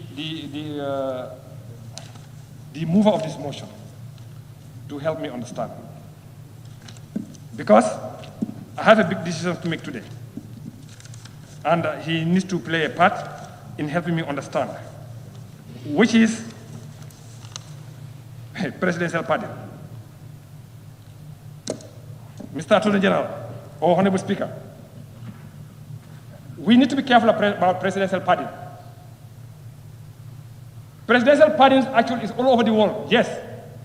But what type are we talking about? Is it the open one? Or is it the conditional one? If you're going to write that in this constitution, you need to tell me which type are you referring to? Are you referring to the open one, or are you referring to a conditional one? For a fact, I would not agree to a presidential pardon that would give somebody a clean bill of health. If you are convicted by the courts of law here, and you want to challenge it, follow due process, go to the courts, get your conviction overturned, if you have reasonable belief that you were convicted wrongly. Acquittal, Honorable Speaker, let's be careful here. We must not give any president any right on a pardon that would equate to acquittal. Acquittal, let that give into the courts. Let the courts decide. Let the courts decide that. We cannot allow any president to give any pardon that would give somebody a clean bill of health. The president may choose to pardon you to not serve the remainder of your term. I don't have a problem with that, because it's all over the world. For a lot of other reasons why you want to do that. I'm fine with that. But for you to be just because of political connections, they remove you, pardon you, then you are a clean man. No, no, no. You must serve your term for the bad things you have done for society. If you have broken the law, go to the courts. When you are convicted, you are a convict. The president should not be able to wipe out that conviction. Only the courts of law should be able to do that. And that's the reason why I'm saying in this draft here, we must be very clear. What kind of conviction you are talking about? If it is an open one, I don't agree. If it is a conditional one, yes, I'm fine with that. That is, person is acquitted or the person is actually pardoned to not serve the remaining of his or her sentences. I'm fine with that. But anything else, no. Honorable Speaker, to conclude, or just to mention one particular area, which is the implementation of the Constitution once it passes. If you go to, let me see, I think it's going to be under transitional clauses. Yeah, on page 157 of the bill, or the schedule of the bill, it says Commission for Implementation of the Constitution.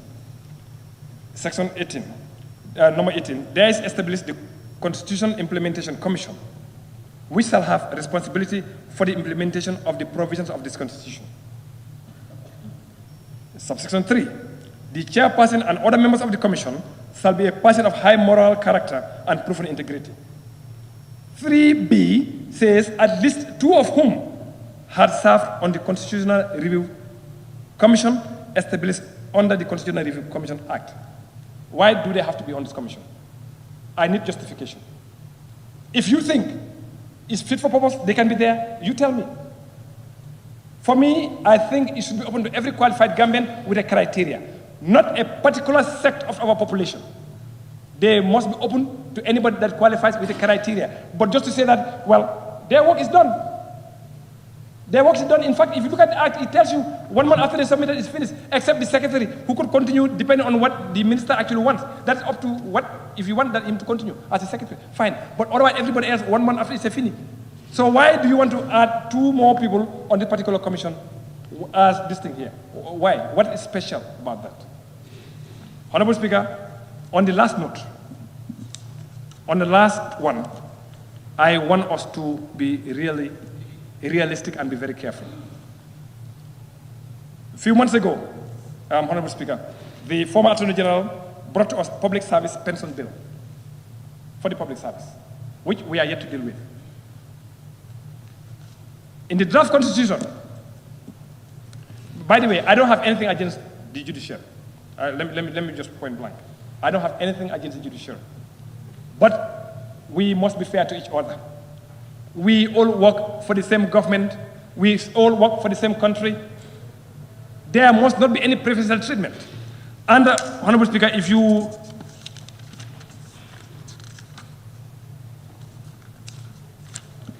look at the preamble of the Constitution here, the draft, the bill that's brought to us here, the schedule, 1, we, the people of the Gambia, as a sovereign independent state, having had the opportunity to express our views and aspirations on how we wish to be governed, affirm that the Constitution is the embodiment of our will and resolve for democracy, good governance, separation of powers, sustainable environment, and equitable distribution of our resources.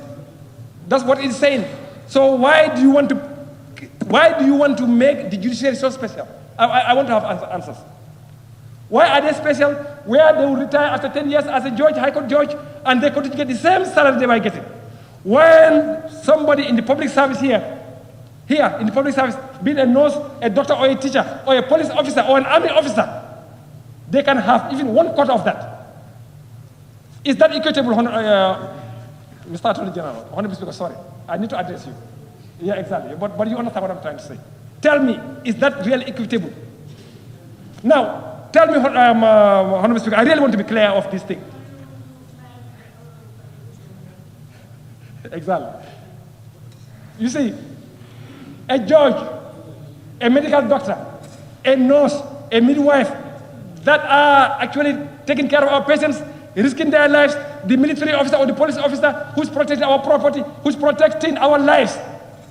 Why do you want to create a special thing for them? And don't tell me this is a noble profession. Don't tell me that, because a teacher is a noble profession. A nurse is a noble profession. All health workers is a noble profession. What is special, I want to know? Why do you want to continue to pay a judge the salary that he retired with? And on top of that, he only needs to serve 10 years in that position. And if you don't have 10 years, let's say from 5 to less than 10, you take 3/4 of that. What is special? A medical doctor that's risking his life. A nurse, a teacher that has been teaching for over 30 years. In fact, teaching that judge. An example, an army captain, right now, the basic salary is almost 9,000 of an army captain.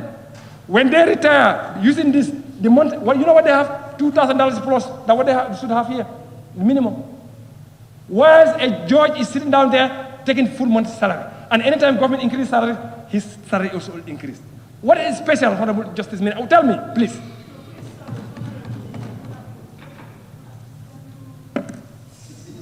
Yes, thank you, Honorable Speaker. Yes, thank you. Now,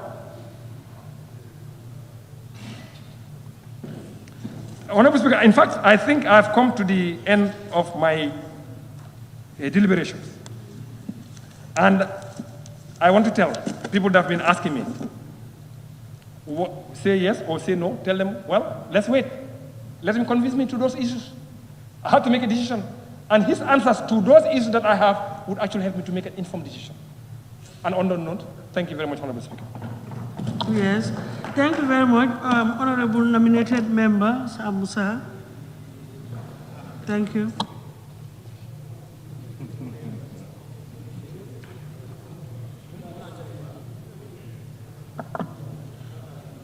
Thank you,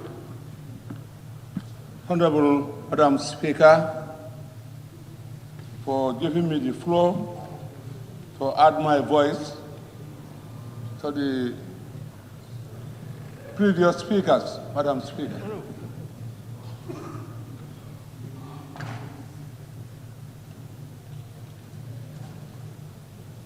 Madam Speaker, today is another day.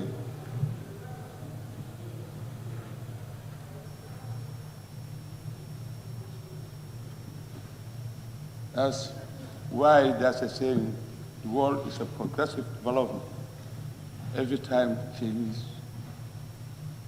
Time is all the time changing, Madam Speaker. I'm addressing you. Madam Speaker, before starting my intervention, may I first of all seek a permission from you in laying the foundation.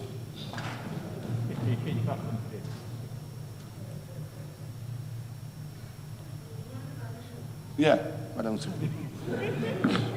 Madam Speaker, yes, thank you. Thank you.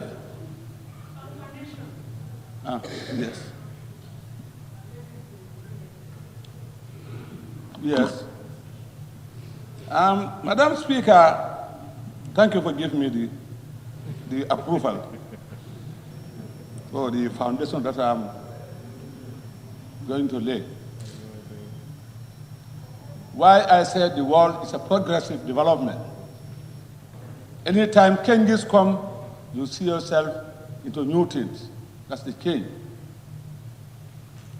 But today is another history that we are making.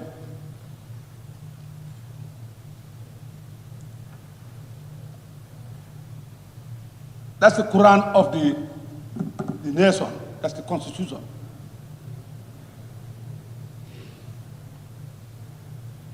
There you have the life of the Gambian people, lives. How we're going to govern ourselves. There is no other document other than the Quran and the Bible than the Constitution.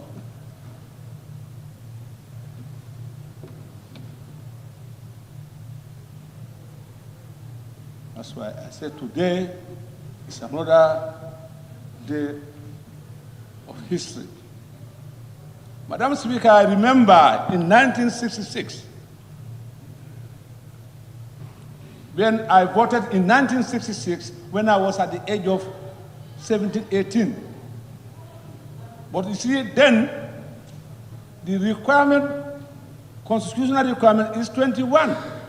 But what happened in those days, they just come to the Bantaba and then write down, you will not even come with your mother or your father or one of your parents, but any elderly person or the alcalo, they just come to the Bantaba with the book and they register. And I do happen to register and voted in 1966 referendum, which I can fully remember when my cousin brother was the MP, that's Alhaji Khalil Singade, who won in 1962.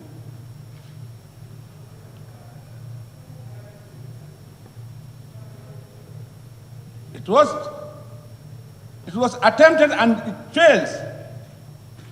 It could not go through in 1966 referendum. Then my late uncle, Sir Farman Singate, was the governor general. Somehow, somewhere, after being accused of being for interference with the referendum and was sacked, and then late uncle Sir Ali Jack replaced it.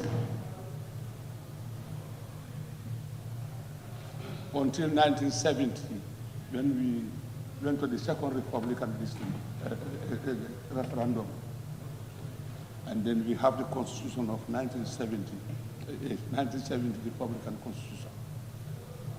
I witnessed all these things, Madam Speaker. That's why I'm so delighted today. I pray to God, I thank God for witnessing all these events in my lifetime. That's why I always said, I'm a father and a grandfather.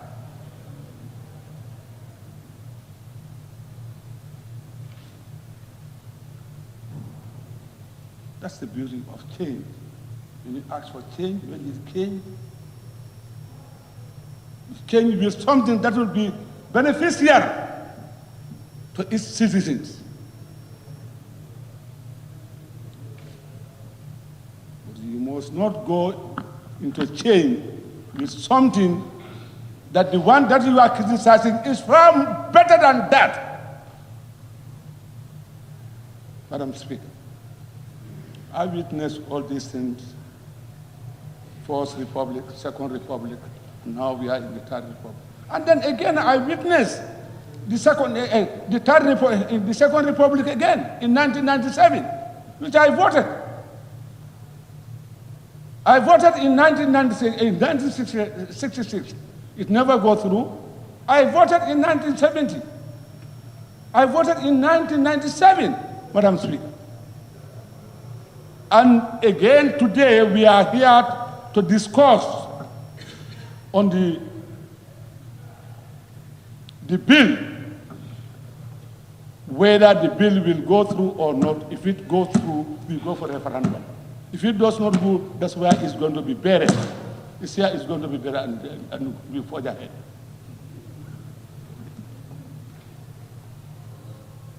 I witnessed all this, Madam Speaker, with your permission.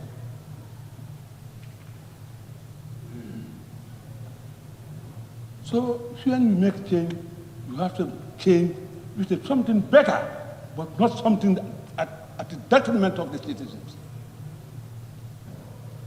Madam Speaker, on that note, Madam Speaker, I have exhausted my foundation. I will now go into face the Constitution. Madam Speaker, honestly, between myself and God, as I swear here, my conscience cannot allow me to accept this draft constitution or the bill, Madam Speaker. And I have my reasons.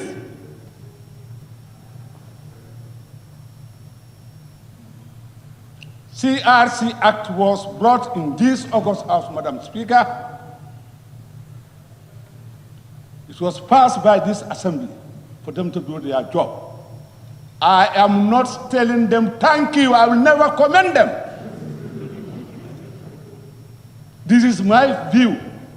I, for one, I will never commend them. Because I have my disappointment, my dismay about the whole thing. Since on Thursday,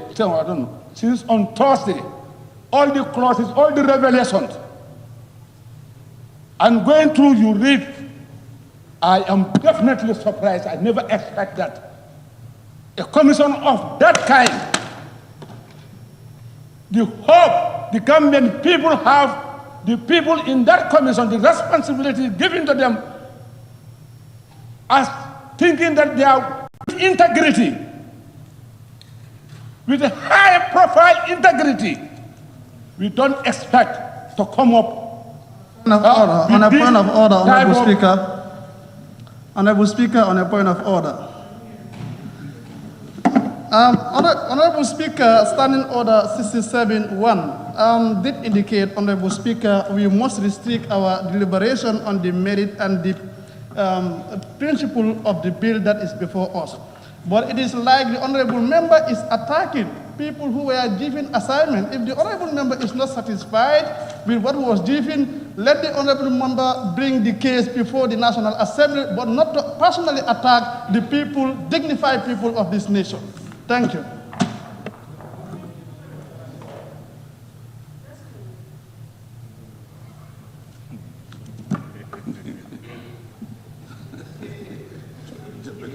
Madam Speaker, point of order.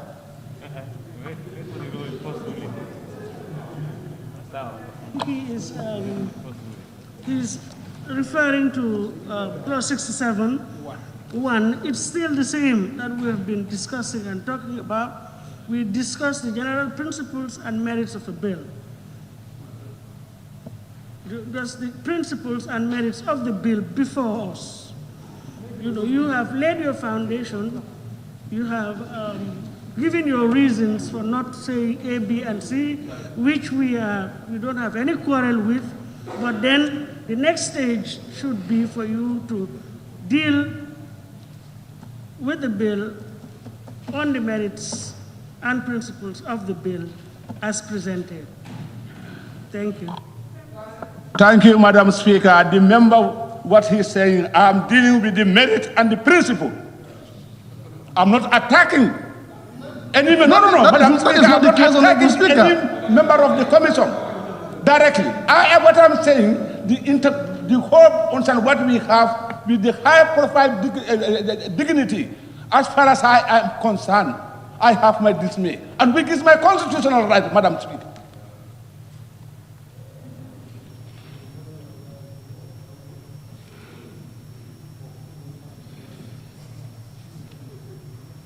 This is my right. I never deviate. I have my reason why I'm not satisfied. It is my right to express it. I have my disappointment. The money spent on this, Madam Speaker, Madam Speaker, nobody can distract my attention. It is distracting. I said, you are right to say that you are disappointed. Yeah. That's what I'm saying. Thank you. Yes, but after the disappointment... What I'm saying, Madam Speaker... No, Honorable, after expressing your disappointment, I would want you now to proceed with your intervention proper on the merits and principles of the bill. That's all I am saying. The point of order by the member, understand, it is totally out of the issue here. So that's for what the chair. I just want to make the That is for the chair to rule, and forget about right. that. Just proceed. He failed. Yes. Madam Speaker, that's my dismay about it. Because the money there is ours. It's nation resource that has been spent on this commission. How many millions of dollars is? With that, understand, with no, I, in my view, understand, I'm not saying anything that is satisfactory to me.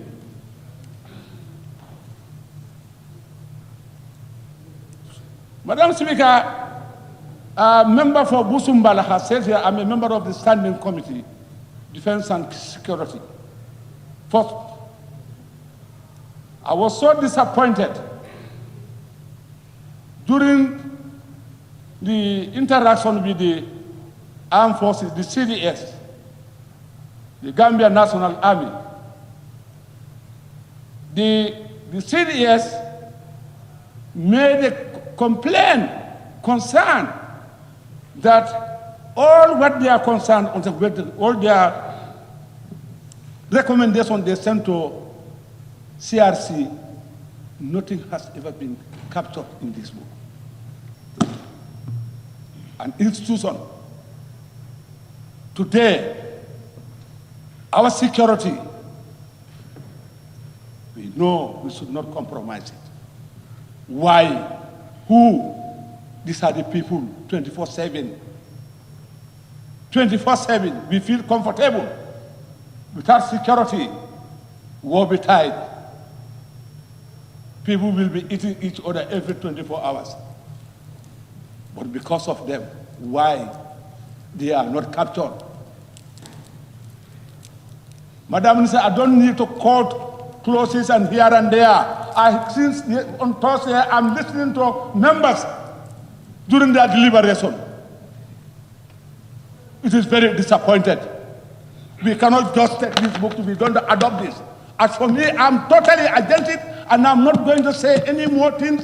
I don't want to this. And even in this parliament approve this, adopt this constitution, honestly, Madam Speaker, I bet I'll be in the foot during the election, referendum, and I'll make sure that it fails. Because it's my constitutional right. I will campaign vigorously. Because you cannot bring a constitution from Kenya with constitution that today is in the Kenyan High Court, challenged by the citizens of Kenyans, expressing their concern that it's a very scrupulous constitution. How can you bring that word-to-word photocopy? You put it in our constitution. I think, in my view, there should be a commission of inquiry set into the CRC, how and what, the way and manner, the money that has been given to them to facilitate this commission, to look into it. Madam Speaker, these are another point. So many issues are mentioned here. Who are they to say, understand, we said the constitution 2 times, yes. We all know, that's what we are saying, 2 times. In 1997, understand, we said 2/3 majority. It was amended. But it's awful. Now we said, now we're going for 2/3. There's nothing wrong with that.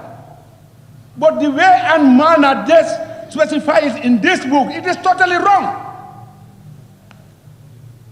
They have their own agenda. Otherwise, they have to take the view of the people. Let's look at their reports. Let's go down all over the country. We are politicians. Every village, I know it in this country. Honorable Speaker, point of order. I know, I go around, Madam Speaker, Honorable and Speaker, I know point what of is order. happening, and I know what Honorable Speaker, point of order. I'm rising on point of order. Standing Order 29, Clause 5.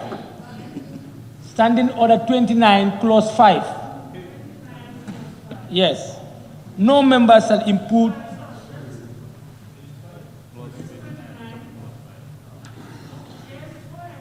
Yes, no member shall impute improper motives to any other member. Now, 29.1, every member shall restrict. 1. 29.1, come on. 29.1. Yes. Please, I have a respect for you, please. 29.1. Every member shall restrict his or her observation to the subject under discussion. And if you go to 5.2, 5 also, no member shall impute improper motives. yes, to any other member. So, but if you look at one, the member is not restricting his contribution or his observation to the subject under discussion. He's trying to build up and make an allegation against the team.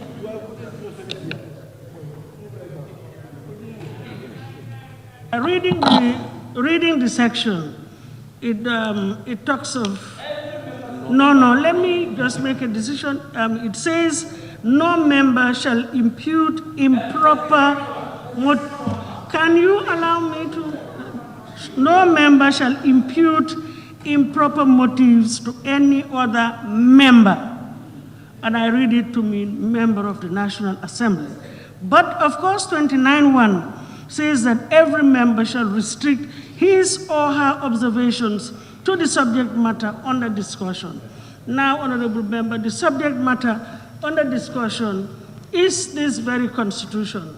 Let us just be careful, use parliamentary language and not use improper or offensive language to outsiders, strangers, because they will not have an opportunity to come and defend themselves. So let us just, be parliamentarians. We can express our dismay, our disapproval, our concerns, and everything, but we need to exercise decorum as far as the language is concerned. Thank you. No insult. Yes. Thank you. What the point of order, Madam Speaker, she ruled it. I do, but I totally disagree. Understand? I'm discussing. I'm talking about. I don't attack any individual as the previous member understand put up a point of order. It's the same similarity. Madam Speaker, I still stand by what I'm saying. I don't attack anybody who is an outsider who cannot come here to defend he or herself. I know what I'm saying. Anything I said here, I'm confining myself to the merit and principle of the rule. The merit and the principle. That's it. That's why I'm confining myself. Nobody can distract me. Because I'm not, it's a divided house. I'm not sharing the same view with them. But whatever they come with, I can deal with them until they break. Nobody can distract me. The whole world is looking at us. All the points that has been raised here today is a big disappointment to the government. Continue, yes, with your statement. Very disappointing. 150, $200 million our resources has been spent on something that today revelation that came out of this thing is so disappointing. They think that they think that this parliament is a rubber stamp. Who are there to say, we don't have the mandate to question or challenge this constitution when we pass the act or in court.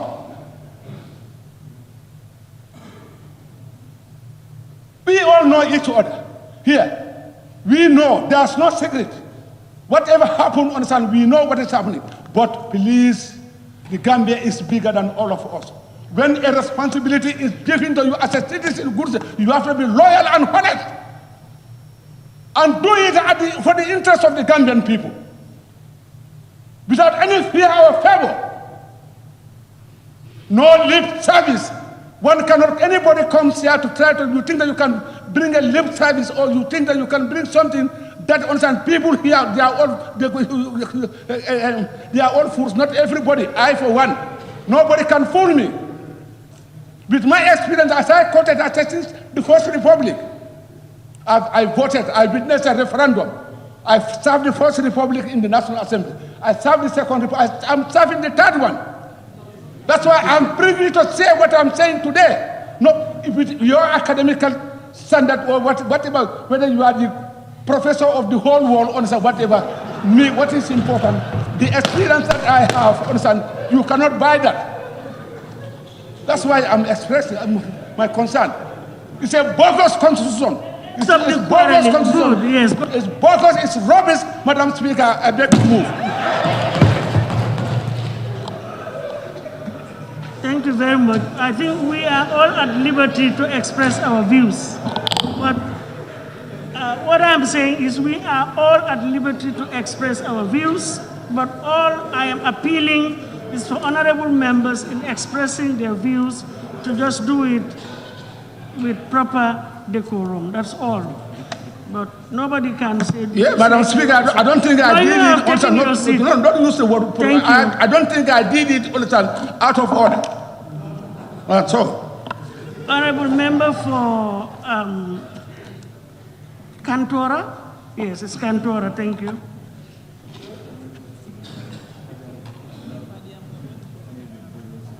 Thank you very much, Honorable Speaker, for giving me the floor. It's a very long day.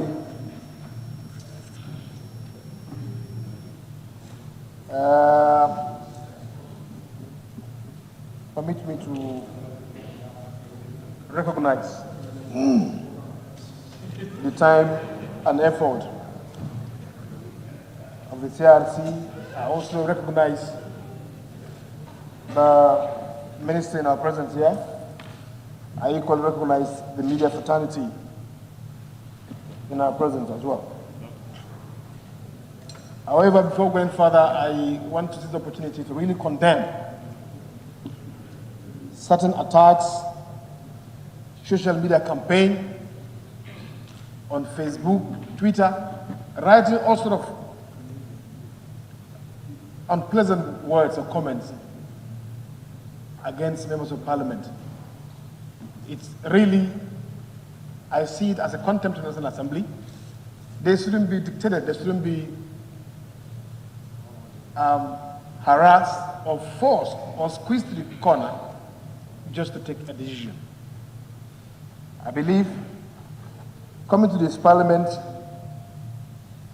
we as members of parliament, we've been elected and bestowed trust and confidence in us and expect us to really fulfill our functional obligation as people's representative.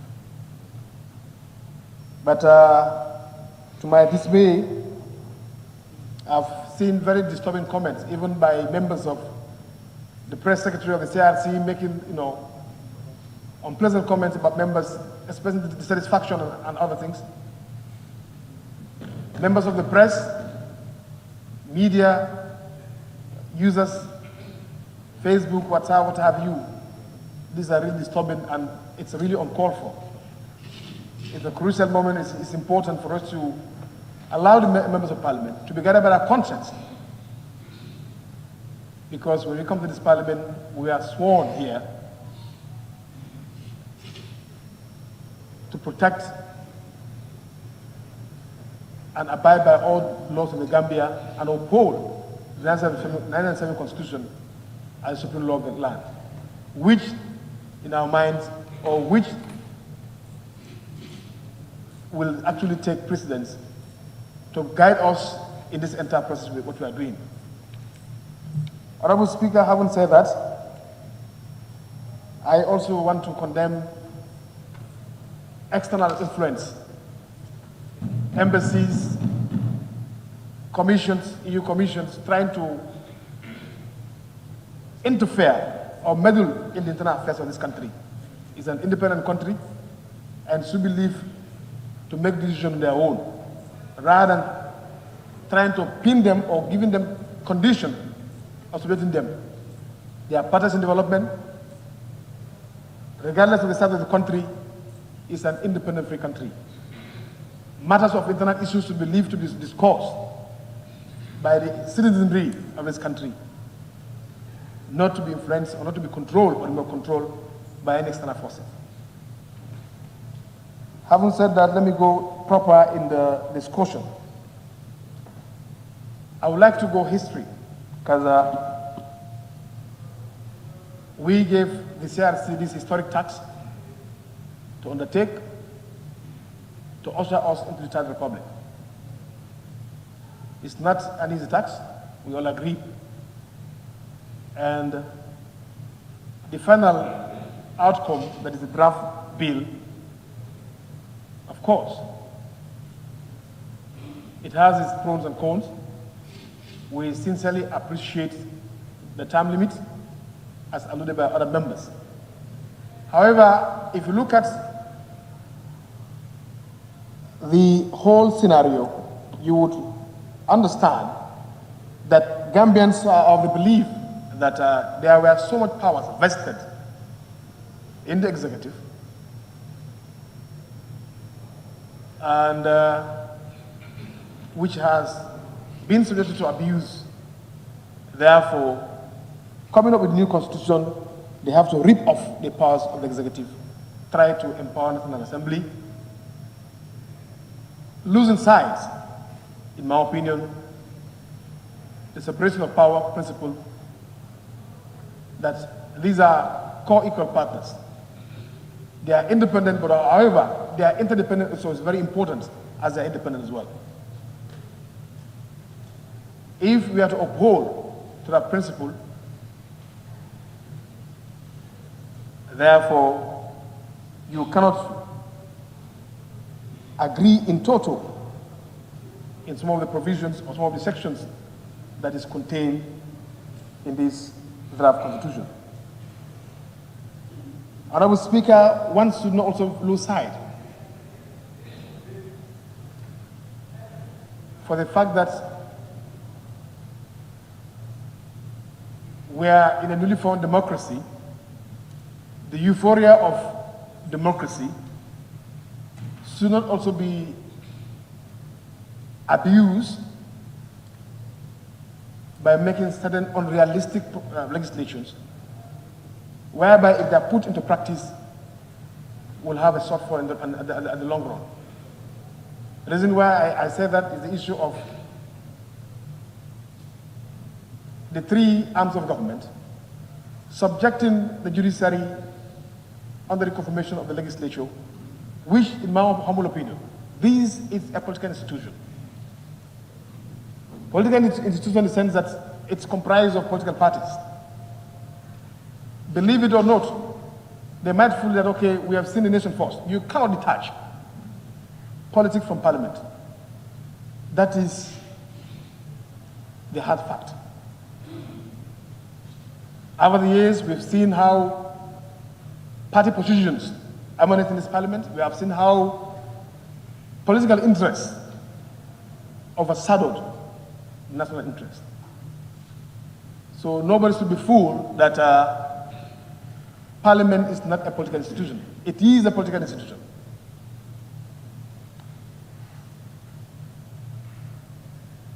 If we still want to maintain the Gambian trust and confidence in the judiciary,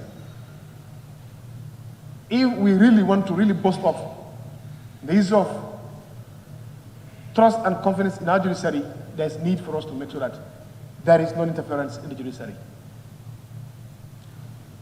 I am also with the opinion not to support. You see, it shouldn't be like a trick, given so much power to the legislature just because of, yes, you have the power. What next? But do you look at the outcome of the power? If you should test run it now, what is the result? Asking the executive to bring ministerial appointment to confirmation, I totally go against it. We should not lose sight that we are really operating purely presidential system of government.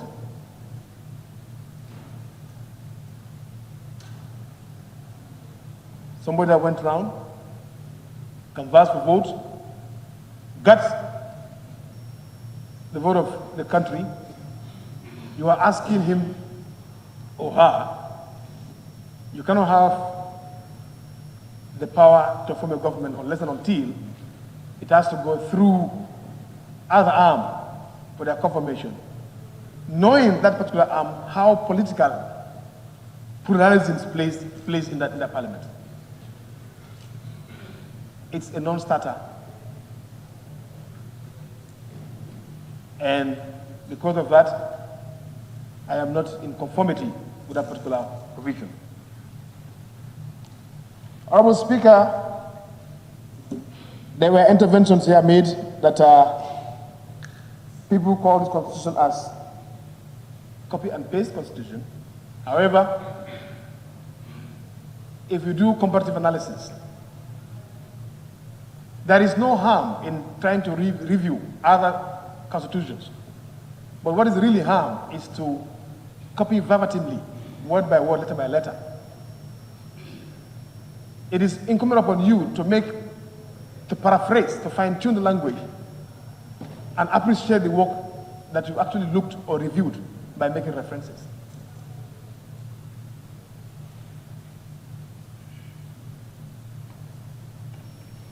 So we have noticed and observed such issues manifesting in our Constitution. Honorable Speaker, if you look at Section 47, that is freedom of media, and you go to the report, it says freedom of the media. But in the report, CRC did recognize the will of the people in controlling the social media. Because if you look around the world, nations were set to blaze. Nations were set on fire because of abuse of social media. More especially in this newly found democracy. If there is no mechanisms to control the social media, look at the insult running right now. And that is why they're saying here, they are really expecting this draft constitution to address the issue of social media abuses, insults, hate speech, tribal sentiments. But to my surprise, the constitution does not really cater for such provisions to make sure that people face the consequences of their actions. You see, we need to really understand the social fabrics we have. We should not lose sight our social realities, our cultural norms. When those are really put into realities, then we can know as a nation what kind of law are applicable. It is not enough just to say, okay, yes, it's the best practice, media has to free. Media has to be free, but it has to be also controlled. Right goes with responsibility. But if you look at this page, that the state shall not, that the state on its media, the state shall not penalize any person for any opinion or view of the content of any broadcast, publication, or dissemination. States, I am of the opinion that government operates in tacit as opposed to overt. There are some informations that may not be due for broadcasting or are highly sensitive in nature. They are saying that you don't have a right to be penalized based on any dissemination of information. So, government employ its employees working under government, doing things out of ethics, misconduct. Should be looked at.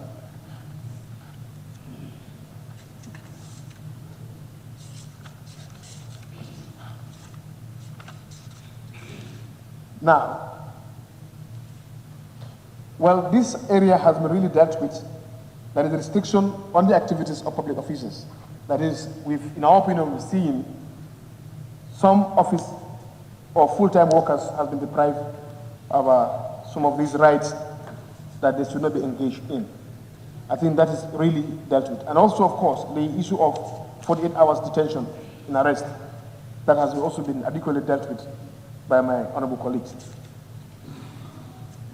And if you look at the right to marry and for a family, we want the mover to enlighten us. And if possible, I am proposing that we should have in our constitution that same-sex marriage is illegal under this constitution to be written so that this issue of interpretation and ambiguity in the constitution, fears can be allayed. My religion is against same-sex marriage, and I will not be shy to defend that particular provision and ask for that particular provision to be captured, that same-sex marriage is illegal in this country. If we truly recognize that Gambians have had a say on how they should be governed,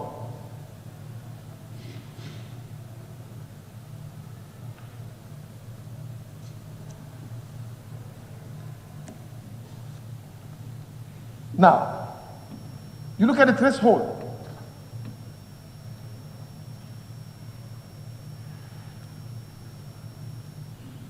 Or look at the imbalance.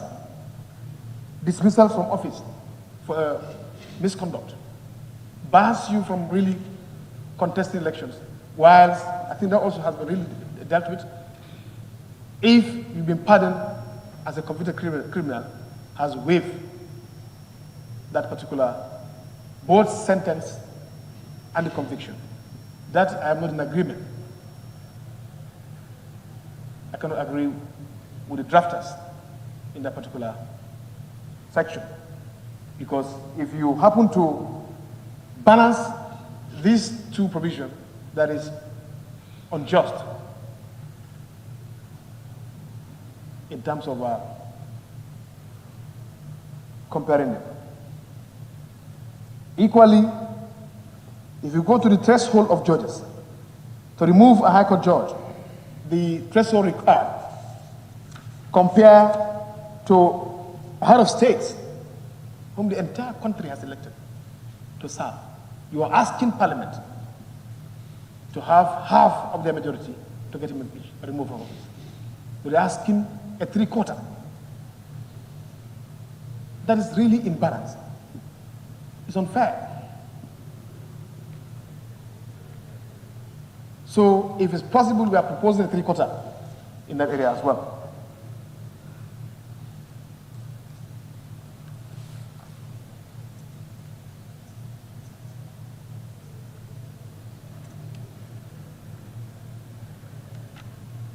Honorable Speaker, I have a problem with these two concepts. And I am of the strong belief that it shouldn't be written this way, unless otherwise proven by the mover. That is, the national days. You have the Independent Day, 18 February. My understanding, this day only occur only once, that is in 1965. What you have are Independent Anniversary Day and Republican Anniversary Days. You don't have a Republican Day or Independent Day. Independent Day, 1965, that happened that very day. The rest are anniversaries. So it might be a drafting style, but I am really proposing this particular section to be reduced. That's it.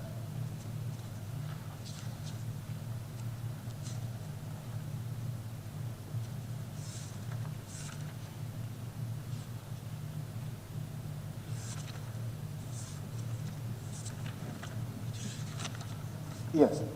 Honorable Speaker, Independent Boundary and Electoral Commission. Everyone. Sub 3. Members of the Commission shall be appointed by the President, subject to confirmation by National Assembly, with a vote of less than 60% of all members of the National Assembly.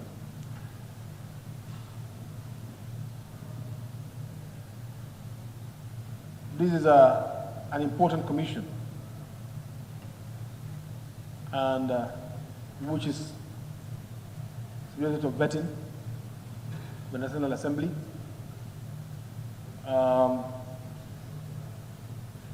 My fear is equally the political pluralism.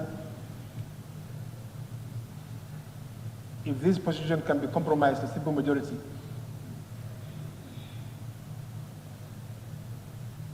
then it would have been better.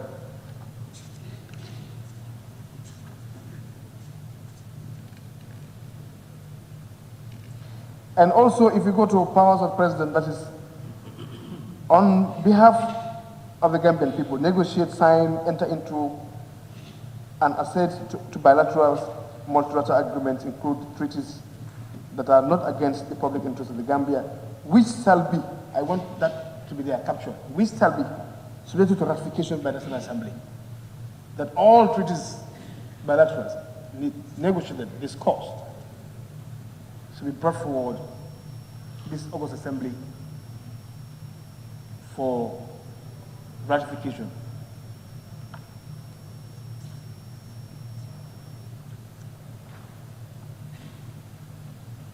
Honorable Speaker, if you also look at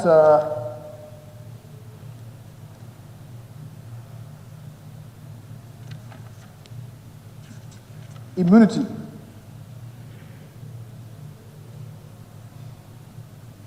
that the immunity granted to the President under this section shall not, after the President leaves office, extend or any offense in the President committed during his or her tenure in office.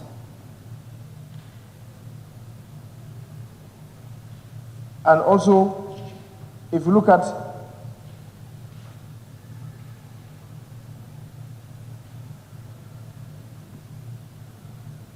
the term limits, I said it earlier, it's really welcoming, but also, of course, I am really not comfortable with actually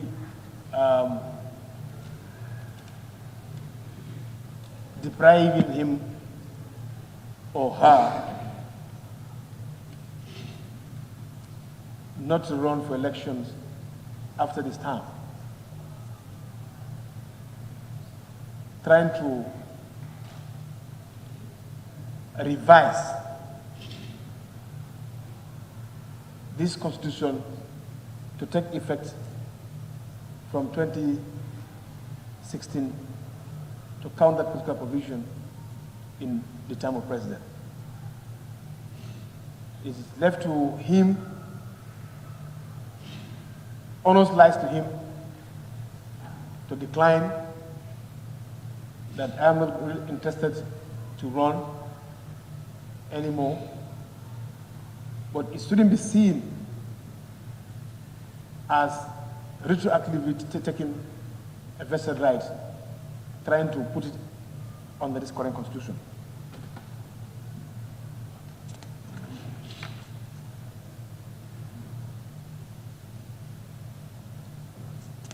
Honorable Speaker,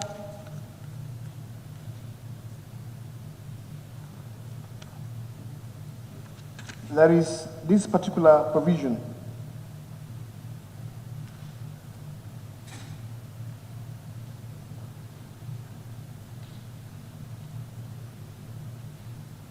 I think I listed that the President shall within 45 days assume office, nominate and appoint ministers subject to confirmation of the National Assembly, which I totally disagree.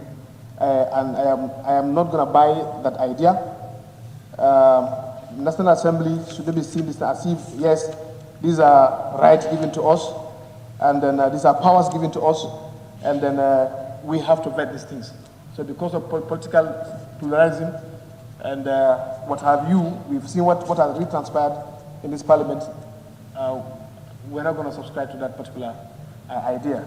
We want to recognize and appreciate the separation of power principle, whereby there are a lot of mechanisms to check on the exercise of the executive and equally also the judiciary.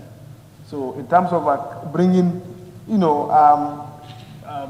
semi or quasi federal system, probably to me, it shouldn't be the way forward.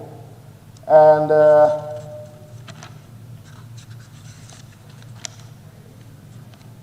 yes, the issue of the speaker as well. Yeah, I think many of members have deliberated on it, that it has not given any pathway, a clean way on the modalities on how to really go about it. And therefore, the issue has to be looked at, and then what are some of the provisions that we can rely on to carry out that particular issue.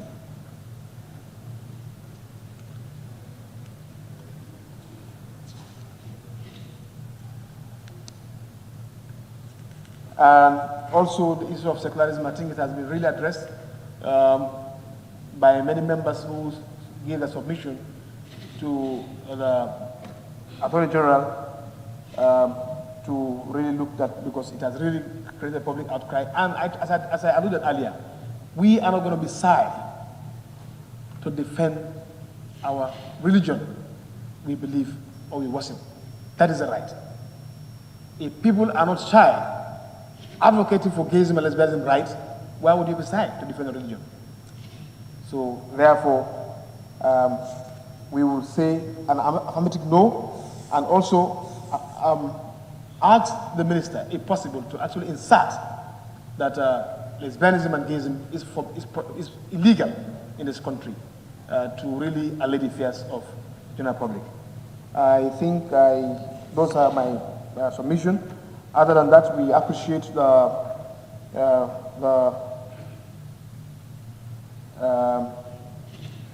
youth representation. We appreciate the women participation in politics, of course, and equally we also really appreciate the issue of a term limit.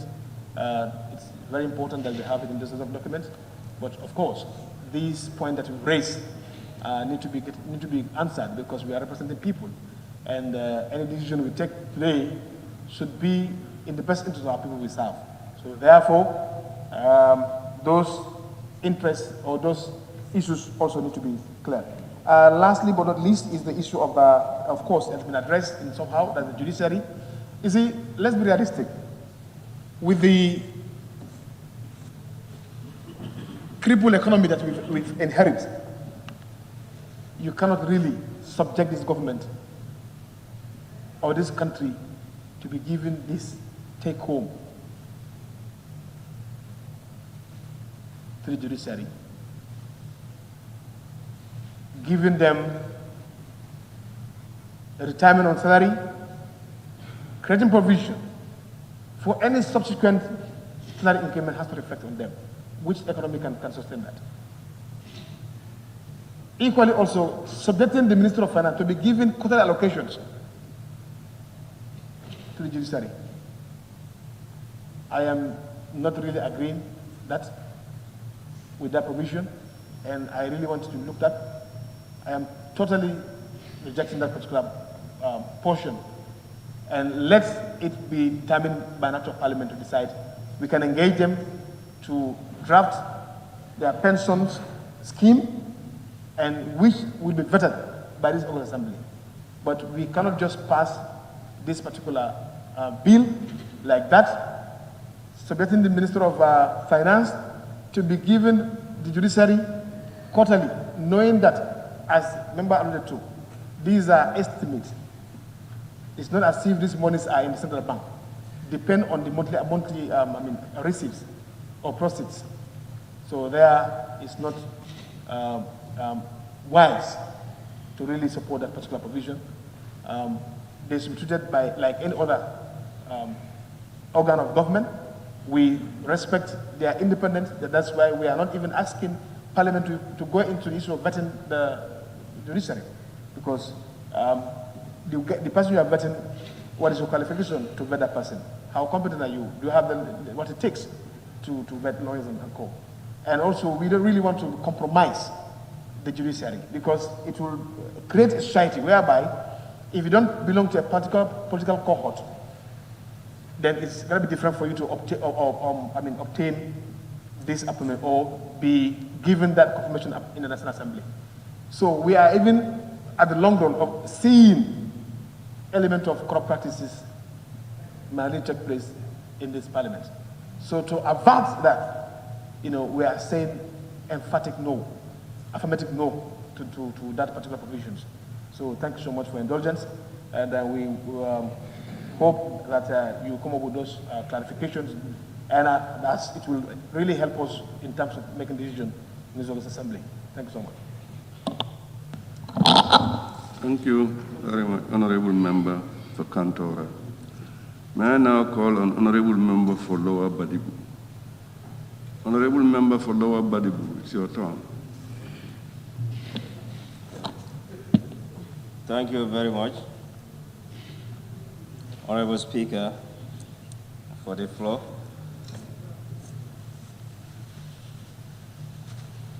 Honorable Speaker, first and foremost, I would like to thank the members of this august body for their wonderful deliberations. Honorable Speaker, I have few observations in this draft constitution. Honorable Speaker, to start with, there was a saying that there is a difference between what is right and what is correct. And as leaders, we must not say this is what is correct, but what is right always. We should go by that. Honorable Speaker, the observations that I made on the draft, first of all, is the issue of the language. The national languages to be used in this National Assembly. We don't have a language policy. Honorable Speaker, we are representing people, and 75 or 80% of those people don't even know what we are doing here. And we have seen in this draft constitution that national languages will be spoken in this August Assembly, but after 5 years. I would like the Honorable Attorney General to clear my doubts why after 5 years. Because here what we are trying to do is to make sure that there is rule of law and there is justice. And if we said we prepare this draft constitution for ourselves to suit our demands and to regulate our activities and actions, I believe whatever we say here, we should mean it. Honorable Speaker, this issue of the national languages, you as the Speaker sitting over there, we know that Gambia, we have many tribes. If we allow our national languages to be spoken in this parliament, we believe that the Speaker responsible for this august body should speak all these languages so that if anybody did foul play, the Speaker can know that, can put you into order. I would like the Attorney General to clear my doubts. How are we going to select the Speaker and the criteria of selecting a Speaker?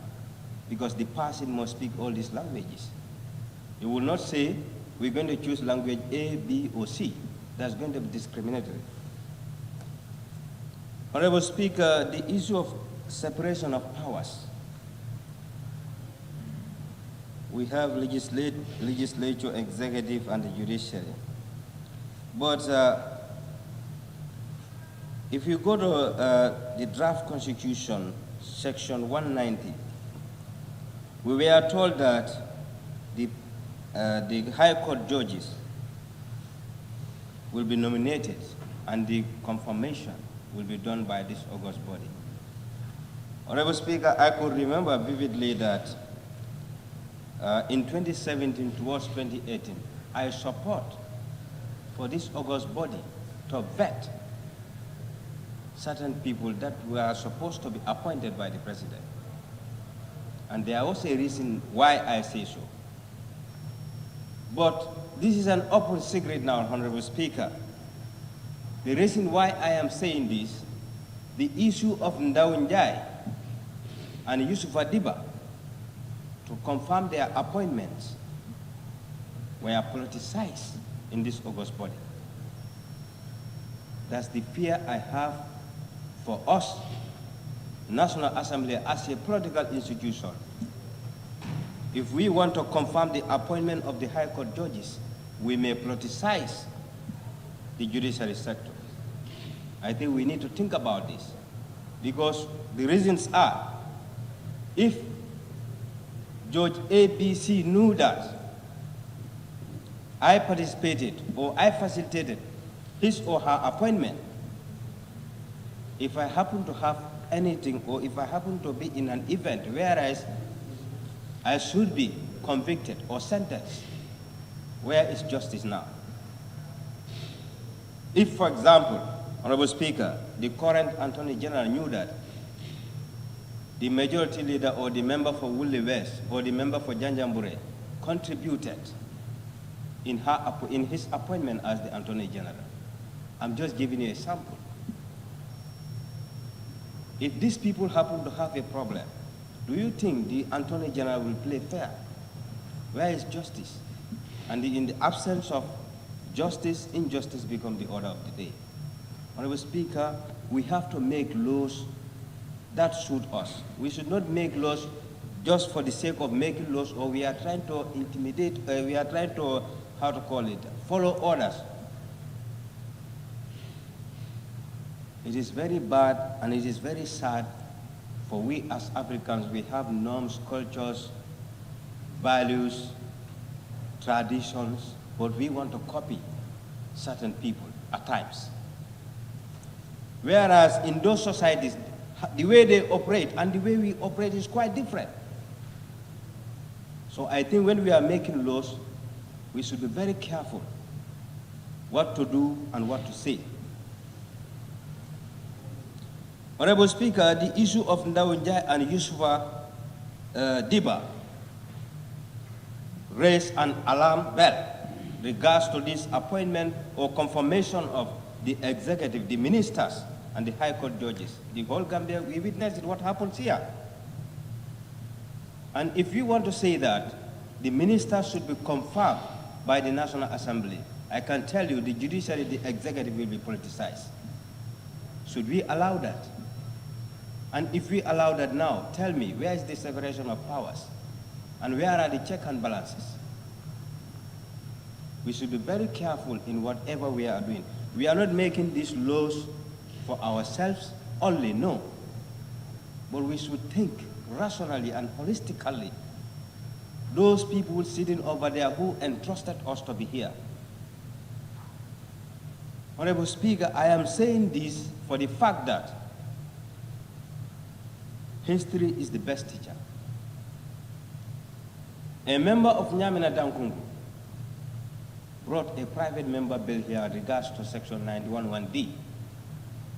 I believe I was the only person who against that bill. But I have seen the effect and the impact. Honorable Speaker, there is no fair law. Any law that suits a man is fair to you. But any law that don't suit you, it is not a good law for you. That's how I see it, and that's how I will interpret it. And I have my reasons of saying so, Honorable Speaker. I brought a private member bill here. Members stood in this August Assembly and said they know that it is a bad law, but they are going to approve it because it favors them. Now, where is justice? Where is good law or bad law? So today we are here to tithe ourselves. But if we are to tithe ourselves, let us be careful to leave certain things there so that we can untithe ourselves when it is difficult. Honorable Speaker, page 49(3), freedom of religion and conscience. I would like the Honorable Minister for Justice to clear my doubt about the last option on that, subsection 3, where they said opinions. On the proclamation, they say other opinions, but in the draft, they say opinions. I would like you to enlighten that one for me. Honorable Speaker, the supremacy of the Constitution. On page 7, page 5, supremacy of the Constitution. With your permission, Honorable Speaker, I would like to read this section. Supremacy of the Constitution, section 7, subsection 3. It reads, the validity or legality of this Constitution is not subject to challenge by or before any court or other organ of the state. Honorable Speaker, we make laws. We are called lawmakers. But we don't have the power to interpret these laws. We are making something that we don't have the power to interpret. It's funny. I knew that. And I know that there might be reasons of doing so. So if I cannot interpret this law, And I have the Attorney General before me. I would like you to explain this to me as a layman for me to understand why the validity or legality of this constitution is not subject to challenge by or before any court or other organ of the state. Why? Because we are not mandated to interpret the law.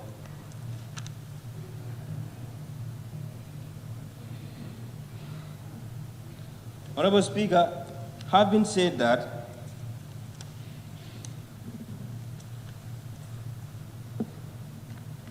I will go back to the history a bit to remind ourselves in terms of decision making, especially when it comes to law. This is one of the most important documents of this in this land. That is the Constitution. Honorable Speaker, in 1965, there was a constitution here, and that constitution is not our constitution. We were under the influence of the colonial powers. In 1970, when we gained independence, when you tell this, some people will tell you we have independence in 1965. But an independent, you are ruling by foreign powers. It is 1970 that I feel we have independence, based on the reason that that's the year that we have our sovereignty. We are ruled by the words of ourselves. Honorable Speaker, we have seen the 1970 Constitution. I get a copy of this from the library. And right away from 1970, we have seen another constitution, one may call it, that is the degree after the throne of the 1970 Constitution. We have also witnessed the 1997 Constitution. And we said there are bad laws, there are this, there are that. And now we are here trying to make another law for ourselves. So I think it is enough now. History has already taught us what to do. That is why I said there is no good law, there is no bad law. Any law that suits a man is good for you. And any law that you feel did not suit you is a bad law.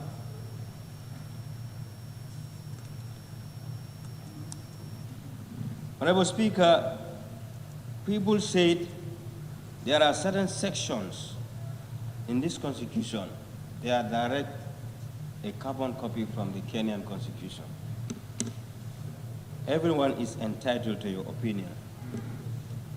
And in academia, and even in parliament here, we are allowed to quote references, but why are we not allowed to read directly from our books or notes? If anybody wants to read directly, somebody may raise a point of order. We don't say that CRC should not benchmark or copy certain things from certain countries.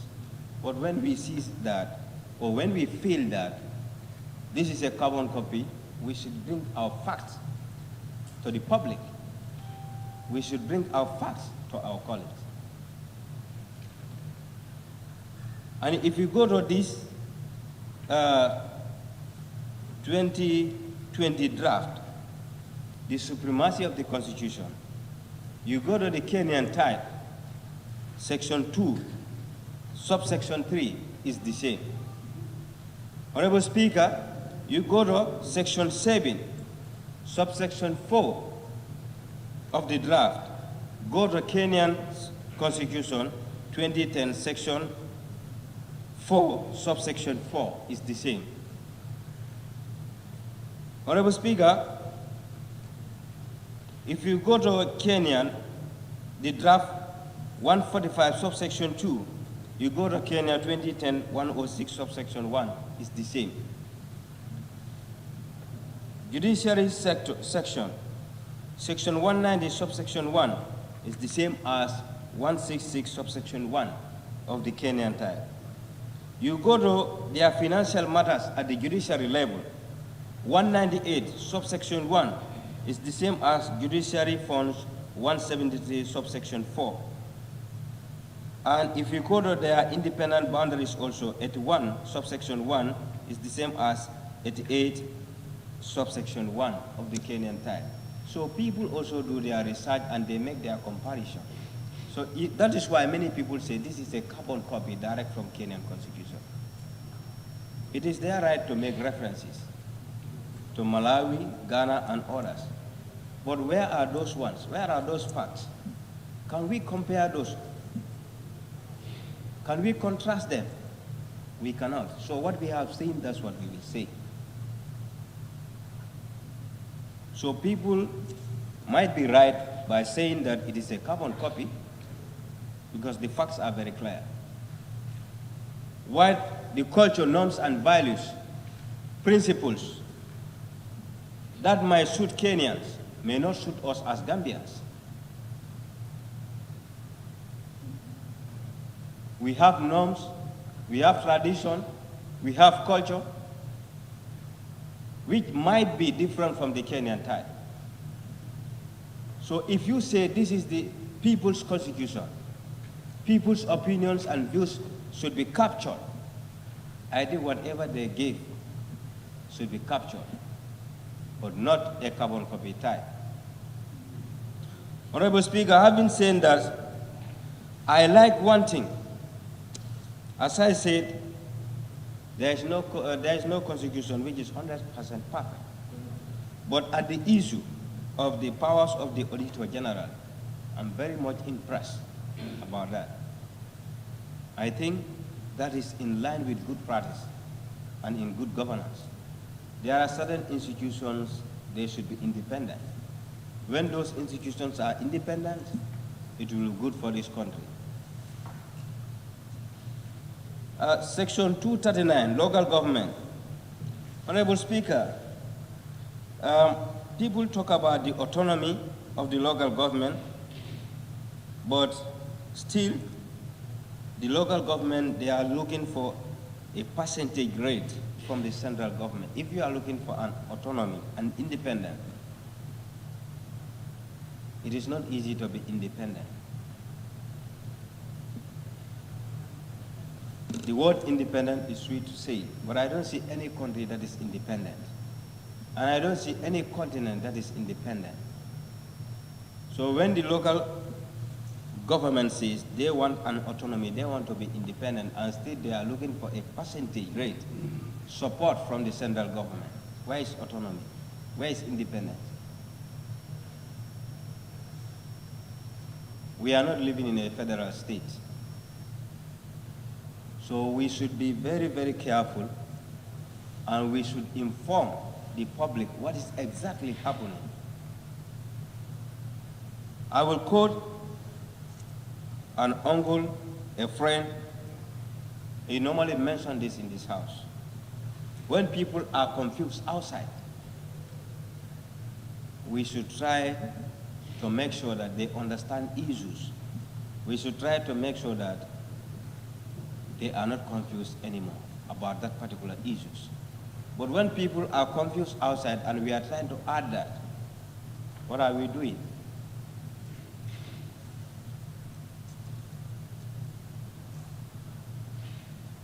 Honorable Speaker, the issue of citizenship, the report of the CRC, and the opinion that they said on page 49, what people say and what they do is different. Now, where is the public view? Where is the public opinion? You yourself admitted on your report that this is what people want, but this is what you do. Then who assigned you to do that now? You are doing something that people don't assign you to do. And still you want to claim and say that it is people's, constitution. If people's views were not captured, how can it be people's constitution? Because this is what they assign you to do. You don't do that. You went and do different things, and you want to claim that it is people's view, it is people's opinion.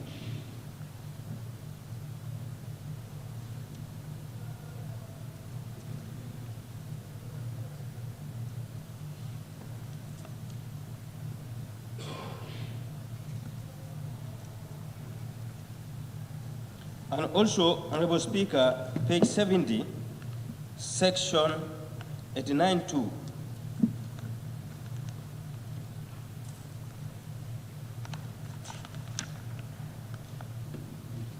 Honorable Speaker, with your permission, duty to attend and address the National Assembly.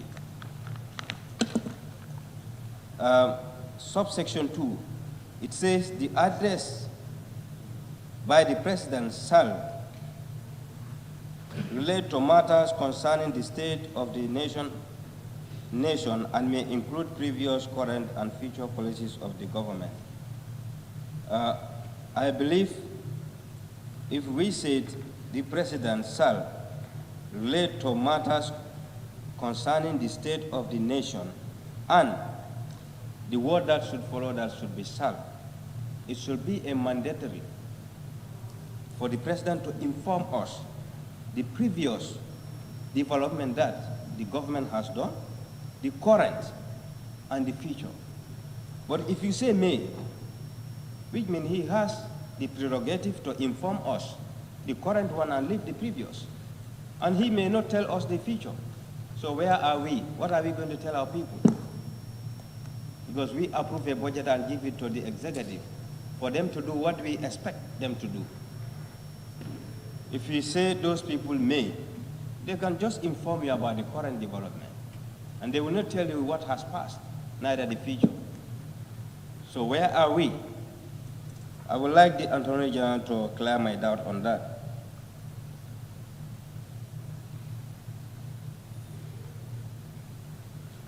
The term limit of the President. Honorable Speaker, this is a burning issue in the society. And I think I myself will now denounce for nobody to call me honorable, as mentioned by the member for Woolly West.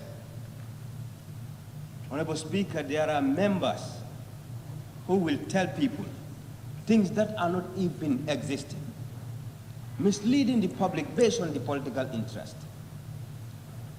telling the public what is not even happening. Honorable Speaker, the issue of the term limit of the President, what people were saying is that the law cannot be retroactive. I think if anybody attack you on that, you should give the person the benefit of the doubt. But people have gone to a certain stage that their political interest has covered everything. And we all know the political trend, right down away from the coalition. People said, let this particular president be a coalition president. And there are clauses and sections in the Constitution that give or pave a way for the president to resign. But based on the political interest, some people say no to that. They say he's going to be an executive president. That's what the Constitution says. Others say, yes, okay. Things has revolved. And they change. So if people are saying the president should do this, should do that, because this is a moral versus legal, this and that, where is your moral the time you were talking? Where is the legality? Honesty and sincerity is very important. We all knew, we are all Gambians, we all know what is going on. People stood and said here, no, this should be a coalition government of 3 years, and we have our coalition agenda, we have our principles, we have our objectives. This is what we're gonna do, then after that, then the president moves, and we have a new Gambia. Others challenge that legality and say, no, he's going to be an executive president. And now you want to acquire that vested right from that person by retroactive measures. Is this justice? Honorable Speaker, is this justice? It's a shame. A big shame. Politicians want to use us as youths.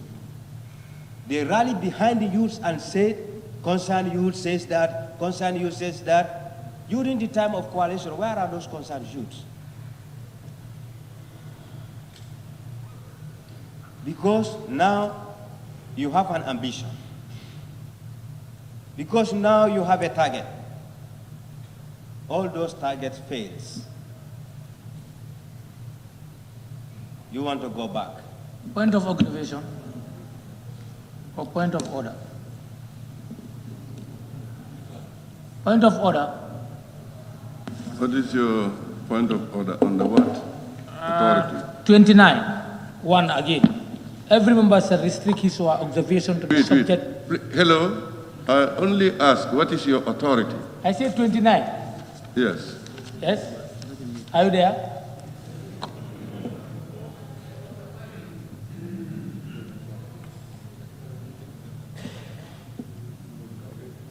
Go ahead. 29.1. Every member shall restrict his or her observation to the subject under discussion. We are not discussing about coalition 2016. It's the draft bill, please.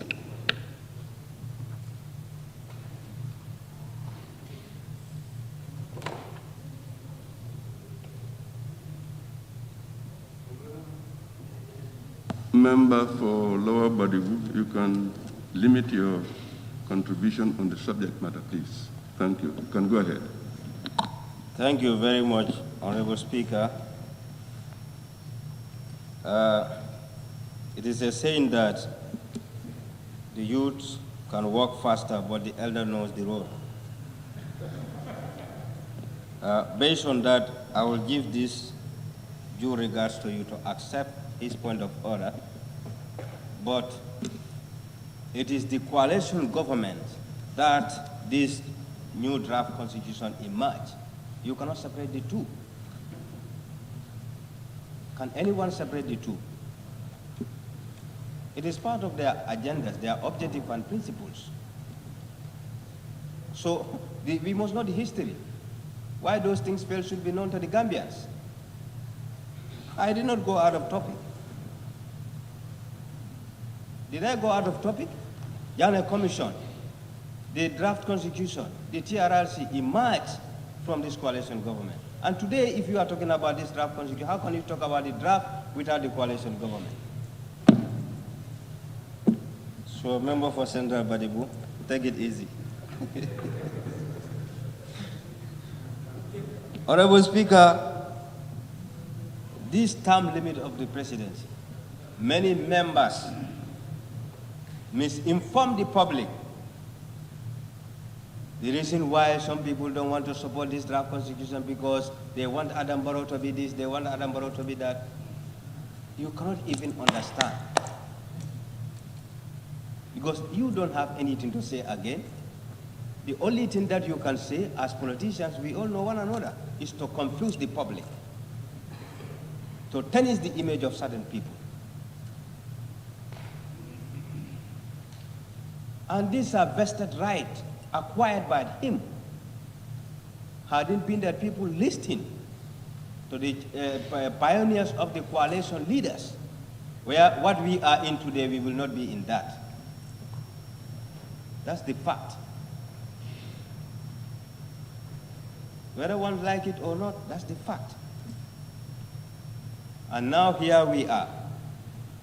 Because there are certain things, Honorable Speaker, embedded in this constitution. There are hidden agendas we knew. We knew very well. People mentioned certain characters here, certain people here, high-profile people. It is true. We don't say no to that. But I believe even in the judiciary sector, you have different sections that people are specialists in that. Go to medicine. Go to the medical field. You have the surgeon. You have the pharmacist. You have the pharmacologist. So those who drafted this new constitution, Honorable Speaker, not all of them are draft specialists. Anybody can challenge me on that. Not all of them are draft specialists. You have criminal lawyers. You have other lawyers there. You have draft specialists. In fact, the draft specialists are not more than 2 or 3. So how can you convince me that these are high-profile people, these are this? Fine. We don't say no to that. We understand that. But if I said, my father is a doctor and he operates people, let me also go and operate people. The next minute I will see myself somewhere. So we should allow the public to know the truth. We should give the public the benefit of the doubt. People are confused. Gambians are confused. because those who represent them don't want to tell them the truth. It is very disheartening. It is very, very disheartening, Honorable Speaker. Honorable Speaker, I have been saying that I would like to see in this draft constitution, in the party politics area, the term limit of political leaders to make sure that there is internal democracy. But at the party level, you don't have an internal democracy, and you want the top to have a democracy. What kind of democracy are you talking about? Democracy is just a name. Even those who are saying that they are the champions of democracy, where is the true color of democracy? We have seen here, day in, day out, blacks have been killed in the US, in other places. They want to tell us that there is no democracy there. They want to tell us that there is no rule of law there. They want to convince us that there is no justice there. But when you kill a black, you don't kill a human being for them. And still, their propaganda is, we want third world countries to have good democracy, good governance, rule of law, this and this. And there's no rule of law in your place. Then who is fooling who? Honorable Speaker, I would like this new draft to capture the internal party democracy. That is the 2-term limit. Somebody has mentioned it here. It is only one political party that is following their principles. What about the other political parties? We want that to be captured in this draft constitution. And I would like the Honorable Attorney General to take note of that. And also, what they want to do is intellectuals cannot play with our minds again. They cannot play with our minds again. On the observation. The reasons are... Member, what's your observation? Honorable Speaker, I don't allow him because it's not a point of order. You should ask for my permission. No, I'm just trying to find out from him. Oh, it's No. not a... Before you go to him, you should seek for my point permission. of observation, he said he's not allowing you. Honorable member, please. You can go ahead. Thank you. Honorable Speaker, if we go to page 64, section 84G,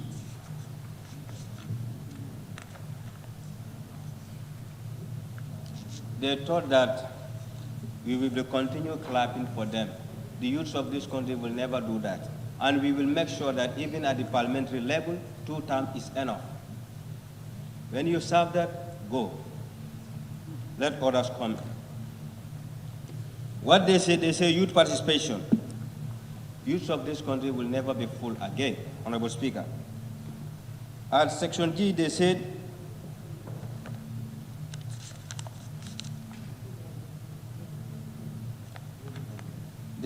ensure that at least 10% of candidates for election to the National Assembly are youths. Why 10%? Why did they give us the percentage there?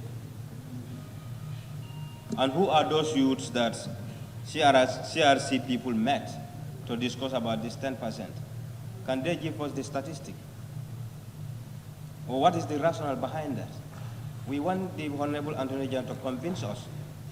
Who are those youths that they met and they gave them this figure, this percentage rate? Because when they say this, youths like Alaji will say, oh, now we are captured. And in fact, it is not an entering clause. So we cannot be fooled. We know what we are doing. And we are representing the youths. And we will inform them because we are inside the government. And if any attempt to fool the youths of this land, we will inform them.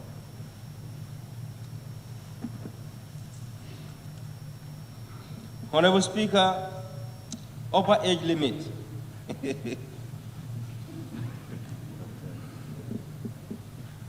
People want this.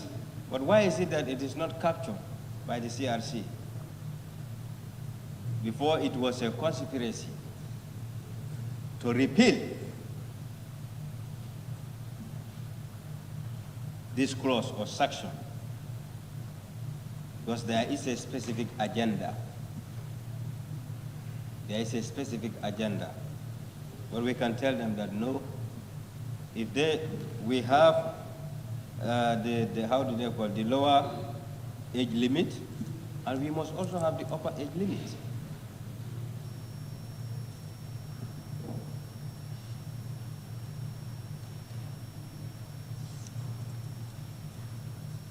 Honorable Speaker, the Facebook warriors, regards to this draft constitution, the media, we don't want to be Facebook MPs or WhatsApp MPs. Let them carry it. We don't want to be Facebook MPs or WhatsApp MPs. We want to be MPs in these chambers to represent the views of our people. If you are looking for key popularity, go to Facebook or WhatsApp. You have to prove yourself here for people to know that you are working for them. Honorable Speaker, I have seen certain pictures of members in Facebook in relate to this draft constitution. And I was told about somebody who is also part of the CRC. He is talking about members and directing them what to do to this draft constitution. If you believe in your work, you know what you did. Why should you force members to approve this? Leave us with our consent. You can lobby, you can campaign, but you cannot force me to do certain things. It's out of order, and it's a contempt of the National Assembly.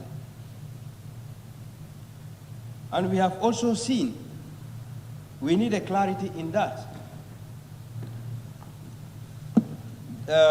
On social media, that the joint communique of EU, USA, UK, and German embassy, it could be them, it could be planned by others to urge MPs to do this. But I will refer this August Assembly to page 193, section 213 of the Constitution. Which one?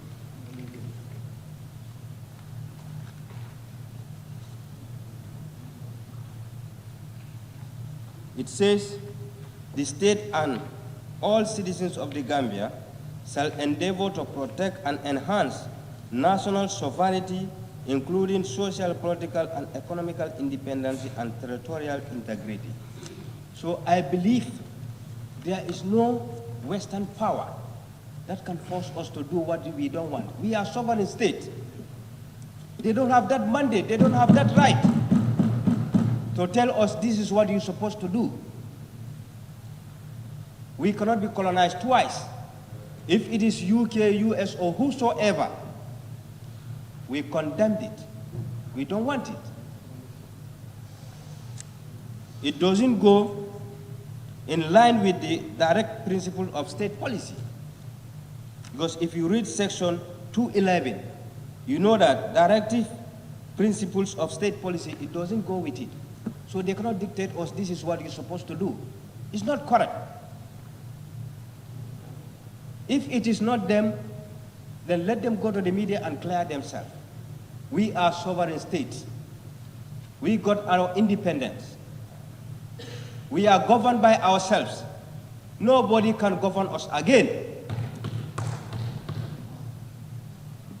So if people are using that for campaign polls to say, hey, I heard that US, UK, and others are saying that the members should approve this.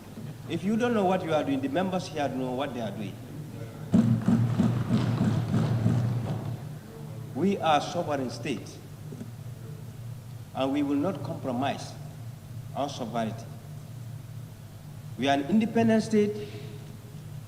We have our president, we have our constitution, we have our national anthem, code of arms, everything. So nobody can direct us, this is what you're supposed to do. We condemned it 100%. And let the US, UK, whosoever knew that, Gambia will never be decolonized again. That imperialism system is over. If it is not over, we can tell them Gambia is not going to be part of it.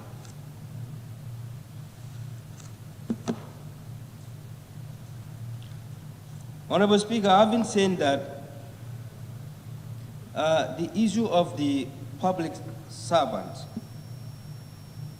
we came across this new draft constitution that if you are terminated or dismissed from public office due to other errors, you will be banned for life. I want the Attorney General to convince me, why should that person be banned for life? And he's a citizen of this land. And no man is perfect. Human beings are bound to make mistakes. Our own citizens, why should we say they will not work for life? And if you say that person should not work for life, but you said somebody is pardoned by a president, that person is qualified to do certain things. My friend, where is justice? That is why many people said, the previous speaker, someone said, this draft constitution is ill-intended for a purpose. And we knew the purpose now, because we have seen key figures going out, begging, urging people to approve this. What is your interest for people to approve this? What is your interest for people to approve this? But we have now seen the reasons why people want this to be approved. That is why at the beginning of my submission I said, there is no good law, there is no bad law. Any law that suits you is a good law. And I have evidence of saying this, because I'm a sample to that. When I brought a private member bill here, there is a section of the assembly that says no, and when I ask them the reason and they give me their reasons, I say, wow, before you say this is bad, and today it is good for you, because it suits your interest. So those who are advocating for this draft to go, they are shooting for their interest outside, especially most of the political leaders. They are campaigning vigorously for this to be passed. What is their interest in that? Can they inform the public? Leave the National Assembly members to do their work diligently. Nobody is perfect, but it will be hard to sanitize this assembly again. The member for Woodley West always says this here in 2017.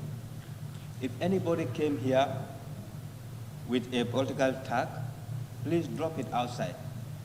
All what we should see here is Gambia.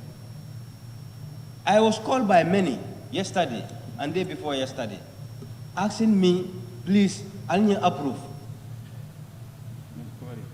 And if I ask them why, the reason why we should approve this, can you give me the benefit of the doubt? Why should I approve this?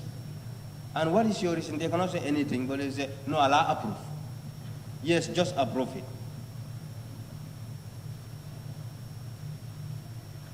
And others will call you and say,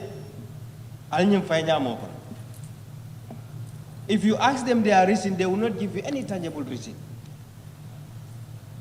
So I believe the social media warriors and the PRO of CRC should stop what they had done. They shouldn't do such. You are part of the team. You should not urge or force members to do something. Leave them at their own level. We know what we are doing. We know what we are doing. Honorable Speaker, I want clarity. Can I ask?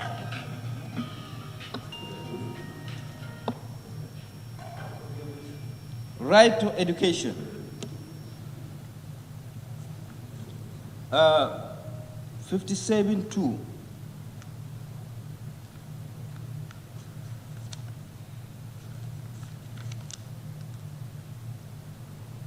It says, all persons have the right to equal education, opportunities, and facilities, and with a view to achieving the full realization of that right. You know, when we are making laws, we should make laws that suits us and that match with the reality. We always advocate for this. Education is free, basic education is free, but this is not true. This is not right. And if our constitution says that it shall be right, who is fooling who here? Are we fooling ourselves? Honorable Speaker, I believe we should make laws that suit for our society, not to make laws to impress others or the West, or to impress people that, yes, we can go with this, whereas we ourselves know that we cannot go with this. So, as I said, Honorable Speaker, I don't want to take the time of this August Assembly, but let the Facebook warriors or whosoever knew that they cannot change our position. We are leaders. We knew that people will insult us. People will say all sorts of. And to that effect, before I make my conclusion, Honorable Speaker, there was a time here, the former Attorney General brought a bill regards to this insult issue. And I did not see that one in this draft constitution. And the trend this country is going, there are two things, insult and hate speech. I think CRC should capture that here, because politics is now dirty in this country. But before, when they are insulting people, others are jubilating. That's the fact. The table has now turned. We have seen what is going on. So I would like the Attorney General for those sections or clauses to be captured here. And again, there is an issue regards to the issue of these gay and lesbians married. I consult a legal person, and what he told me and what I have seen in this draft and the 1997 Constitution is quite different. But as I said, we are not mandated to interpret the Constitution, but I believe you are. I want you to clear my doubts before I take any decision on this draft Constitution. That is, if you go to the 1997 Constitution, page 43, right to marriage, section 27, it says, men and women of full age and capacity shall have the right to marry and form a family. And what this person told me is that this 1997 Constitution, there is no possibility of gay marriage. But what he told me, in this draft Constitution, if you go to page 43, section 54, a man and a woman of full age and capacity have the right to marry and form a family, and such marriage shall be based on free and full consent of the man and the woman. He said, the word Article A man, qualifies a man itself to marry a man, and there is a conjunction of an, a woman, which means it's also a set of its own. So you are here to clear our doubts.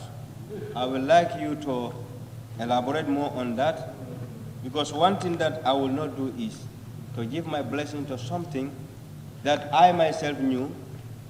After here, we are all here, but I know the Lords of the Lords is waiting for me to account me.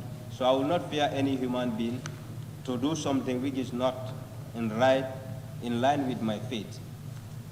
Honorable Speaker, having said this, I would like to thank the members of this August Assembly for giving me their ear. Thank you so much. Thank you, Honorable Member for Lower Badibu. May I now call on Honorable Member for Jara West. Yara West, the floor is yours. Thank you, Honorable Speaker.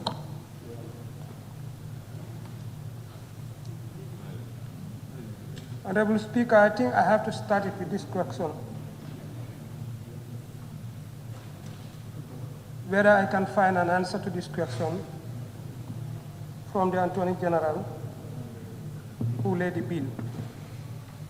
I want to know who is the PRO for CRC, because the documents that we have from day one up to now, I didn't find any name that has been labeled as the PRO for CRC. If there is any, I want to know that. What's the question?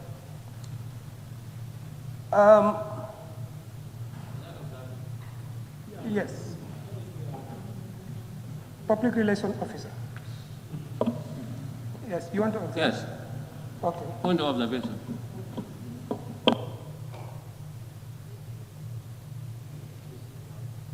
Allow him for observation.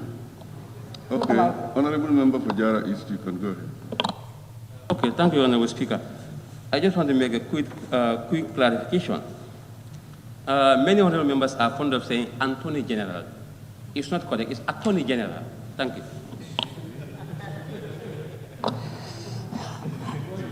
Thank you very much. Okay. Thank you, Member for Jara East. Honorable Speaker, I just want to start by saying to move forward, we must always look forward. If you want to move forward and you start looking behind whilst going forward, you're probably going to fall down. And you may not walk fast.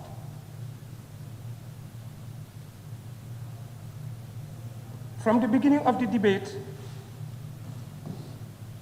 I learned from one of the senior members of this National Assembly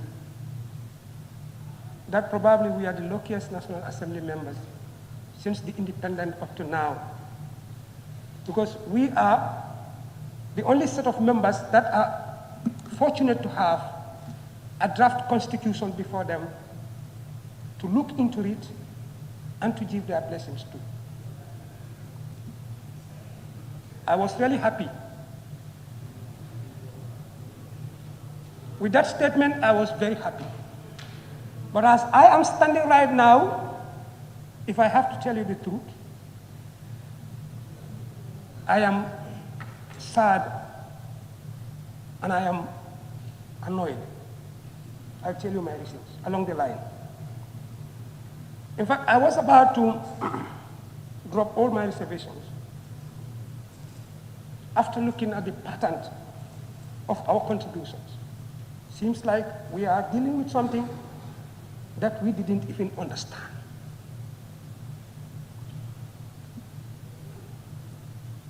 The draft constitution that we have contains 319 clauses, if I am right.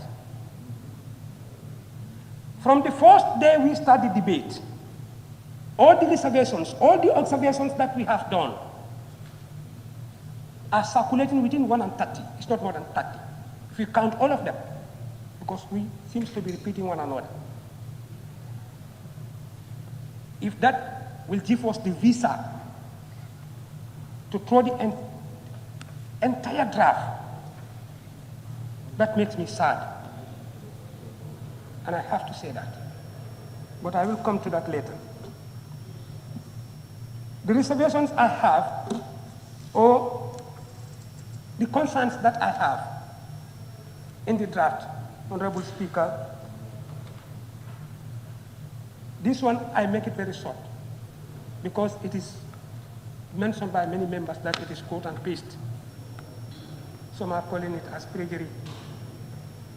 I want to believe that we are a sovereign state. We are a nation of our own. We are not under any colonization. Nobody is taking care of us. But we have to know that we belong to a global village. present trend of the world, or of all the nations, if you observe, is going beyond national sovereignty. We're going towards globalization. We call the world a global village. There are general ideas that bind us together, especially when it comes to politics and governance. There's nothing we can do about that. Whatever you wanted to do today has been done since yesterday. You cannot run away from that. In fact, we fail to think twice. How many National Assembly teams leave the Gambia to go to other countries to study a case? Just a simple one case. I went to Uganda for case study. Why not in the Gambia here? Look, we live in a global village. We are at a globalized world. We must do things together. We must have to learn from one another. That is not a problem. My observations are touched by some members.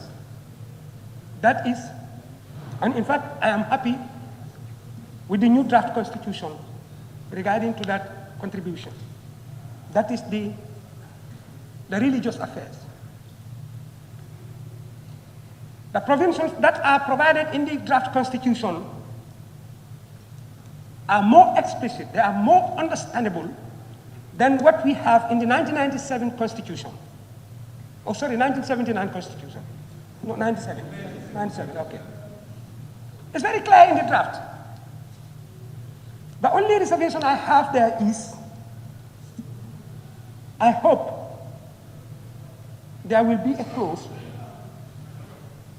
that will provide the National Assembly the power to be able to make an act for religious affairs in this country, which I have my own reasons for. If National Assembly can have an act, a power in the Constitution, in the new draft Constitution, whereas they can make an act or regulation regarding religious affairs. Otherwise, having secular or not having it in the draft Constitution, the clauses that are provided for our religious freedom in this draft Constitution are good. I don't have any problem with them. But my problem is there is no existing regulation in this country regarding religious affairs. I have made that research myself quite before we get this draft Constitution. And to my own calculation, I have seen that it is necessary, looking at our situation, looking at the occurrences in our country, I say it is necessary for Gambia to have a policy document regarding religious affairs. That does not, I don't think that even mean that government is going to interfere in religious affairs. A clear example is, we all remember and we see it together, there was a former governor that was taken to TRRC and was asked by the council, what authority did you have at that time to go and arrest that religious leader and his people?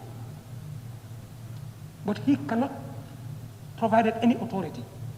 What he said was very clear. He only act on an executive order. And we did not want that to continue in our country anymore. So we have to have a regulation in our country regarding religious affairs. It is alarming.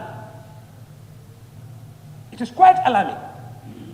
There is religious coexistence between the Christians and the Muslims in the country. That is not a problem. But we don't know what will happen tomorrow. The people of the same religion are always at fight. We all attest to that. We all know about it. A respectable religious leader with his scholars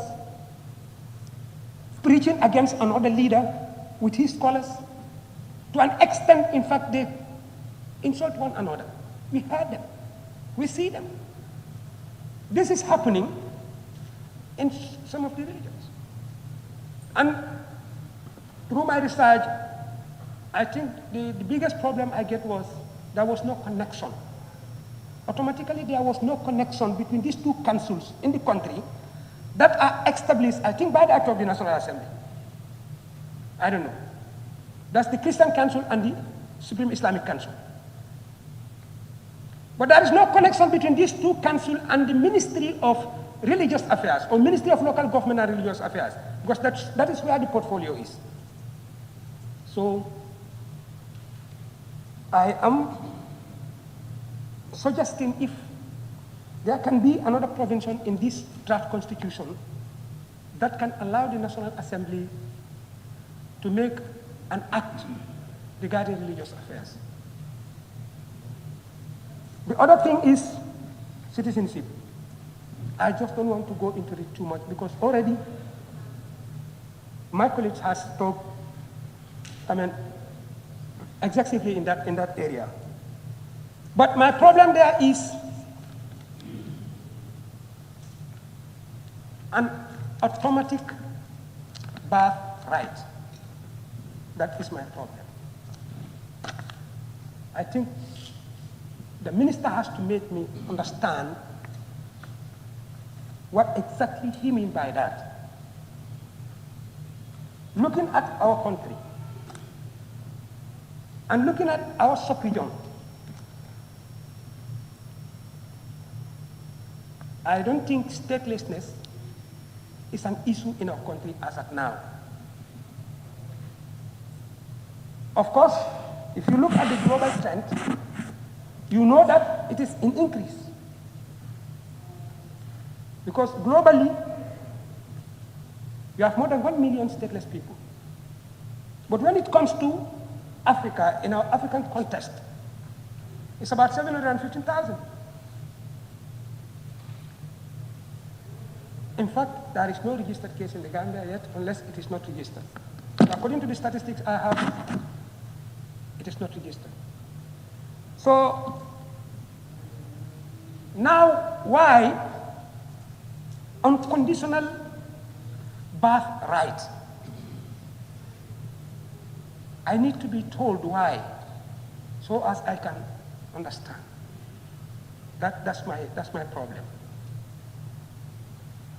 And finally, I came back to my argument. You see, why I am ashamed, we all know that this commission is established by an act of the National Assembly, 2017. We didn't inherit it. We made it. It's our own made. And the CRC didn't come from any country. They are Gambians. We give them this assignment with hope that they're going to give us a good result. And if you look at the processes that they take, personally, I don't want to take the time of the chambers anymore because we've been sitting here since in the morning, so I just want to summarize it.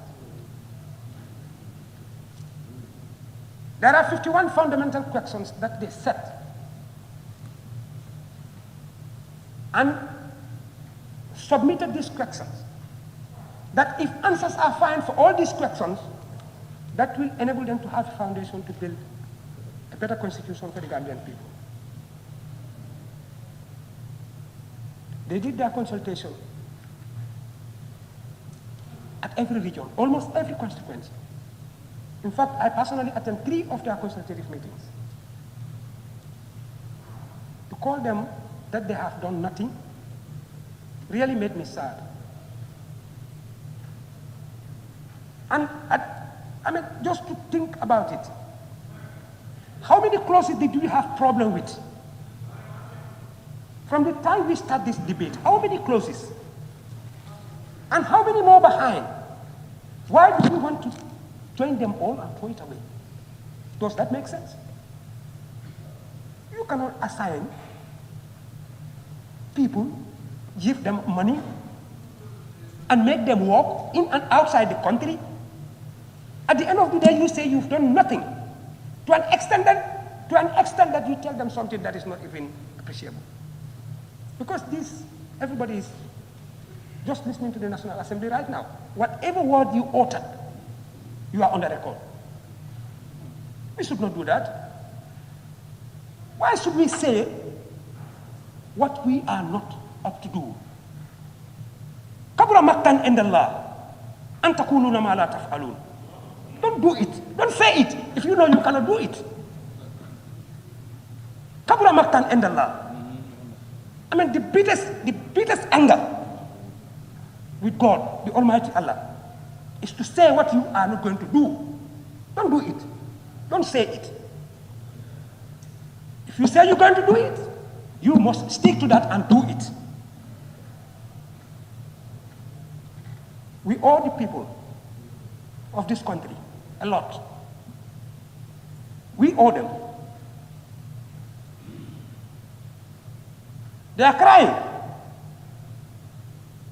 That is why they are using all the channels that they can do just to get to us, and so that we can listen to them.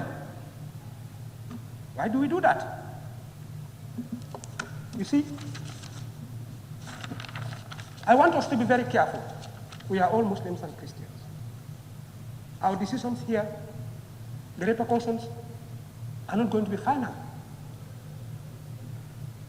We must answer to another question. As a leader, when we were coming here, as a Muslim, you are given a whole Quran. A Holy Quran. Because you are expected to say what you are going to do. Why did we say it when we know we cannot do it?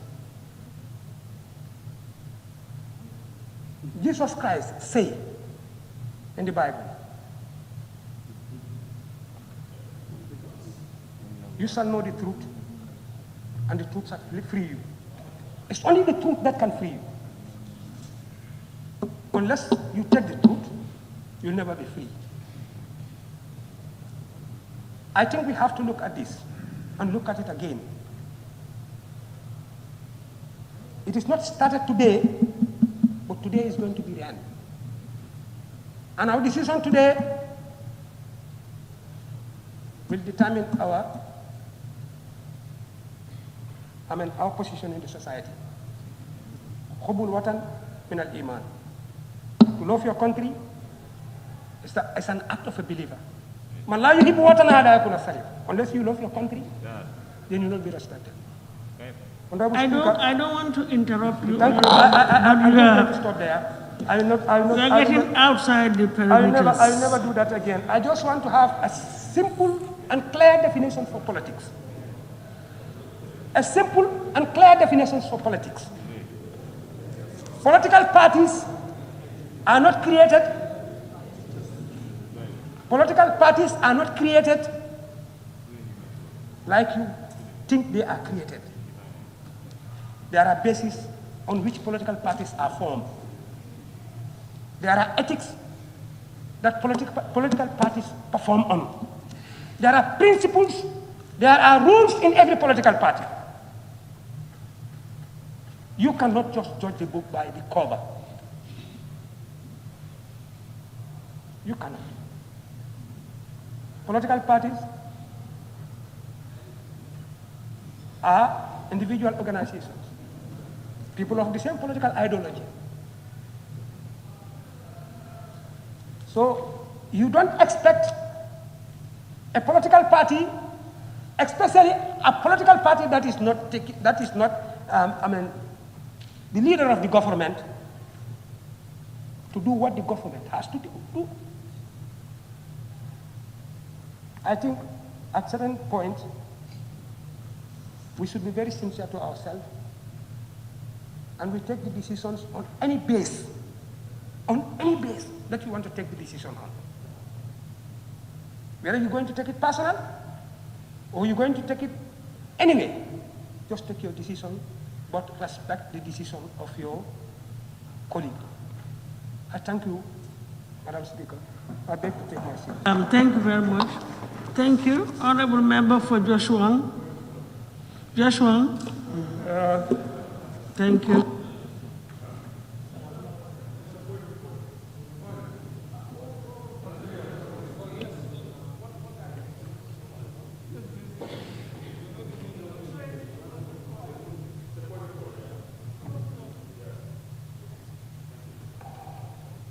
Thank you, Madam Speaker.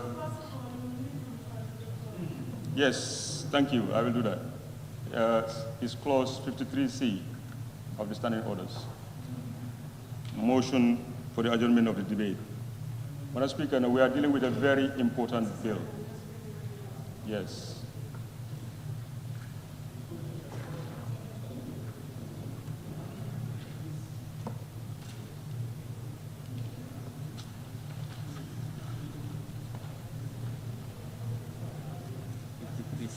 Yeah.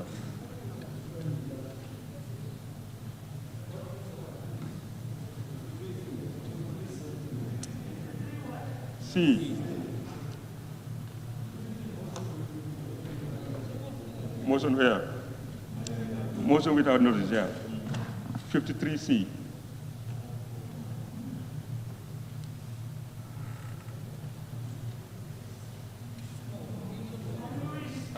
Yes, Madam Speaker, it says no, the following motions may. Yes, it says 53 motions which may be made without notice.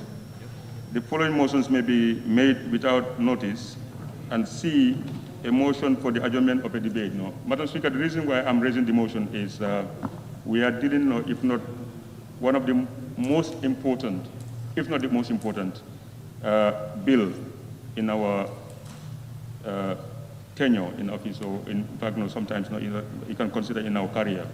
And I can see visibly, members are tired, and I still believe there are about 5 or more members still to speak, after which the Attorney General has to come and respond. To give it its fair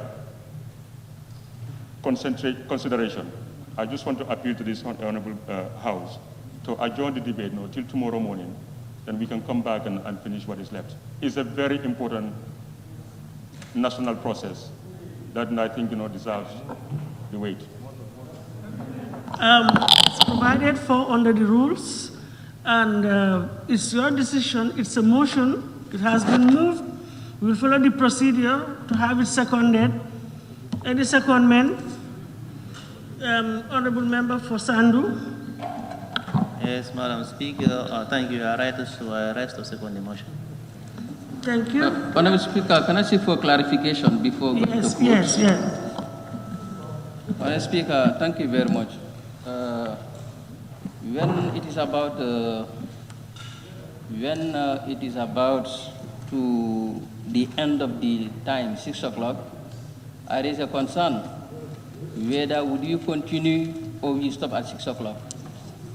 And a motion was passed here that we are going to sit beyond 6 o'clock to finish business.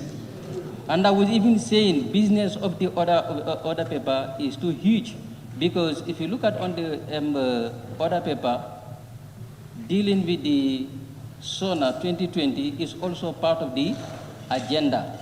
So if you want to finish the order of the day, that means we are going to deal with that also. That was I calling the concerns on that particular issue. But the motion was moved and seconded that we sit beyond 6 o'clock to finish business. So therefore, I don't think any other motion can come and to contradict that motion, unless we repeal that motion. So are you saying in effect that once a motion was moved, seconded, and approved, you cannot have a subsequent motion? Is that what you are saying? Well, we need to be clear. What I am saying. Because, no, I understand you. That's why I want to get you very clear. I also want to make it very clear. I am submitting. I am saying, if a motion is being moved, seconded, approved, there's no other motion that can be moved if that motion is not being repealed or is not being counted for. So there should be a motion to repeal that motion first. because we agreed to it and we voted for that motion, that we are going to sit beyond 6 o'clock to finish business. If you know that now, we cannot go by that now. The member can still use the standing order to repeal that motion, and we go for another. That is why I am saying that then are you saying in effect that even though a motion was already moved and seconded and approved, a subsequent motion cannot come on? That's the point. Is it proper under the standing orders to bring a subsequent motion? That is my issue. That is my issue. There's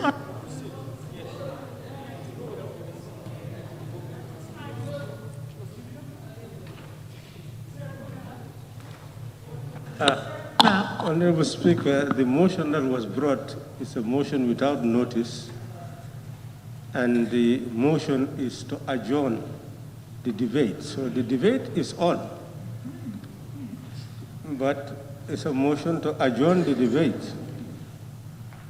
So unless the member can quote a section that shows that we cannot move a motion without notice and to adjourn the debate, then I think we should I am of proceed. the view that we are not annulling anything. It's just a suspension, if I get it right. Yes, so, and look at Madam Speaker. The title even says motions which may be made without notice. Without notice. So I think in all fairness, let's proceed, follow the procedures. We can do so. A motion has been moved. Has it been seconded?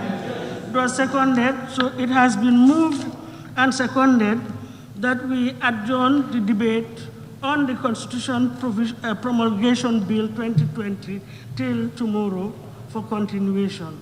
Those in favor, please say aye. Aye. Those not in favor, please say no. No. So I think the ayes have it. So the assembly stands adjourned till tomorrow. Please, 11 o'clock. I think let's compensate ourselves. 11 tomorrow. 11 o'clock. Please, tomorrow 11. And on time, please, promise. Thank you.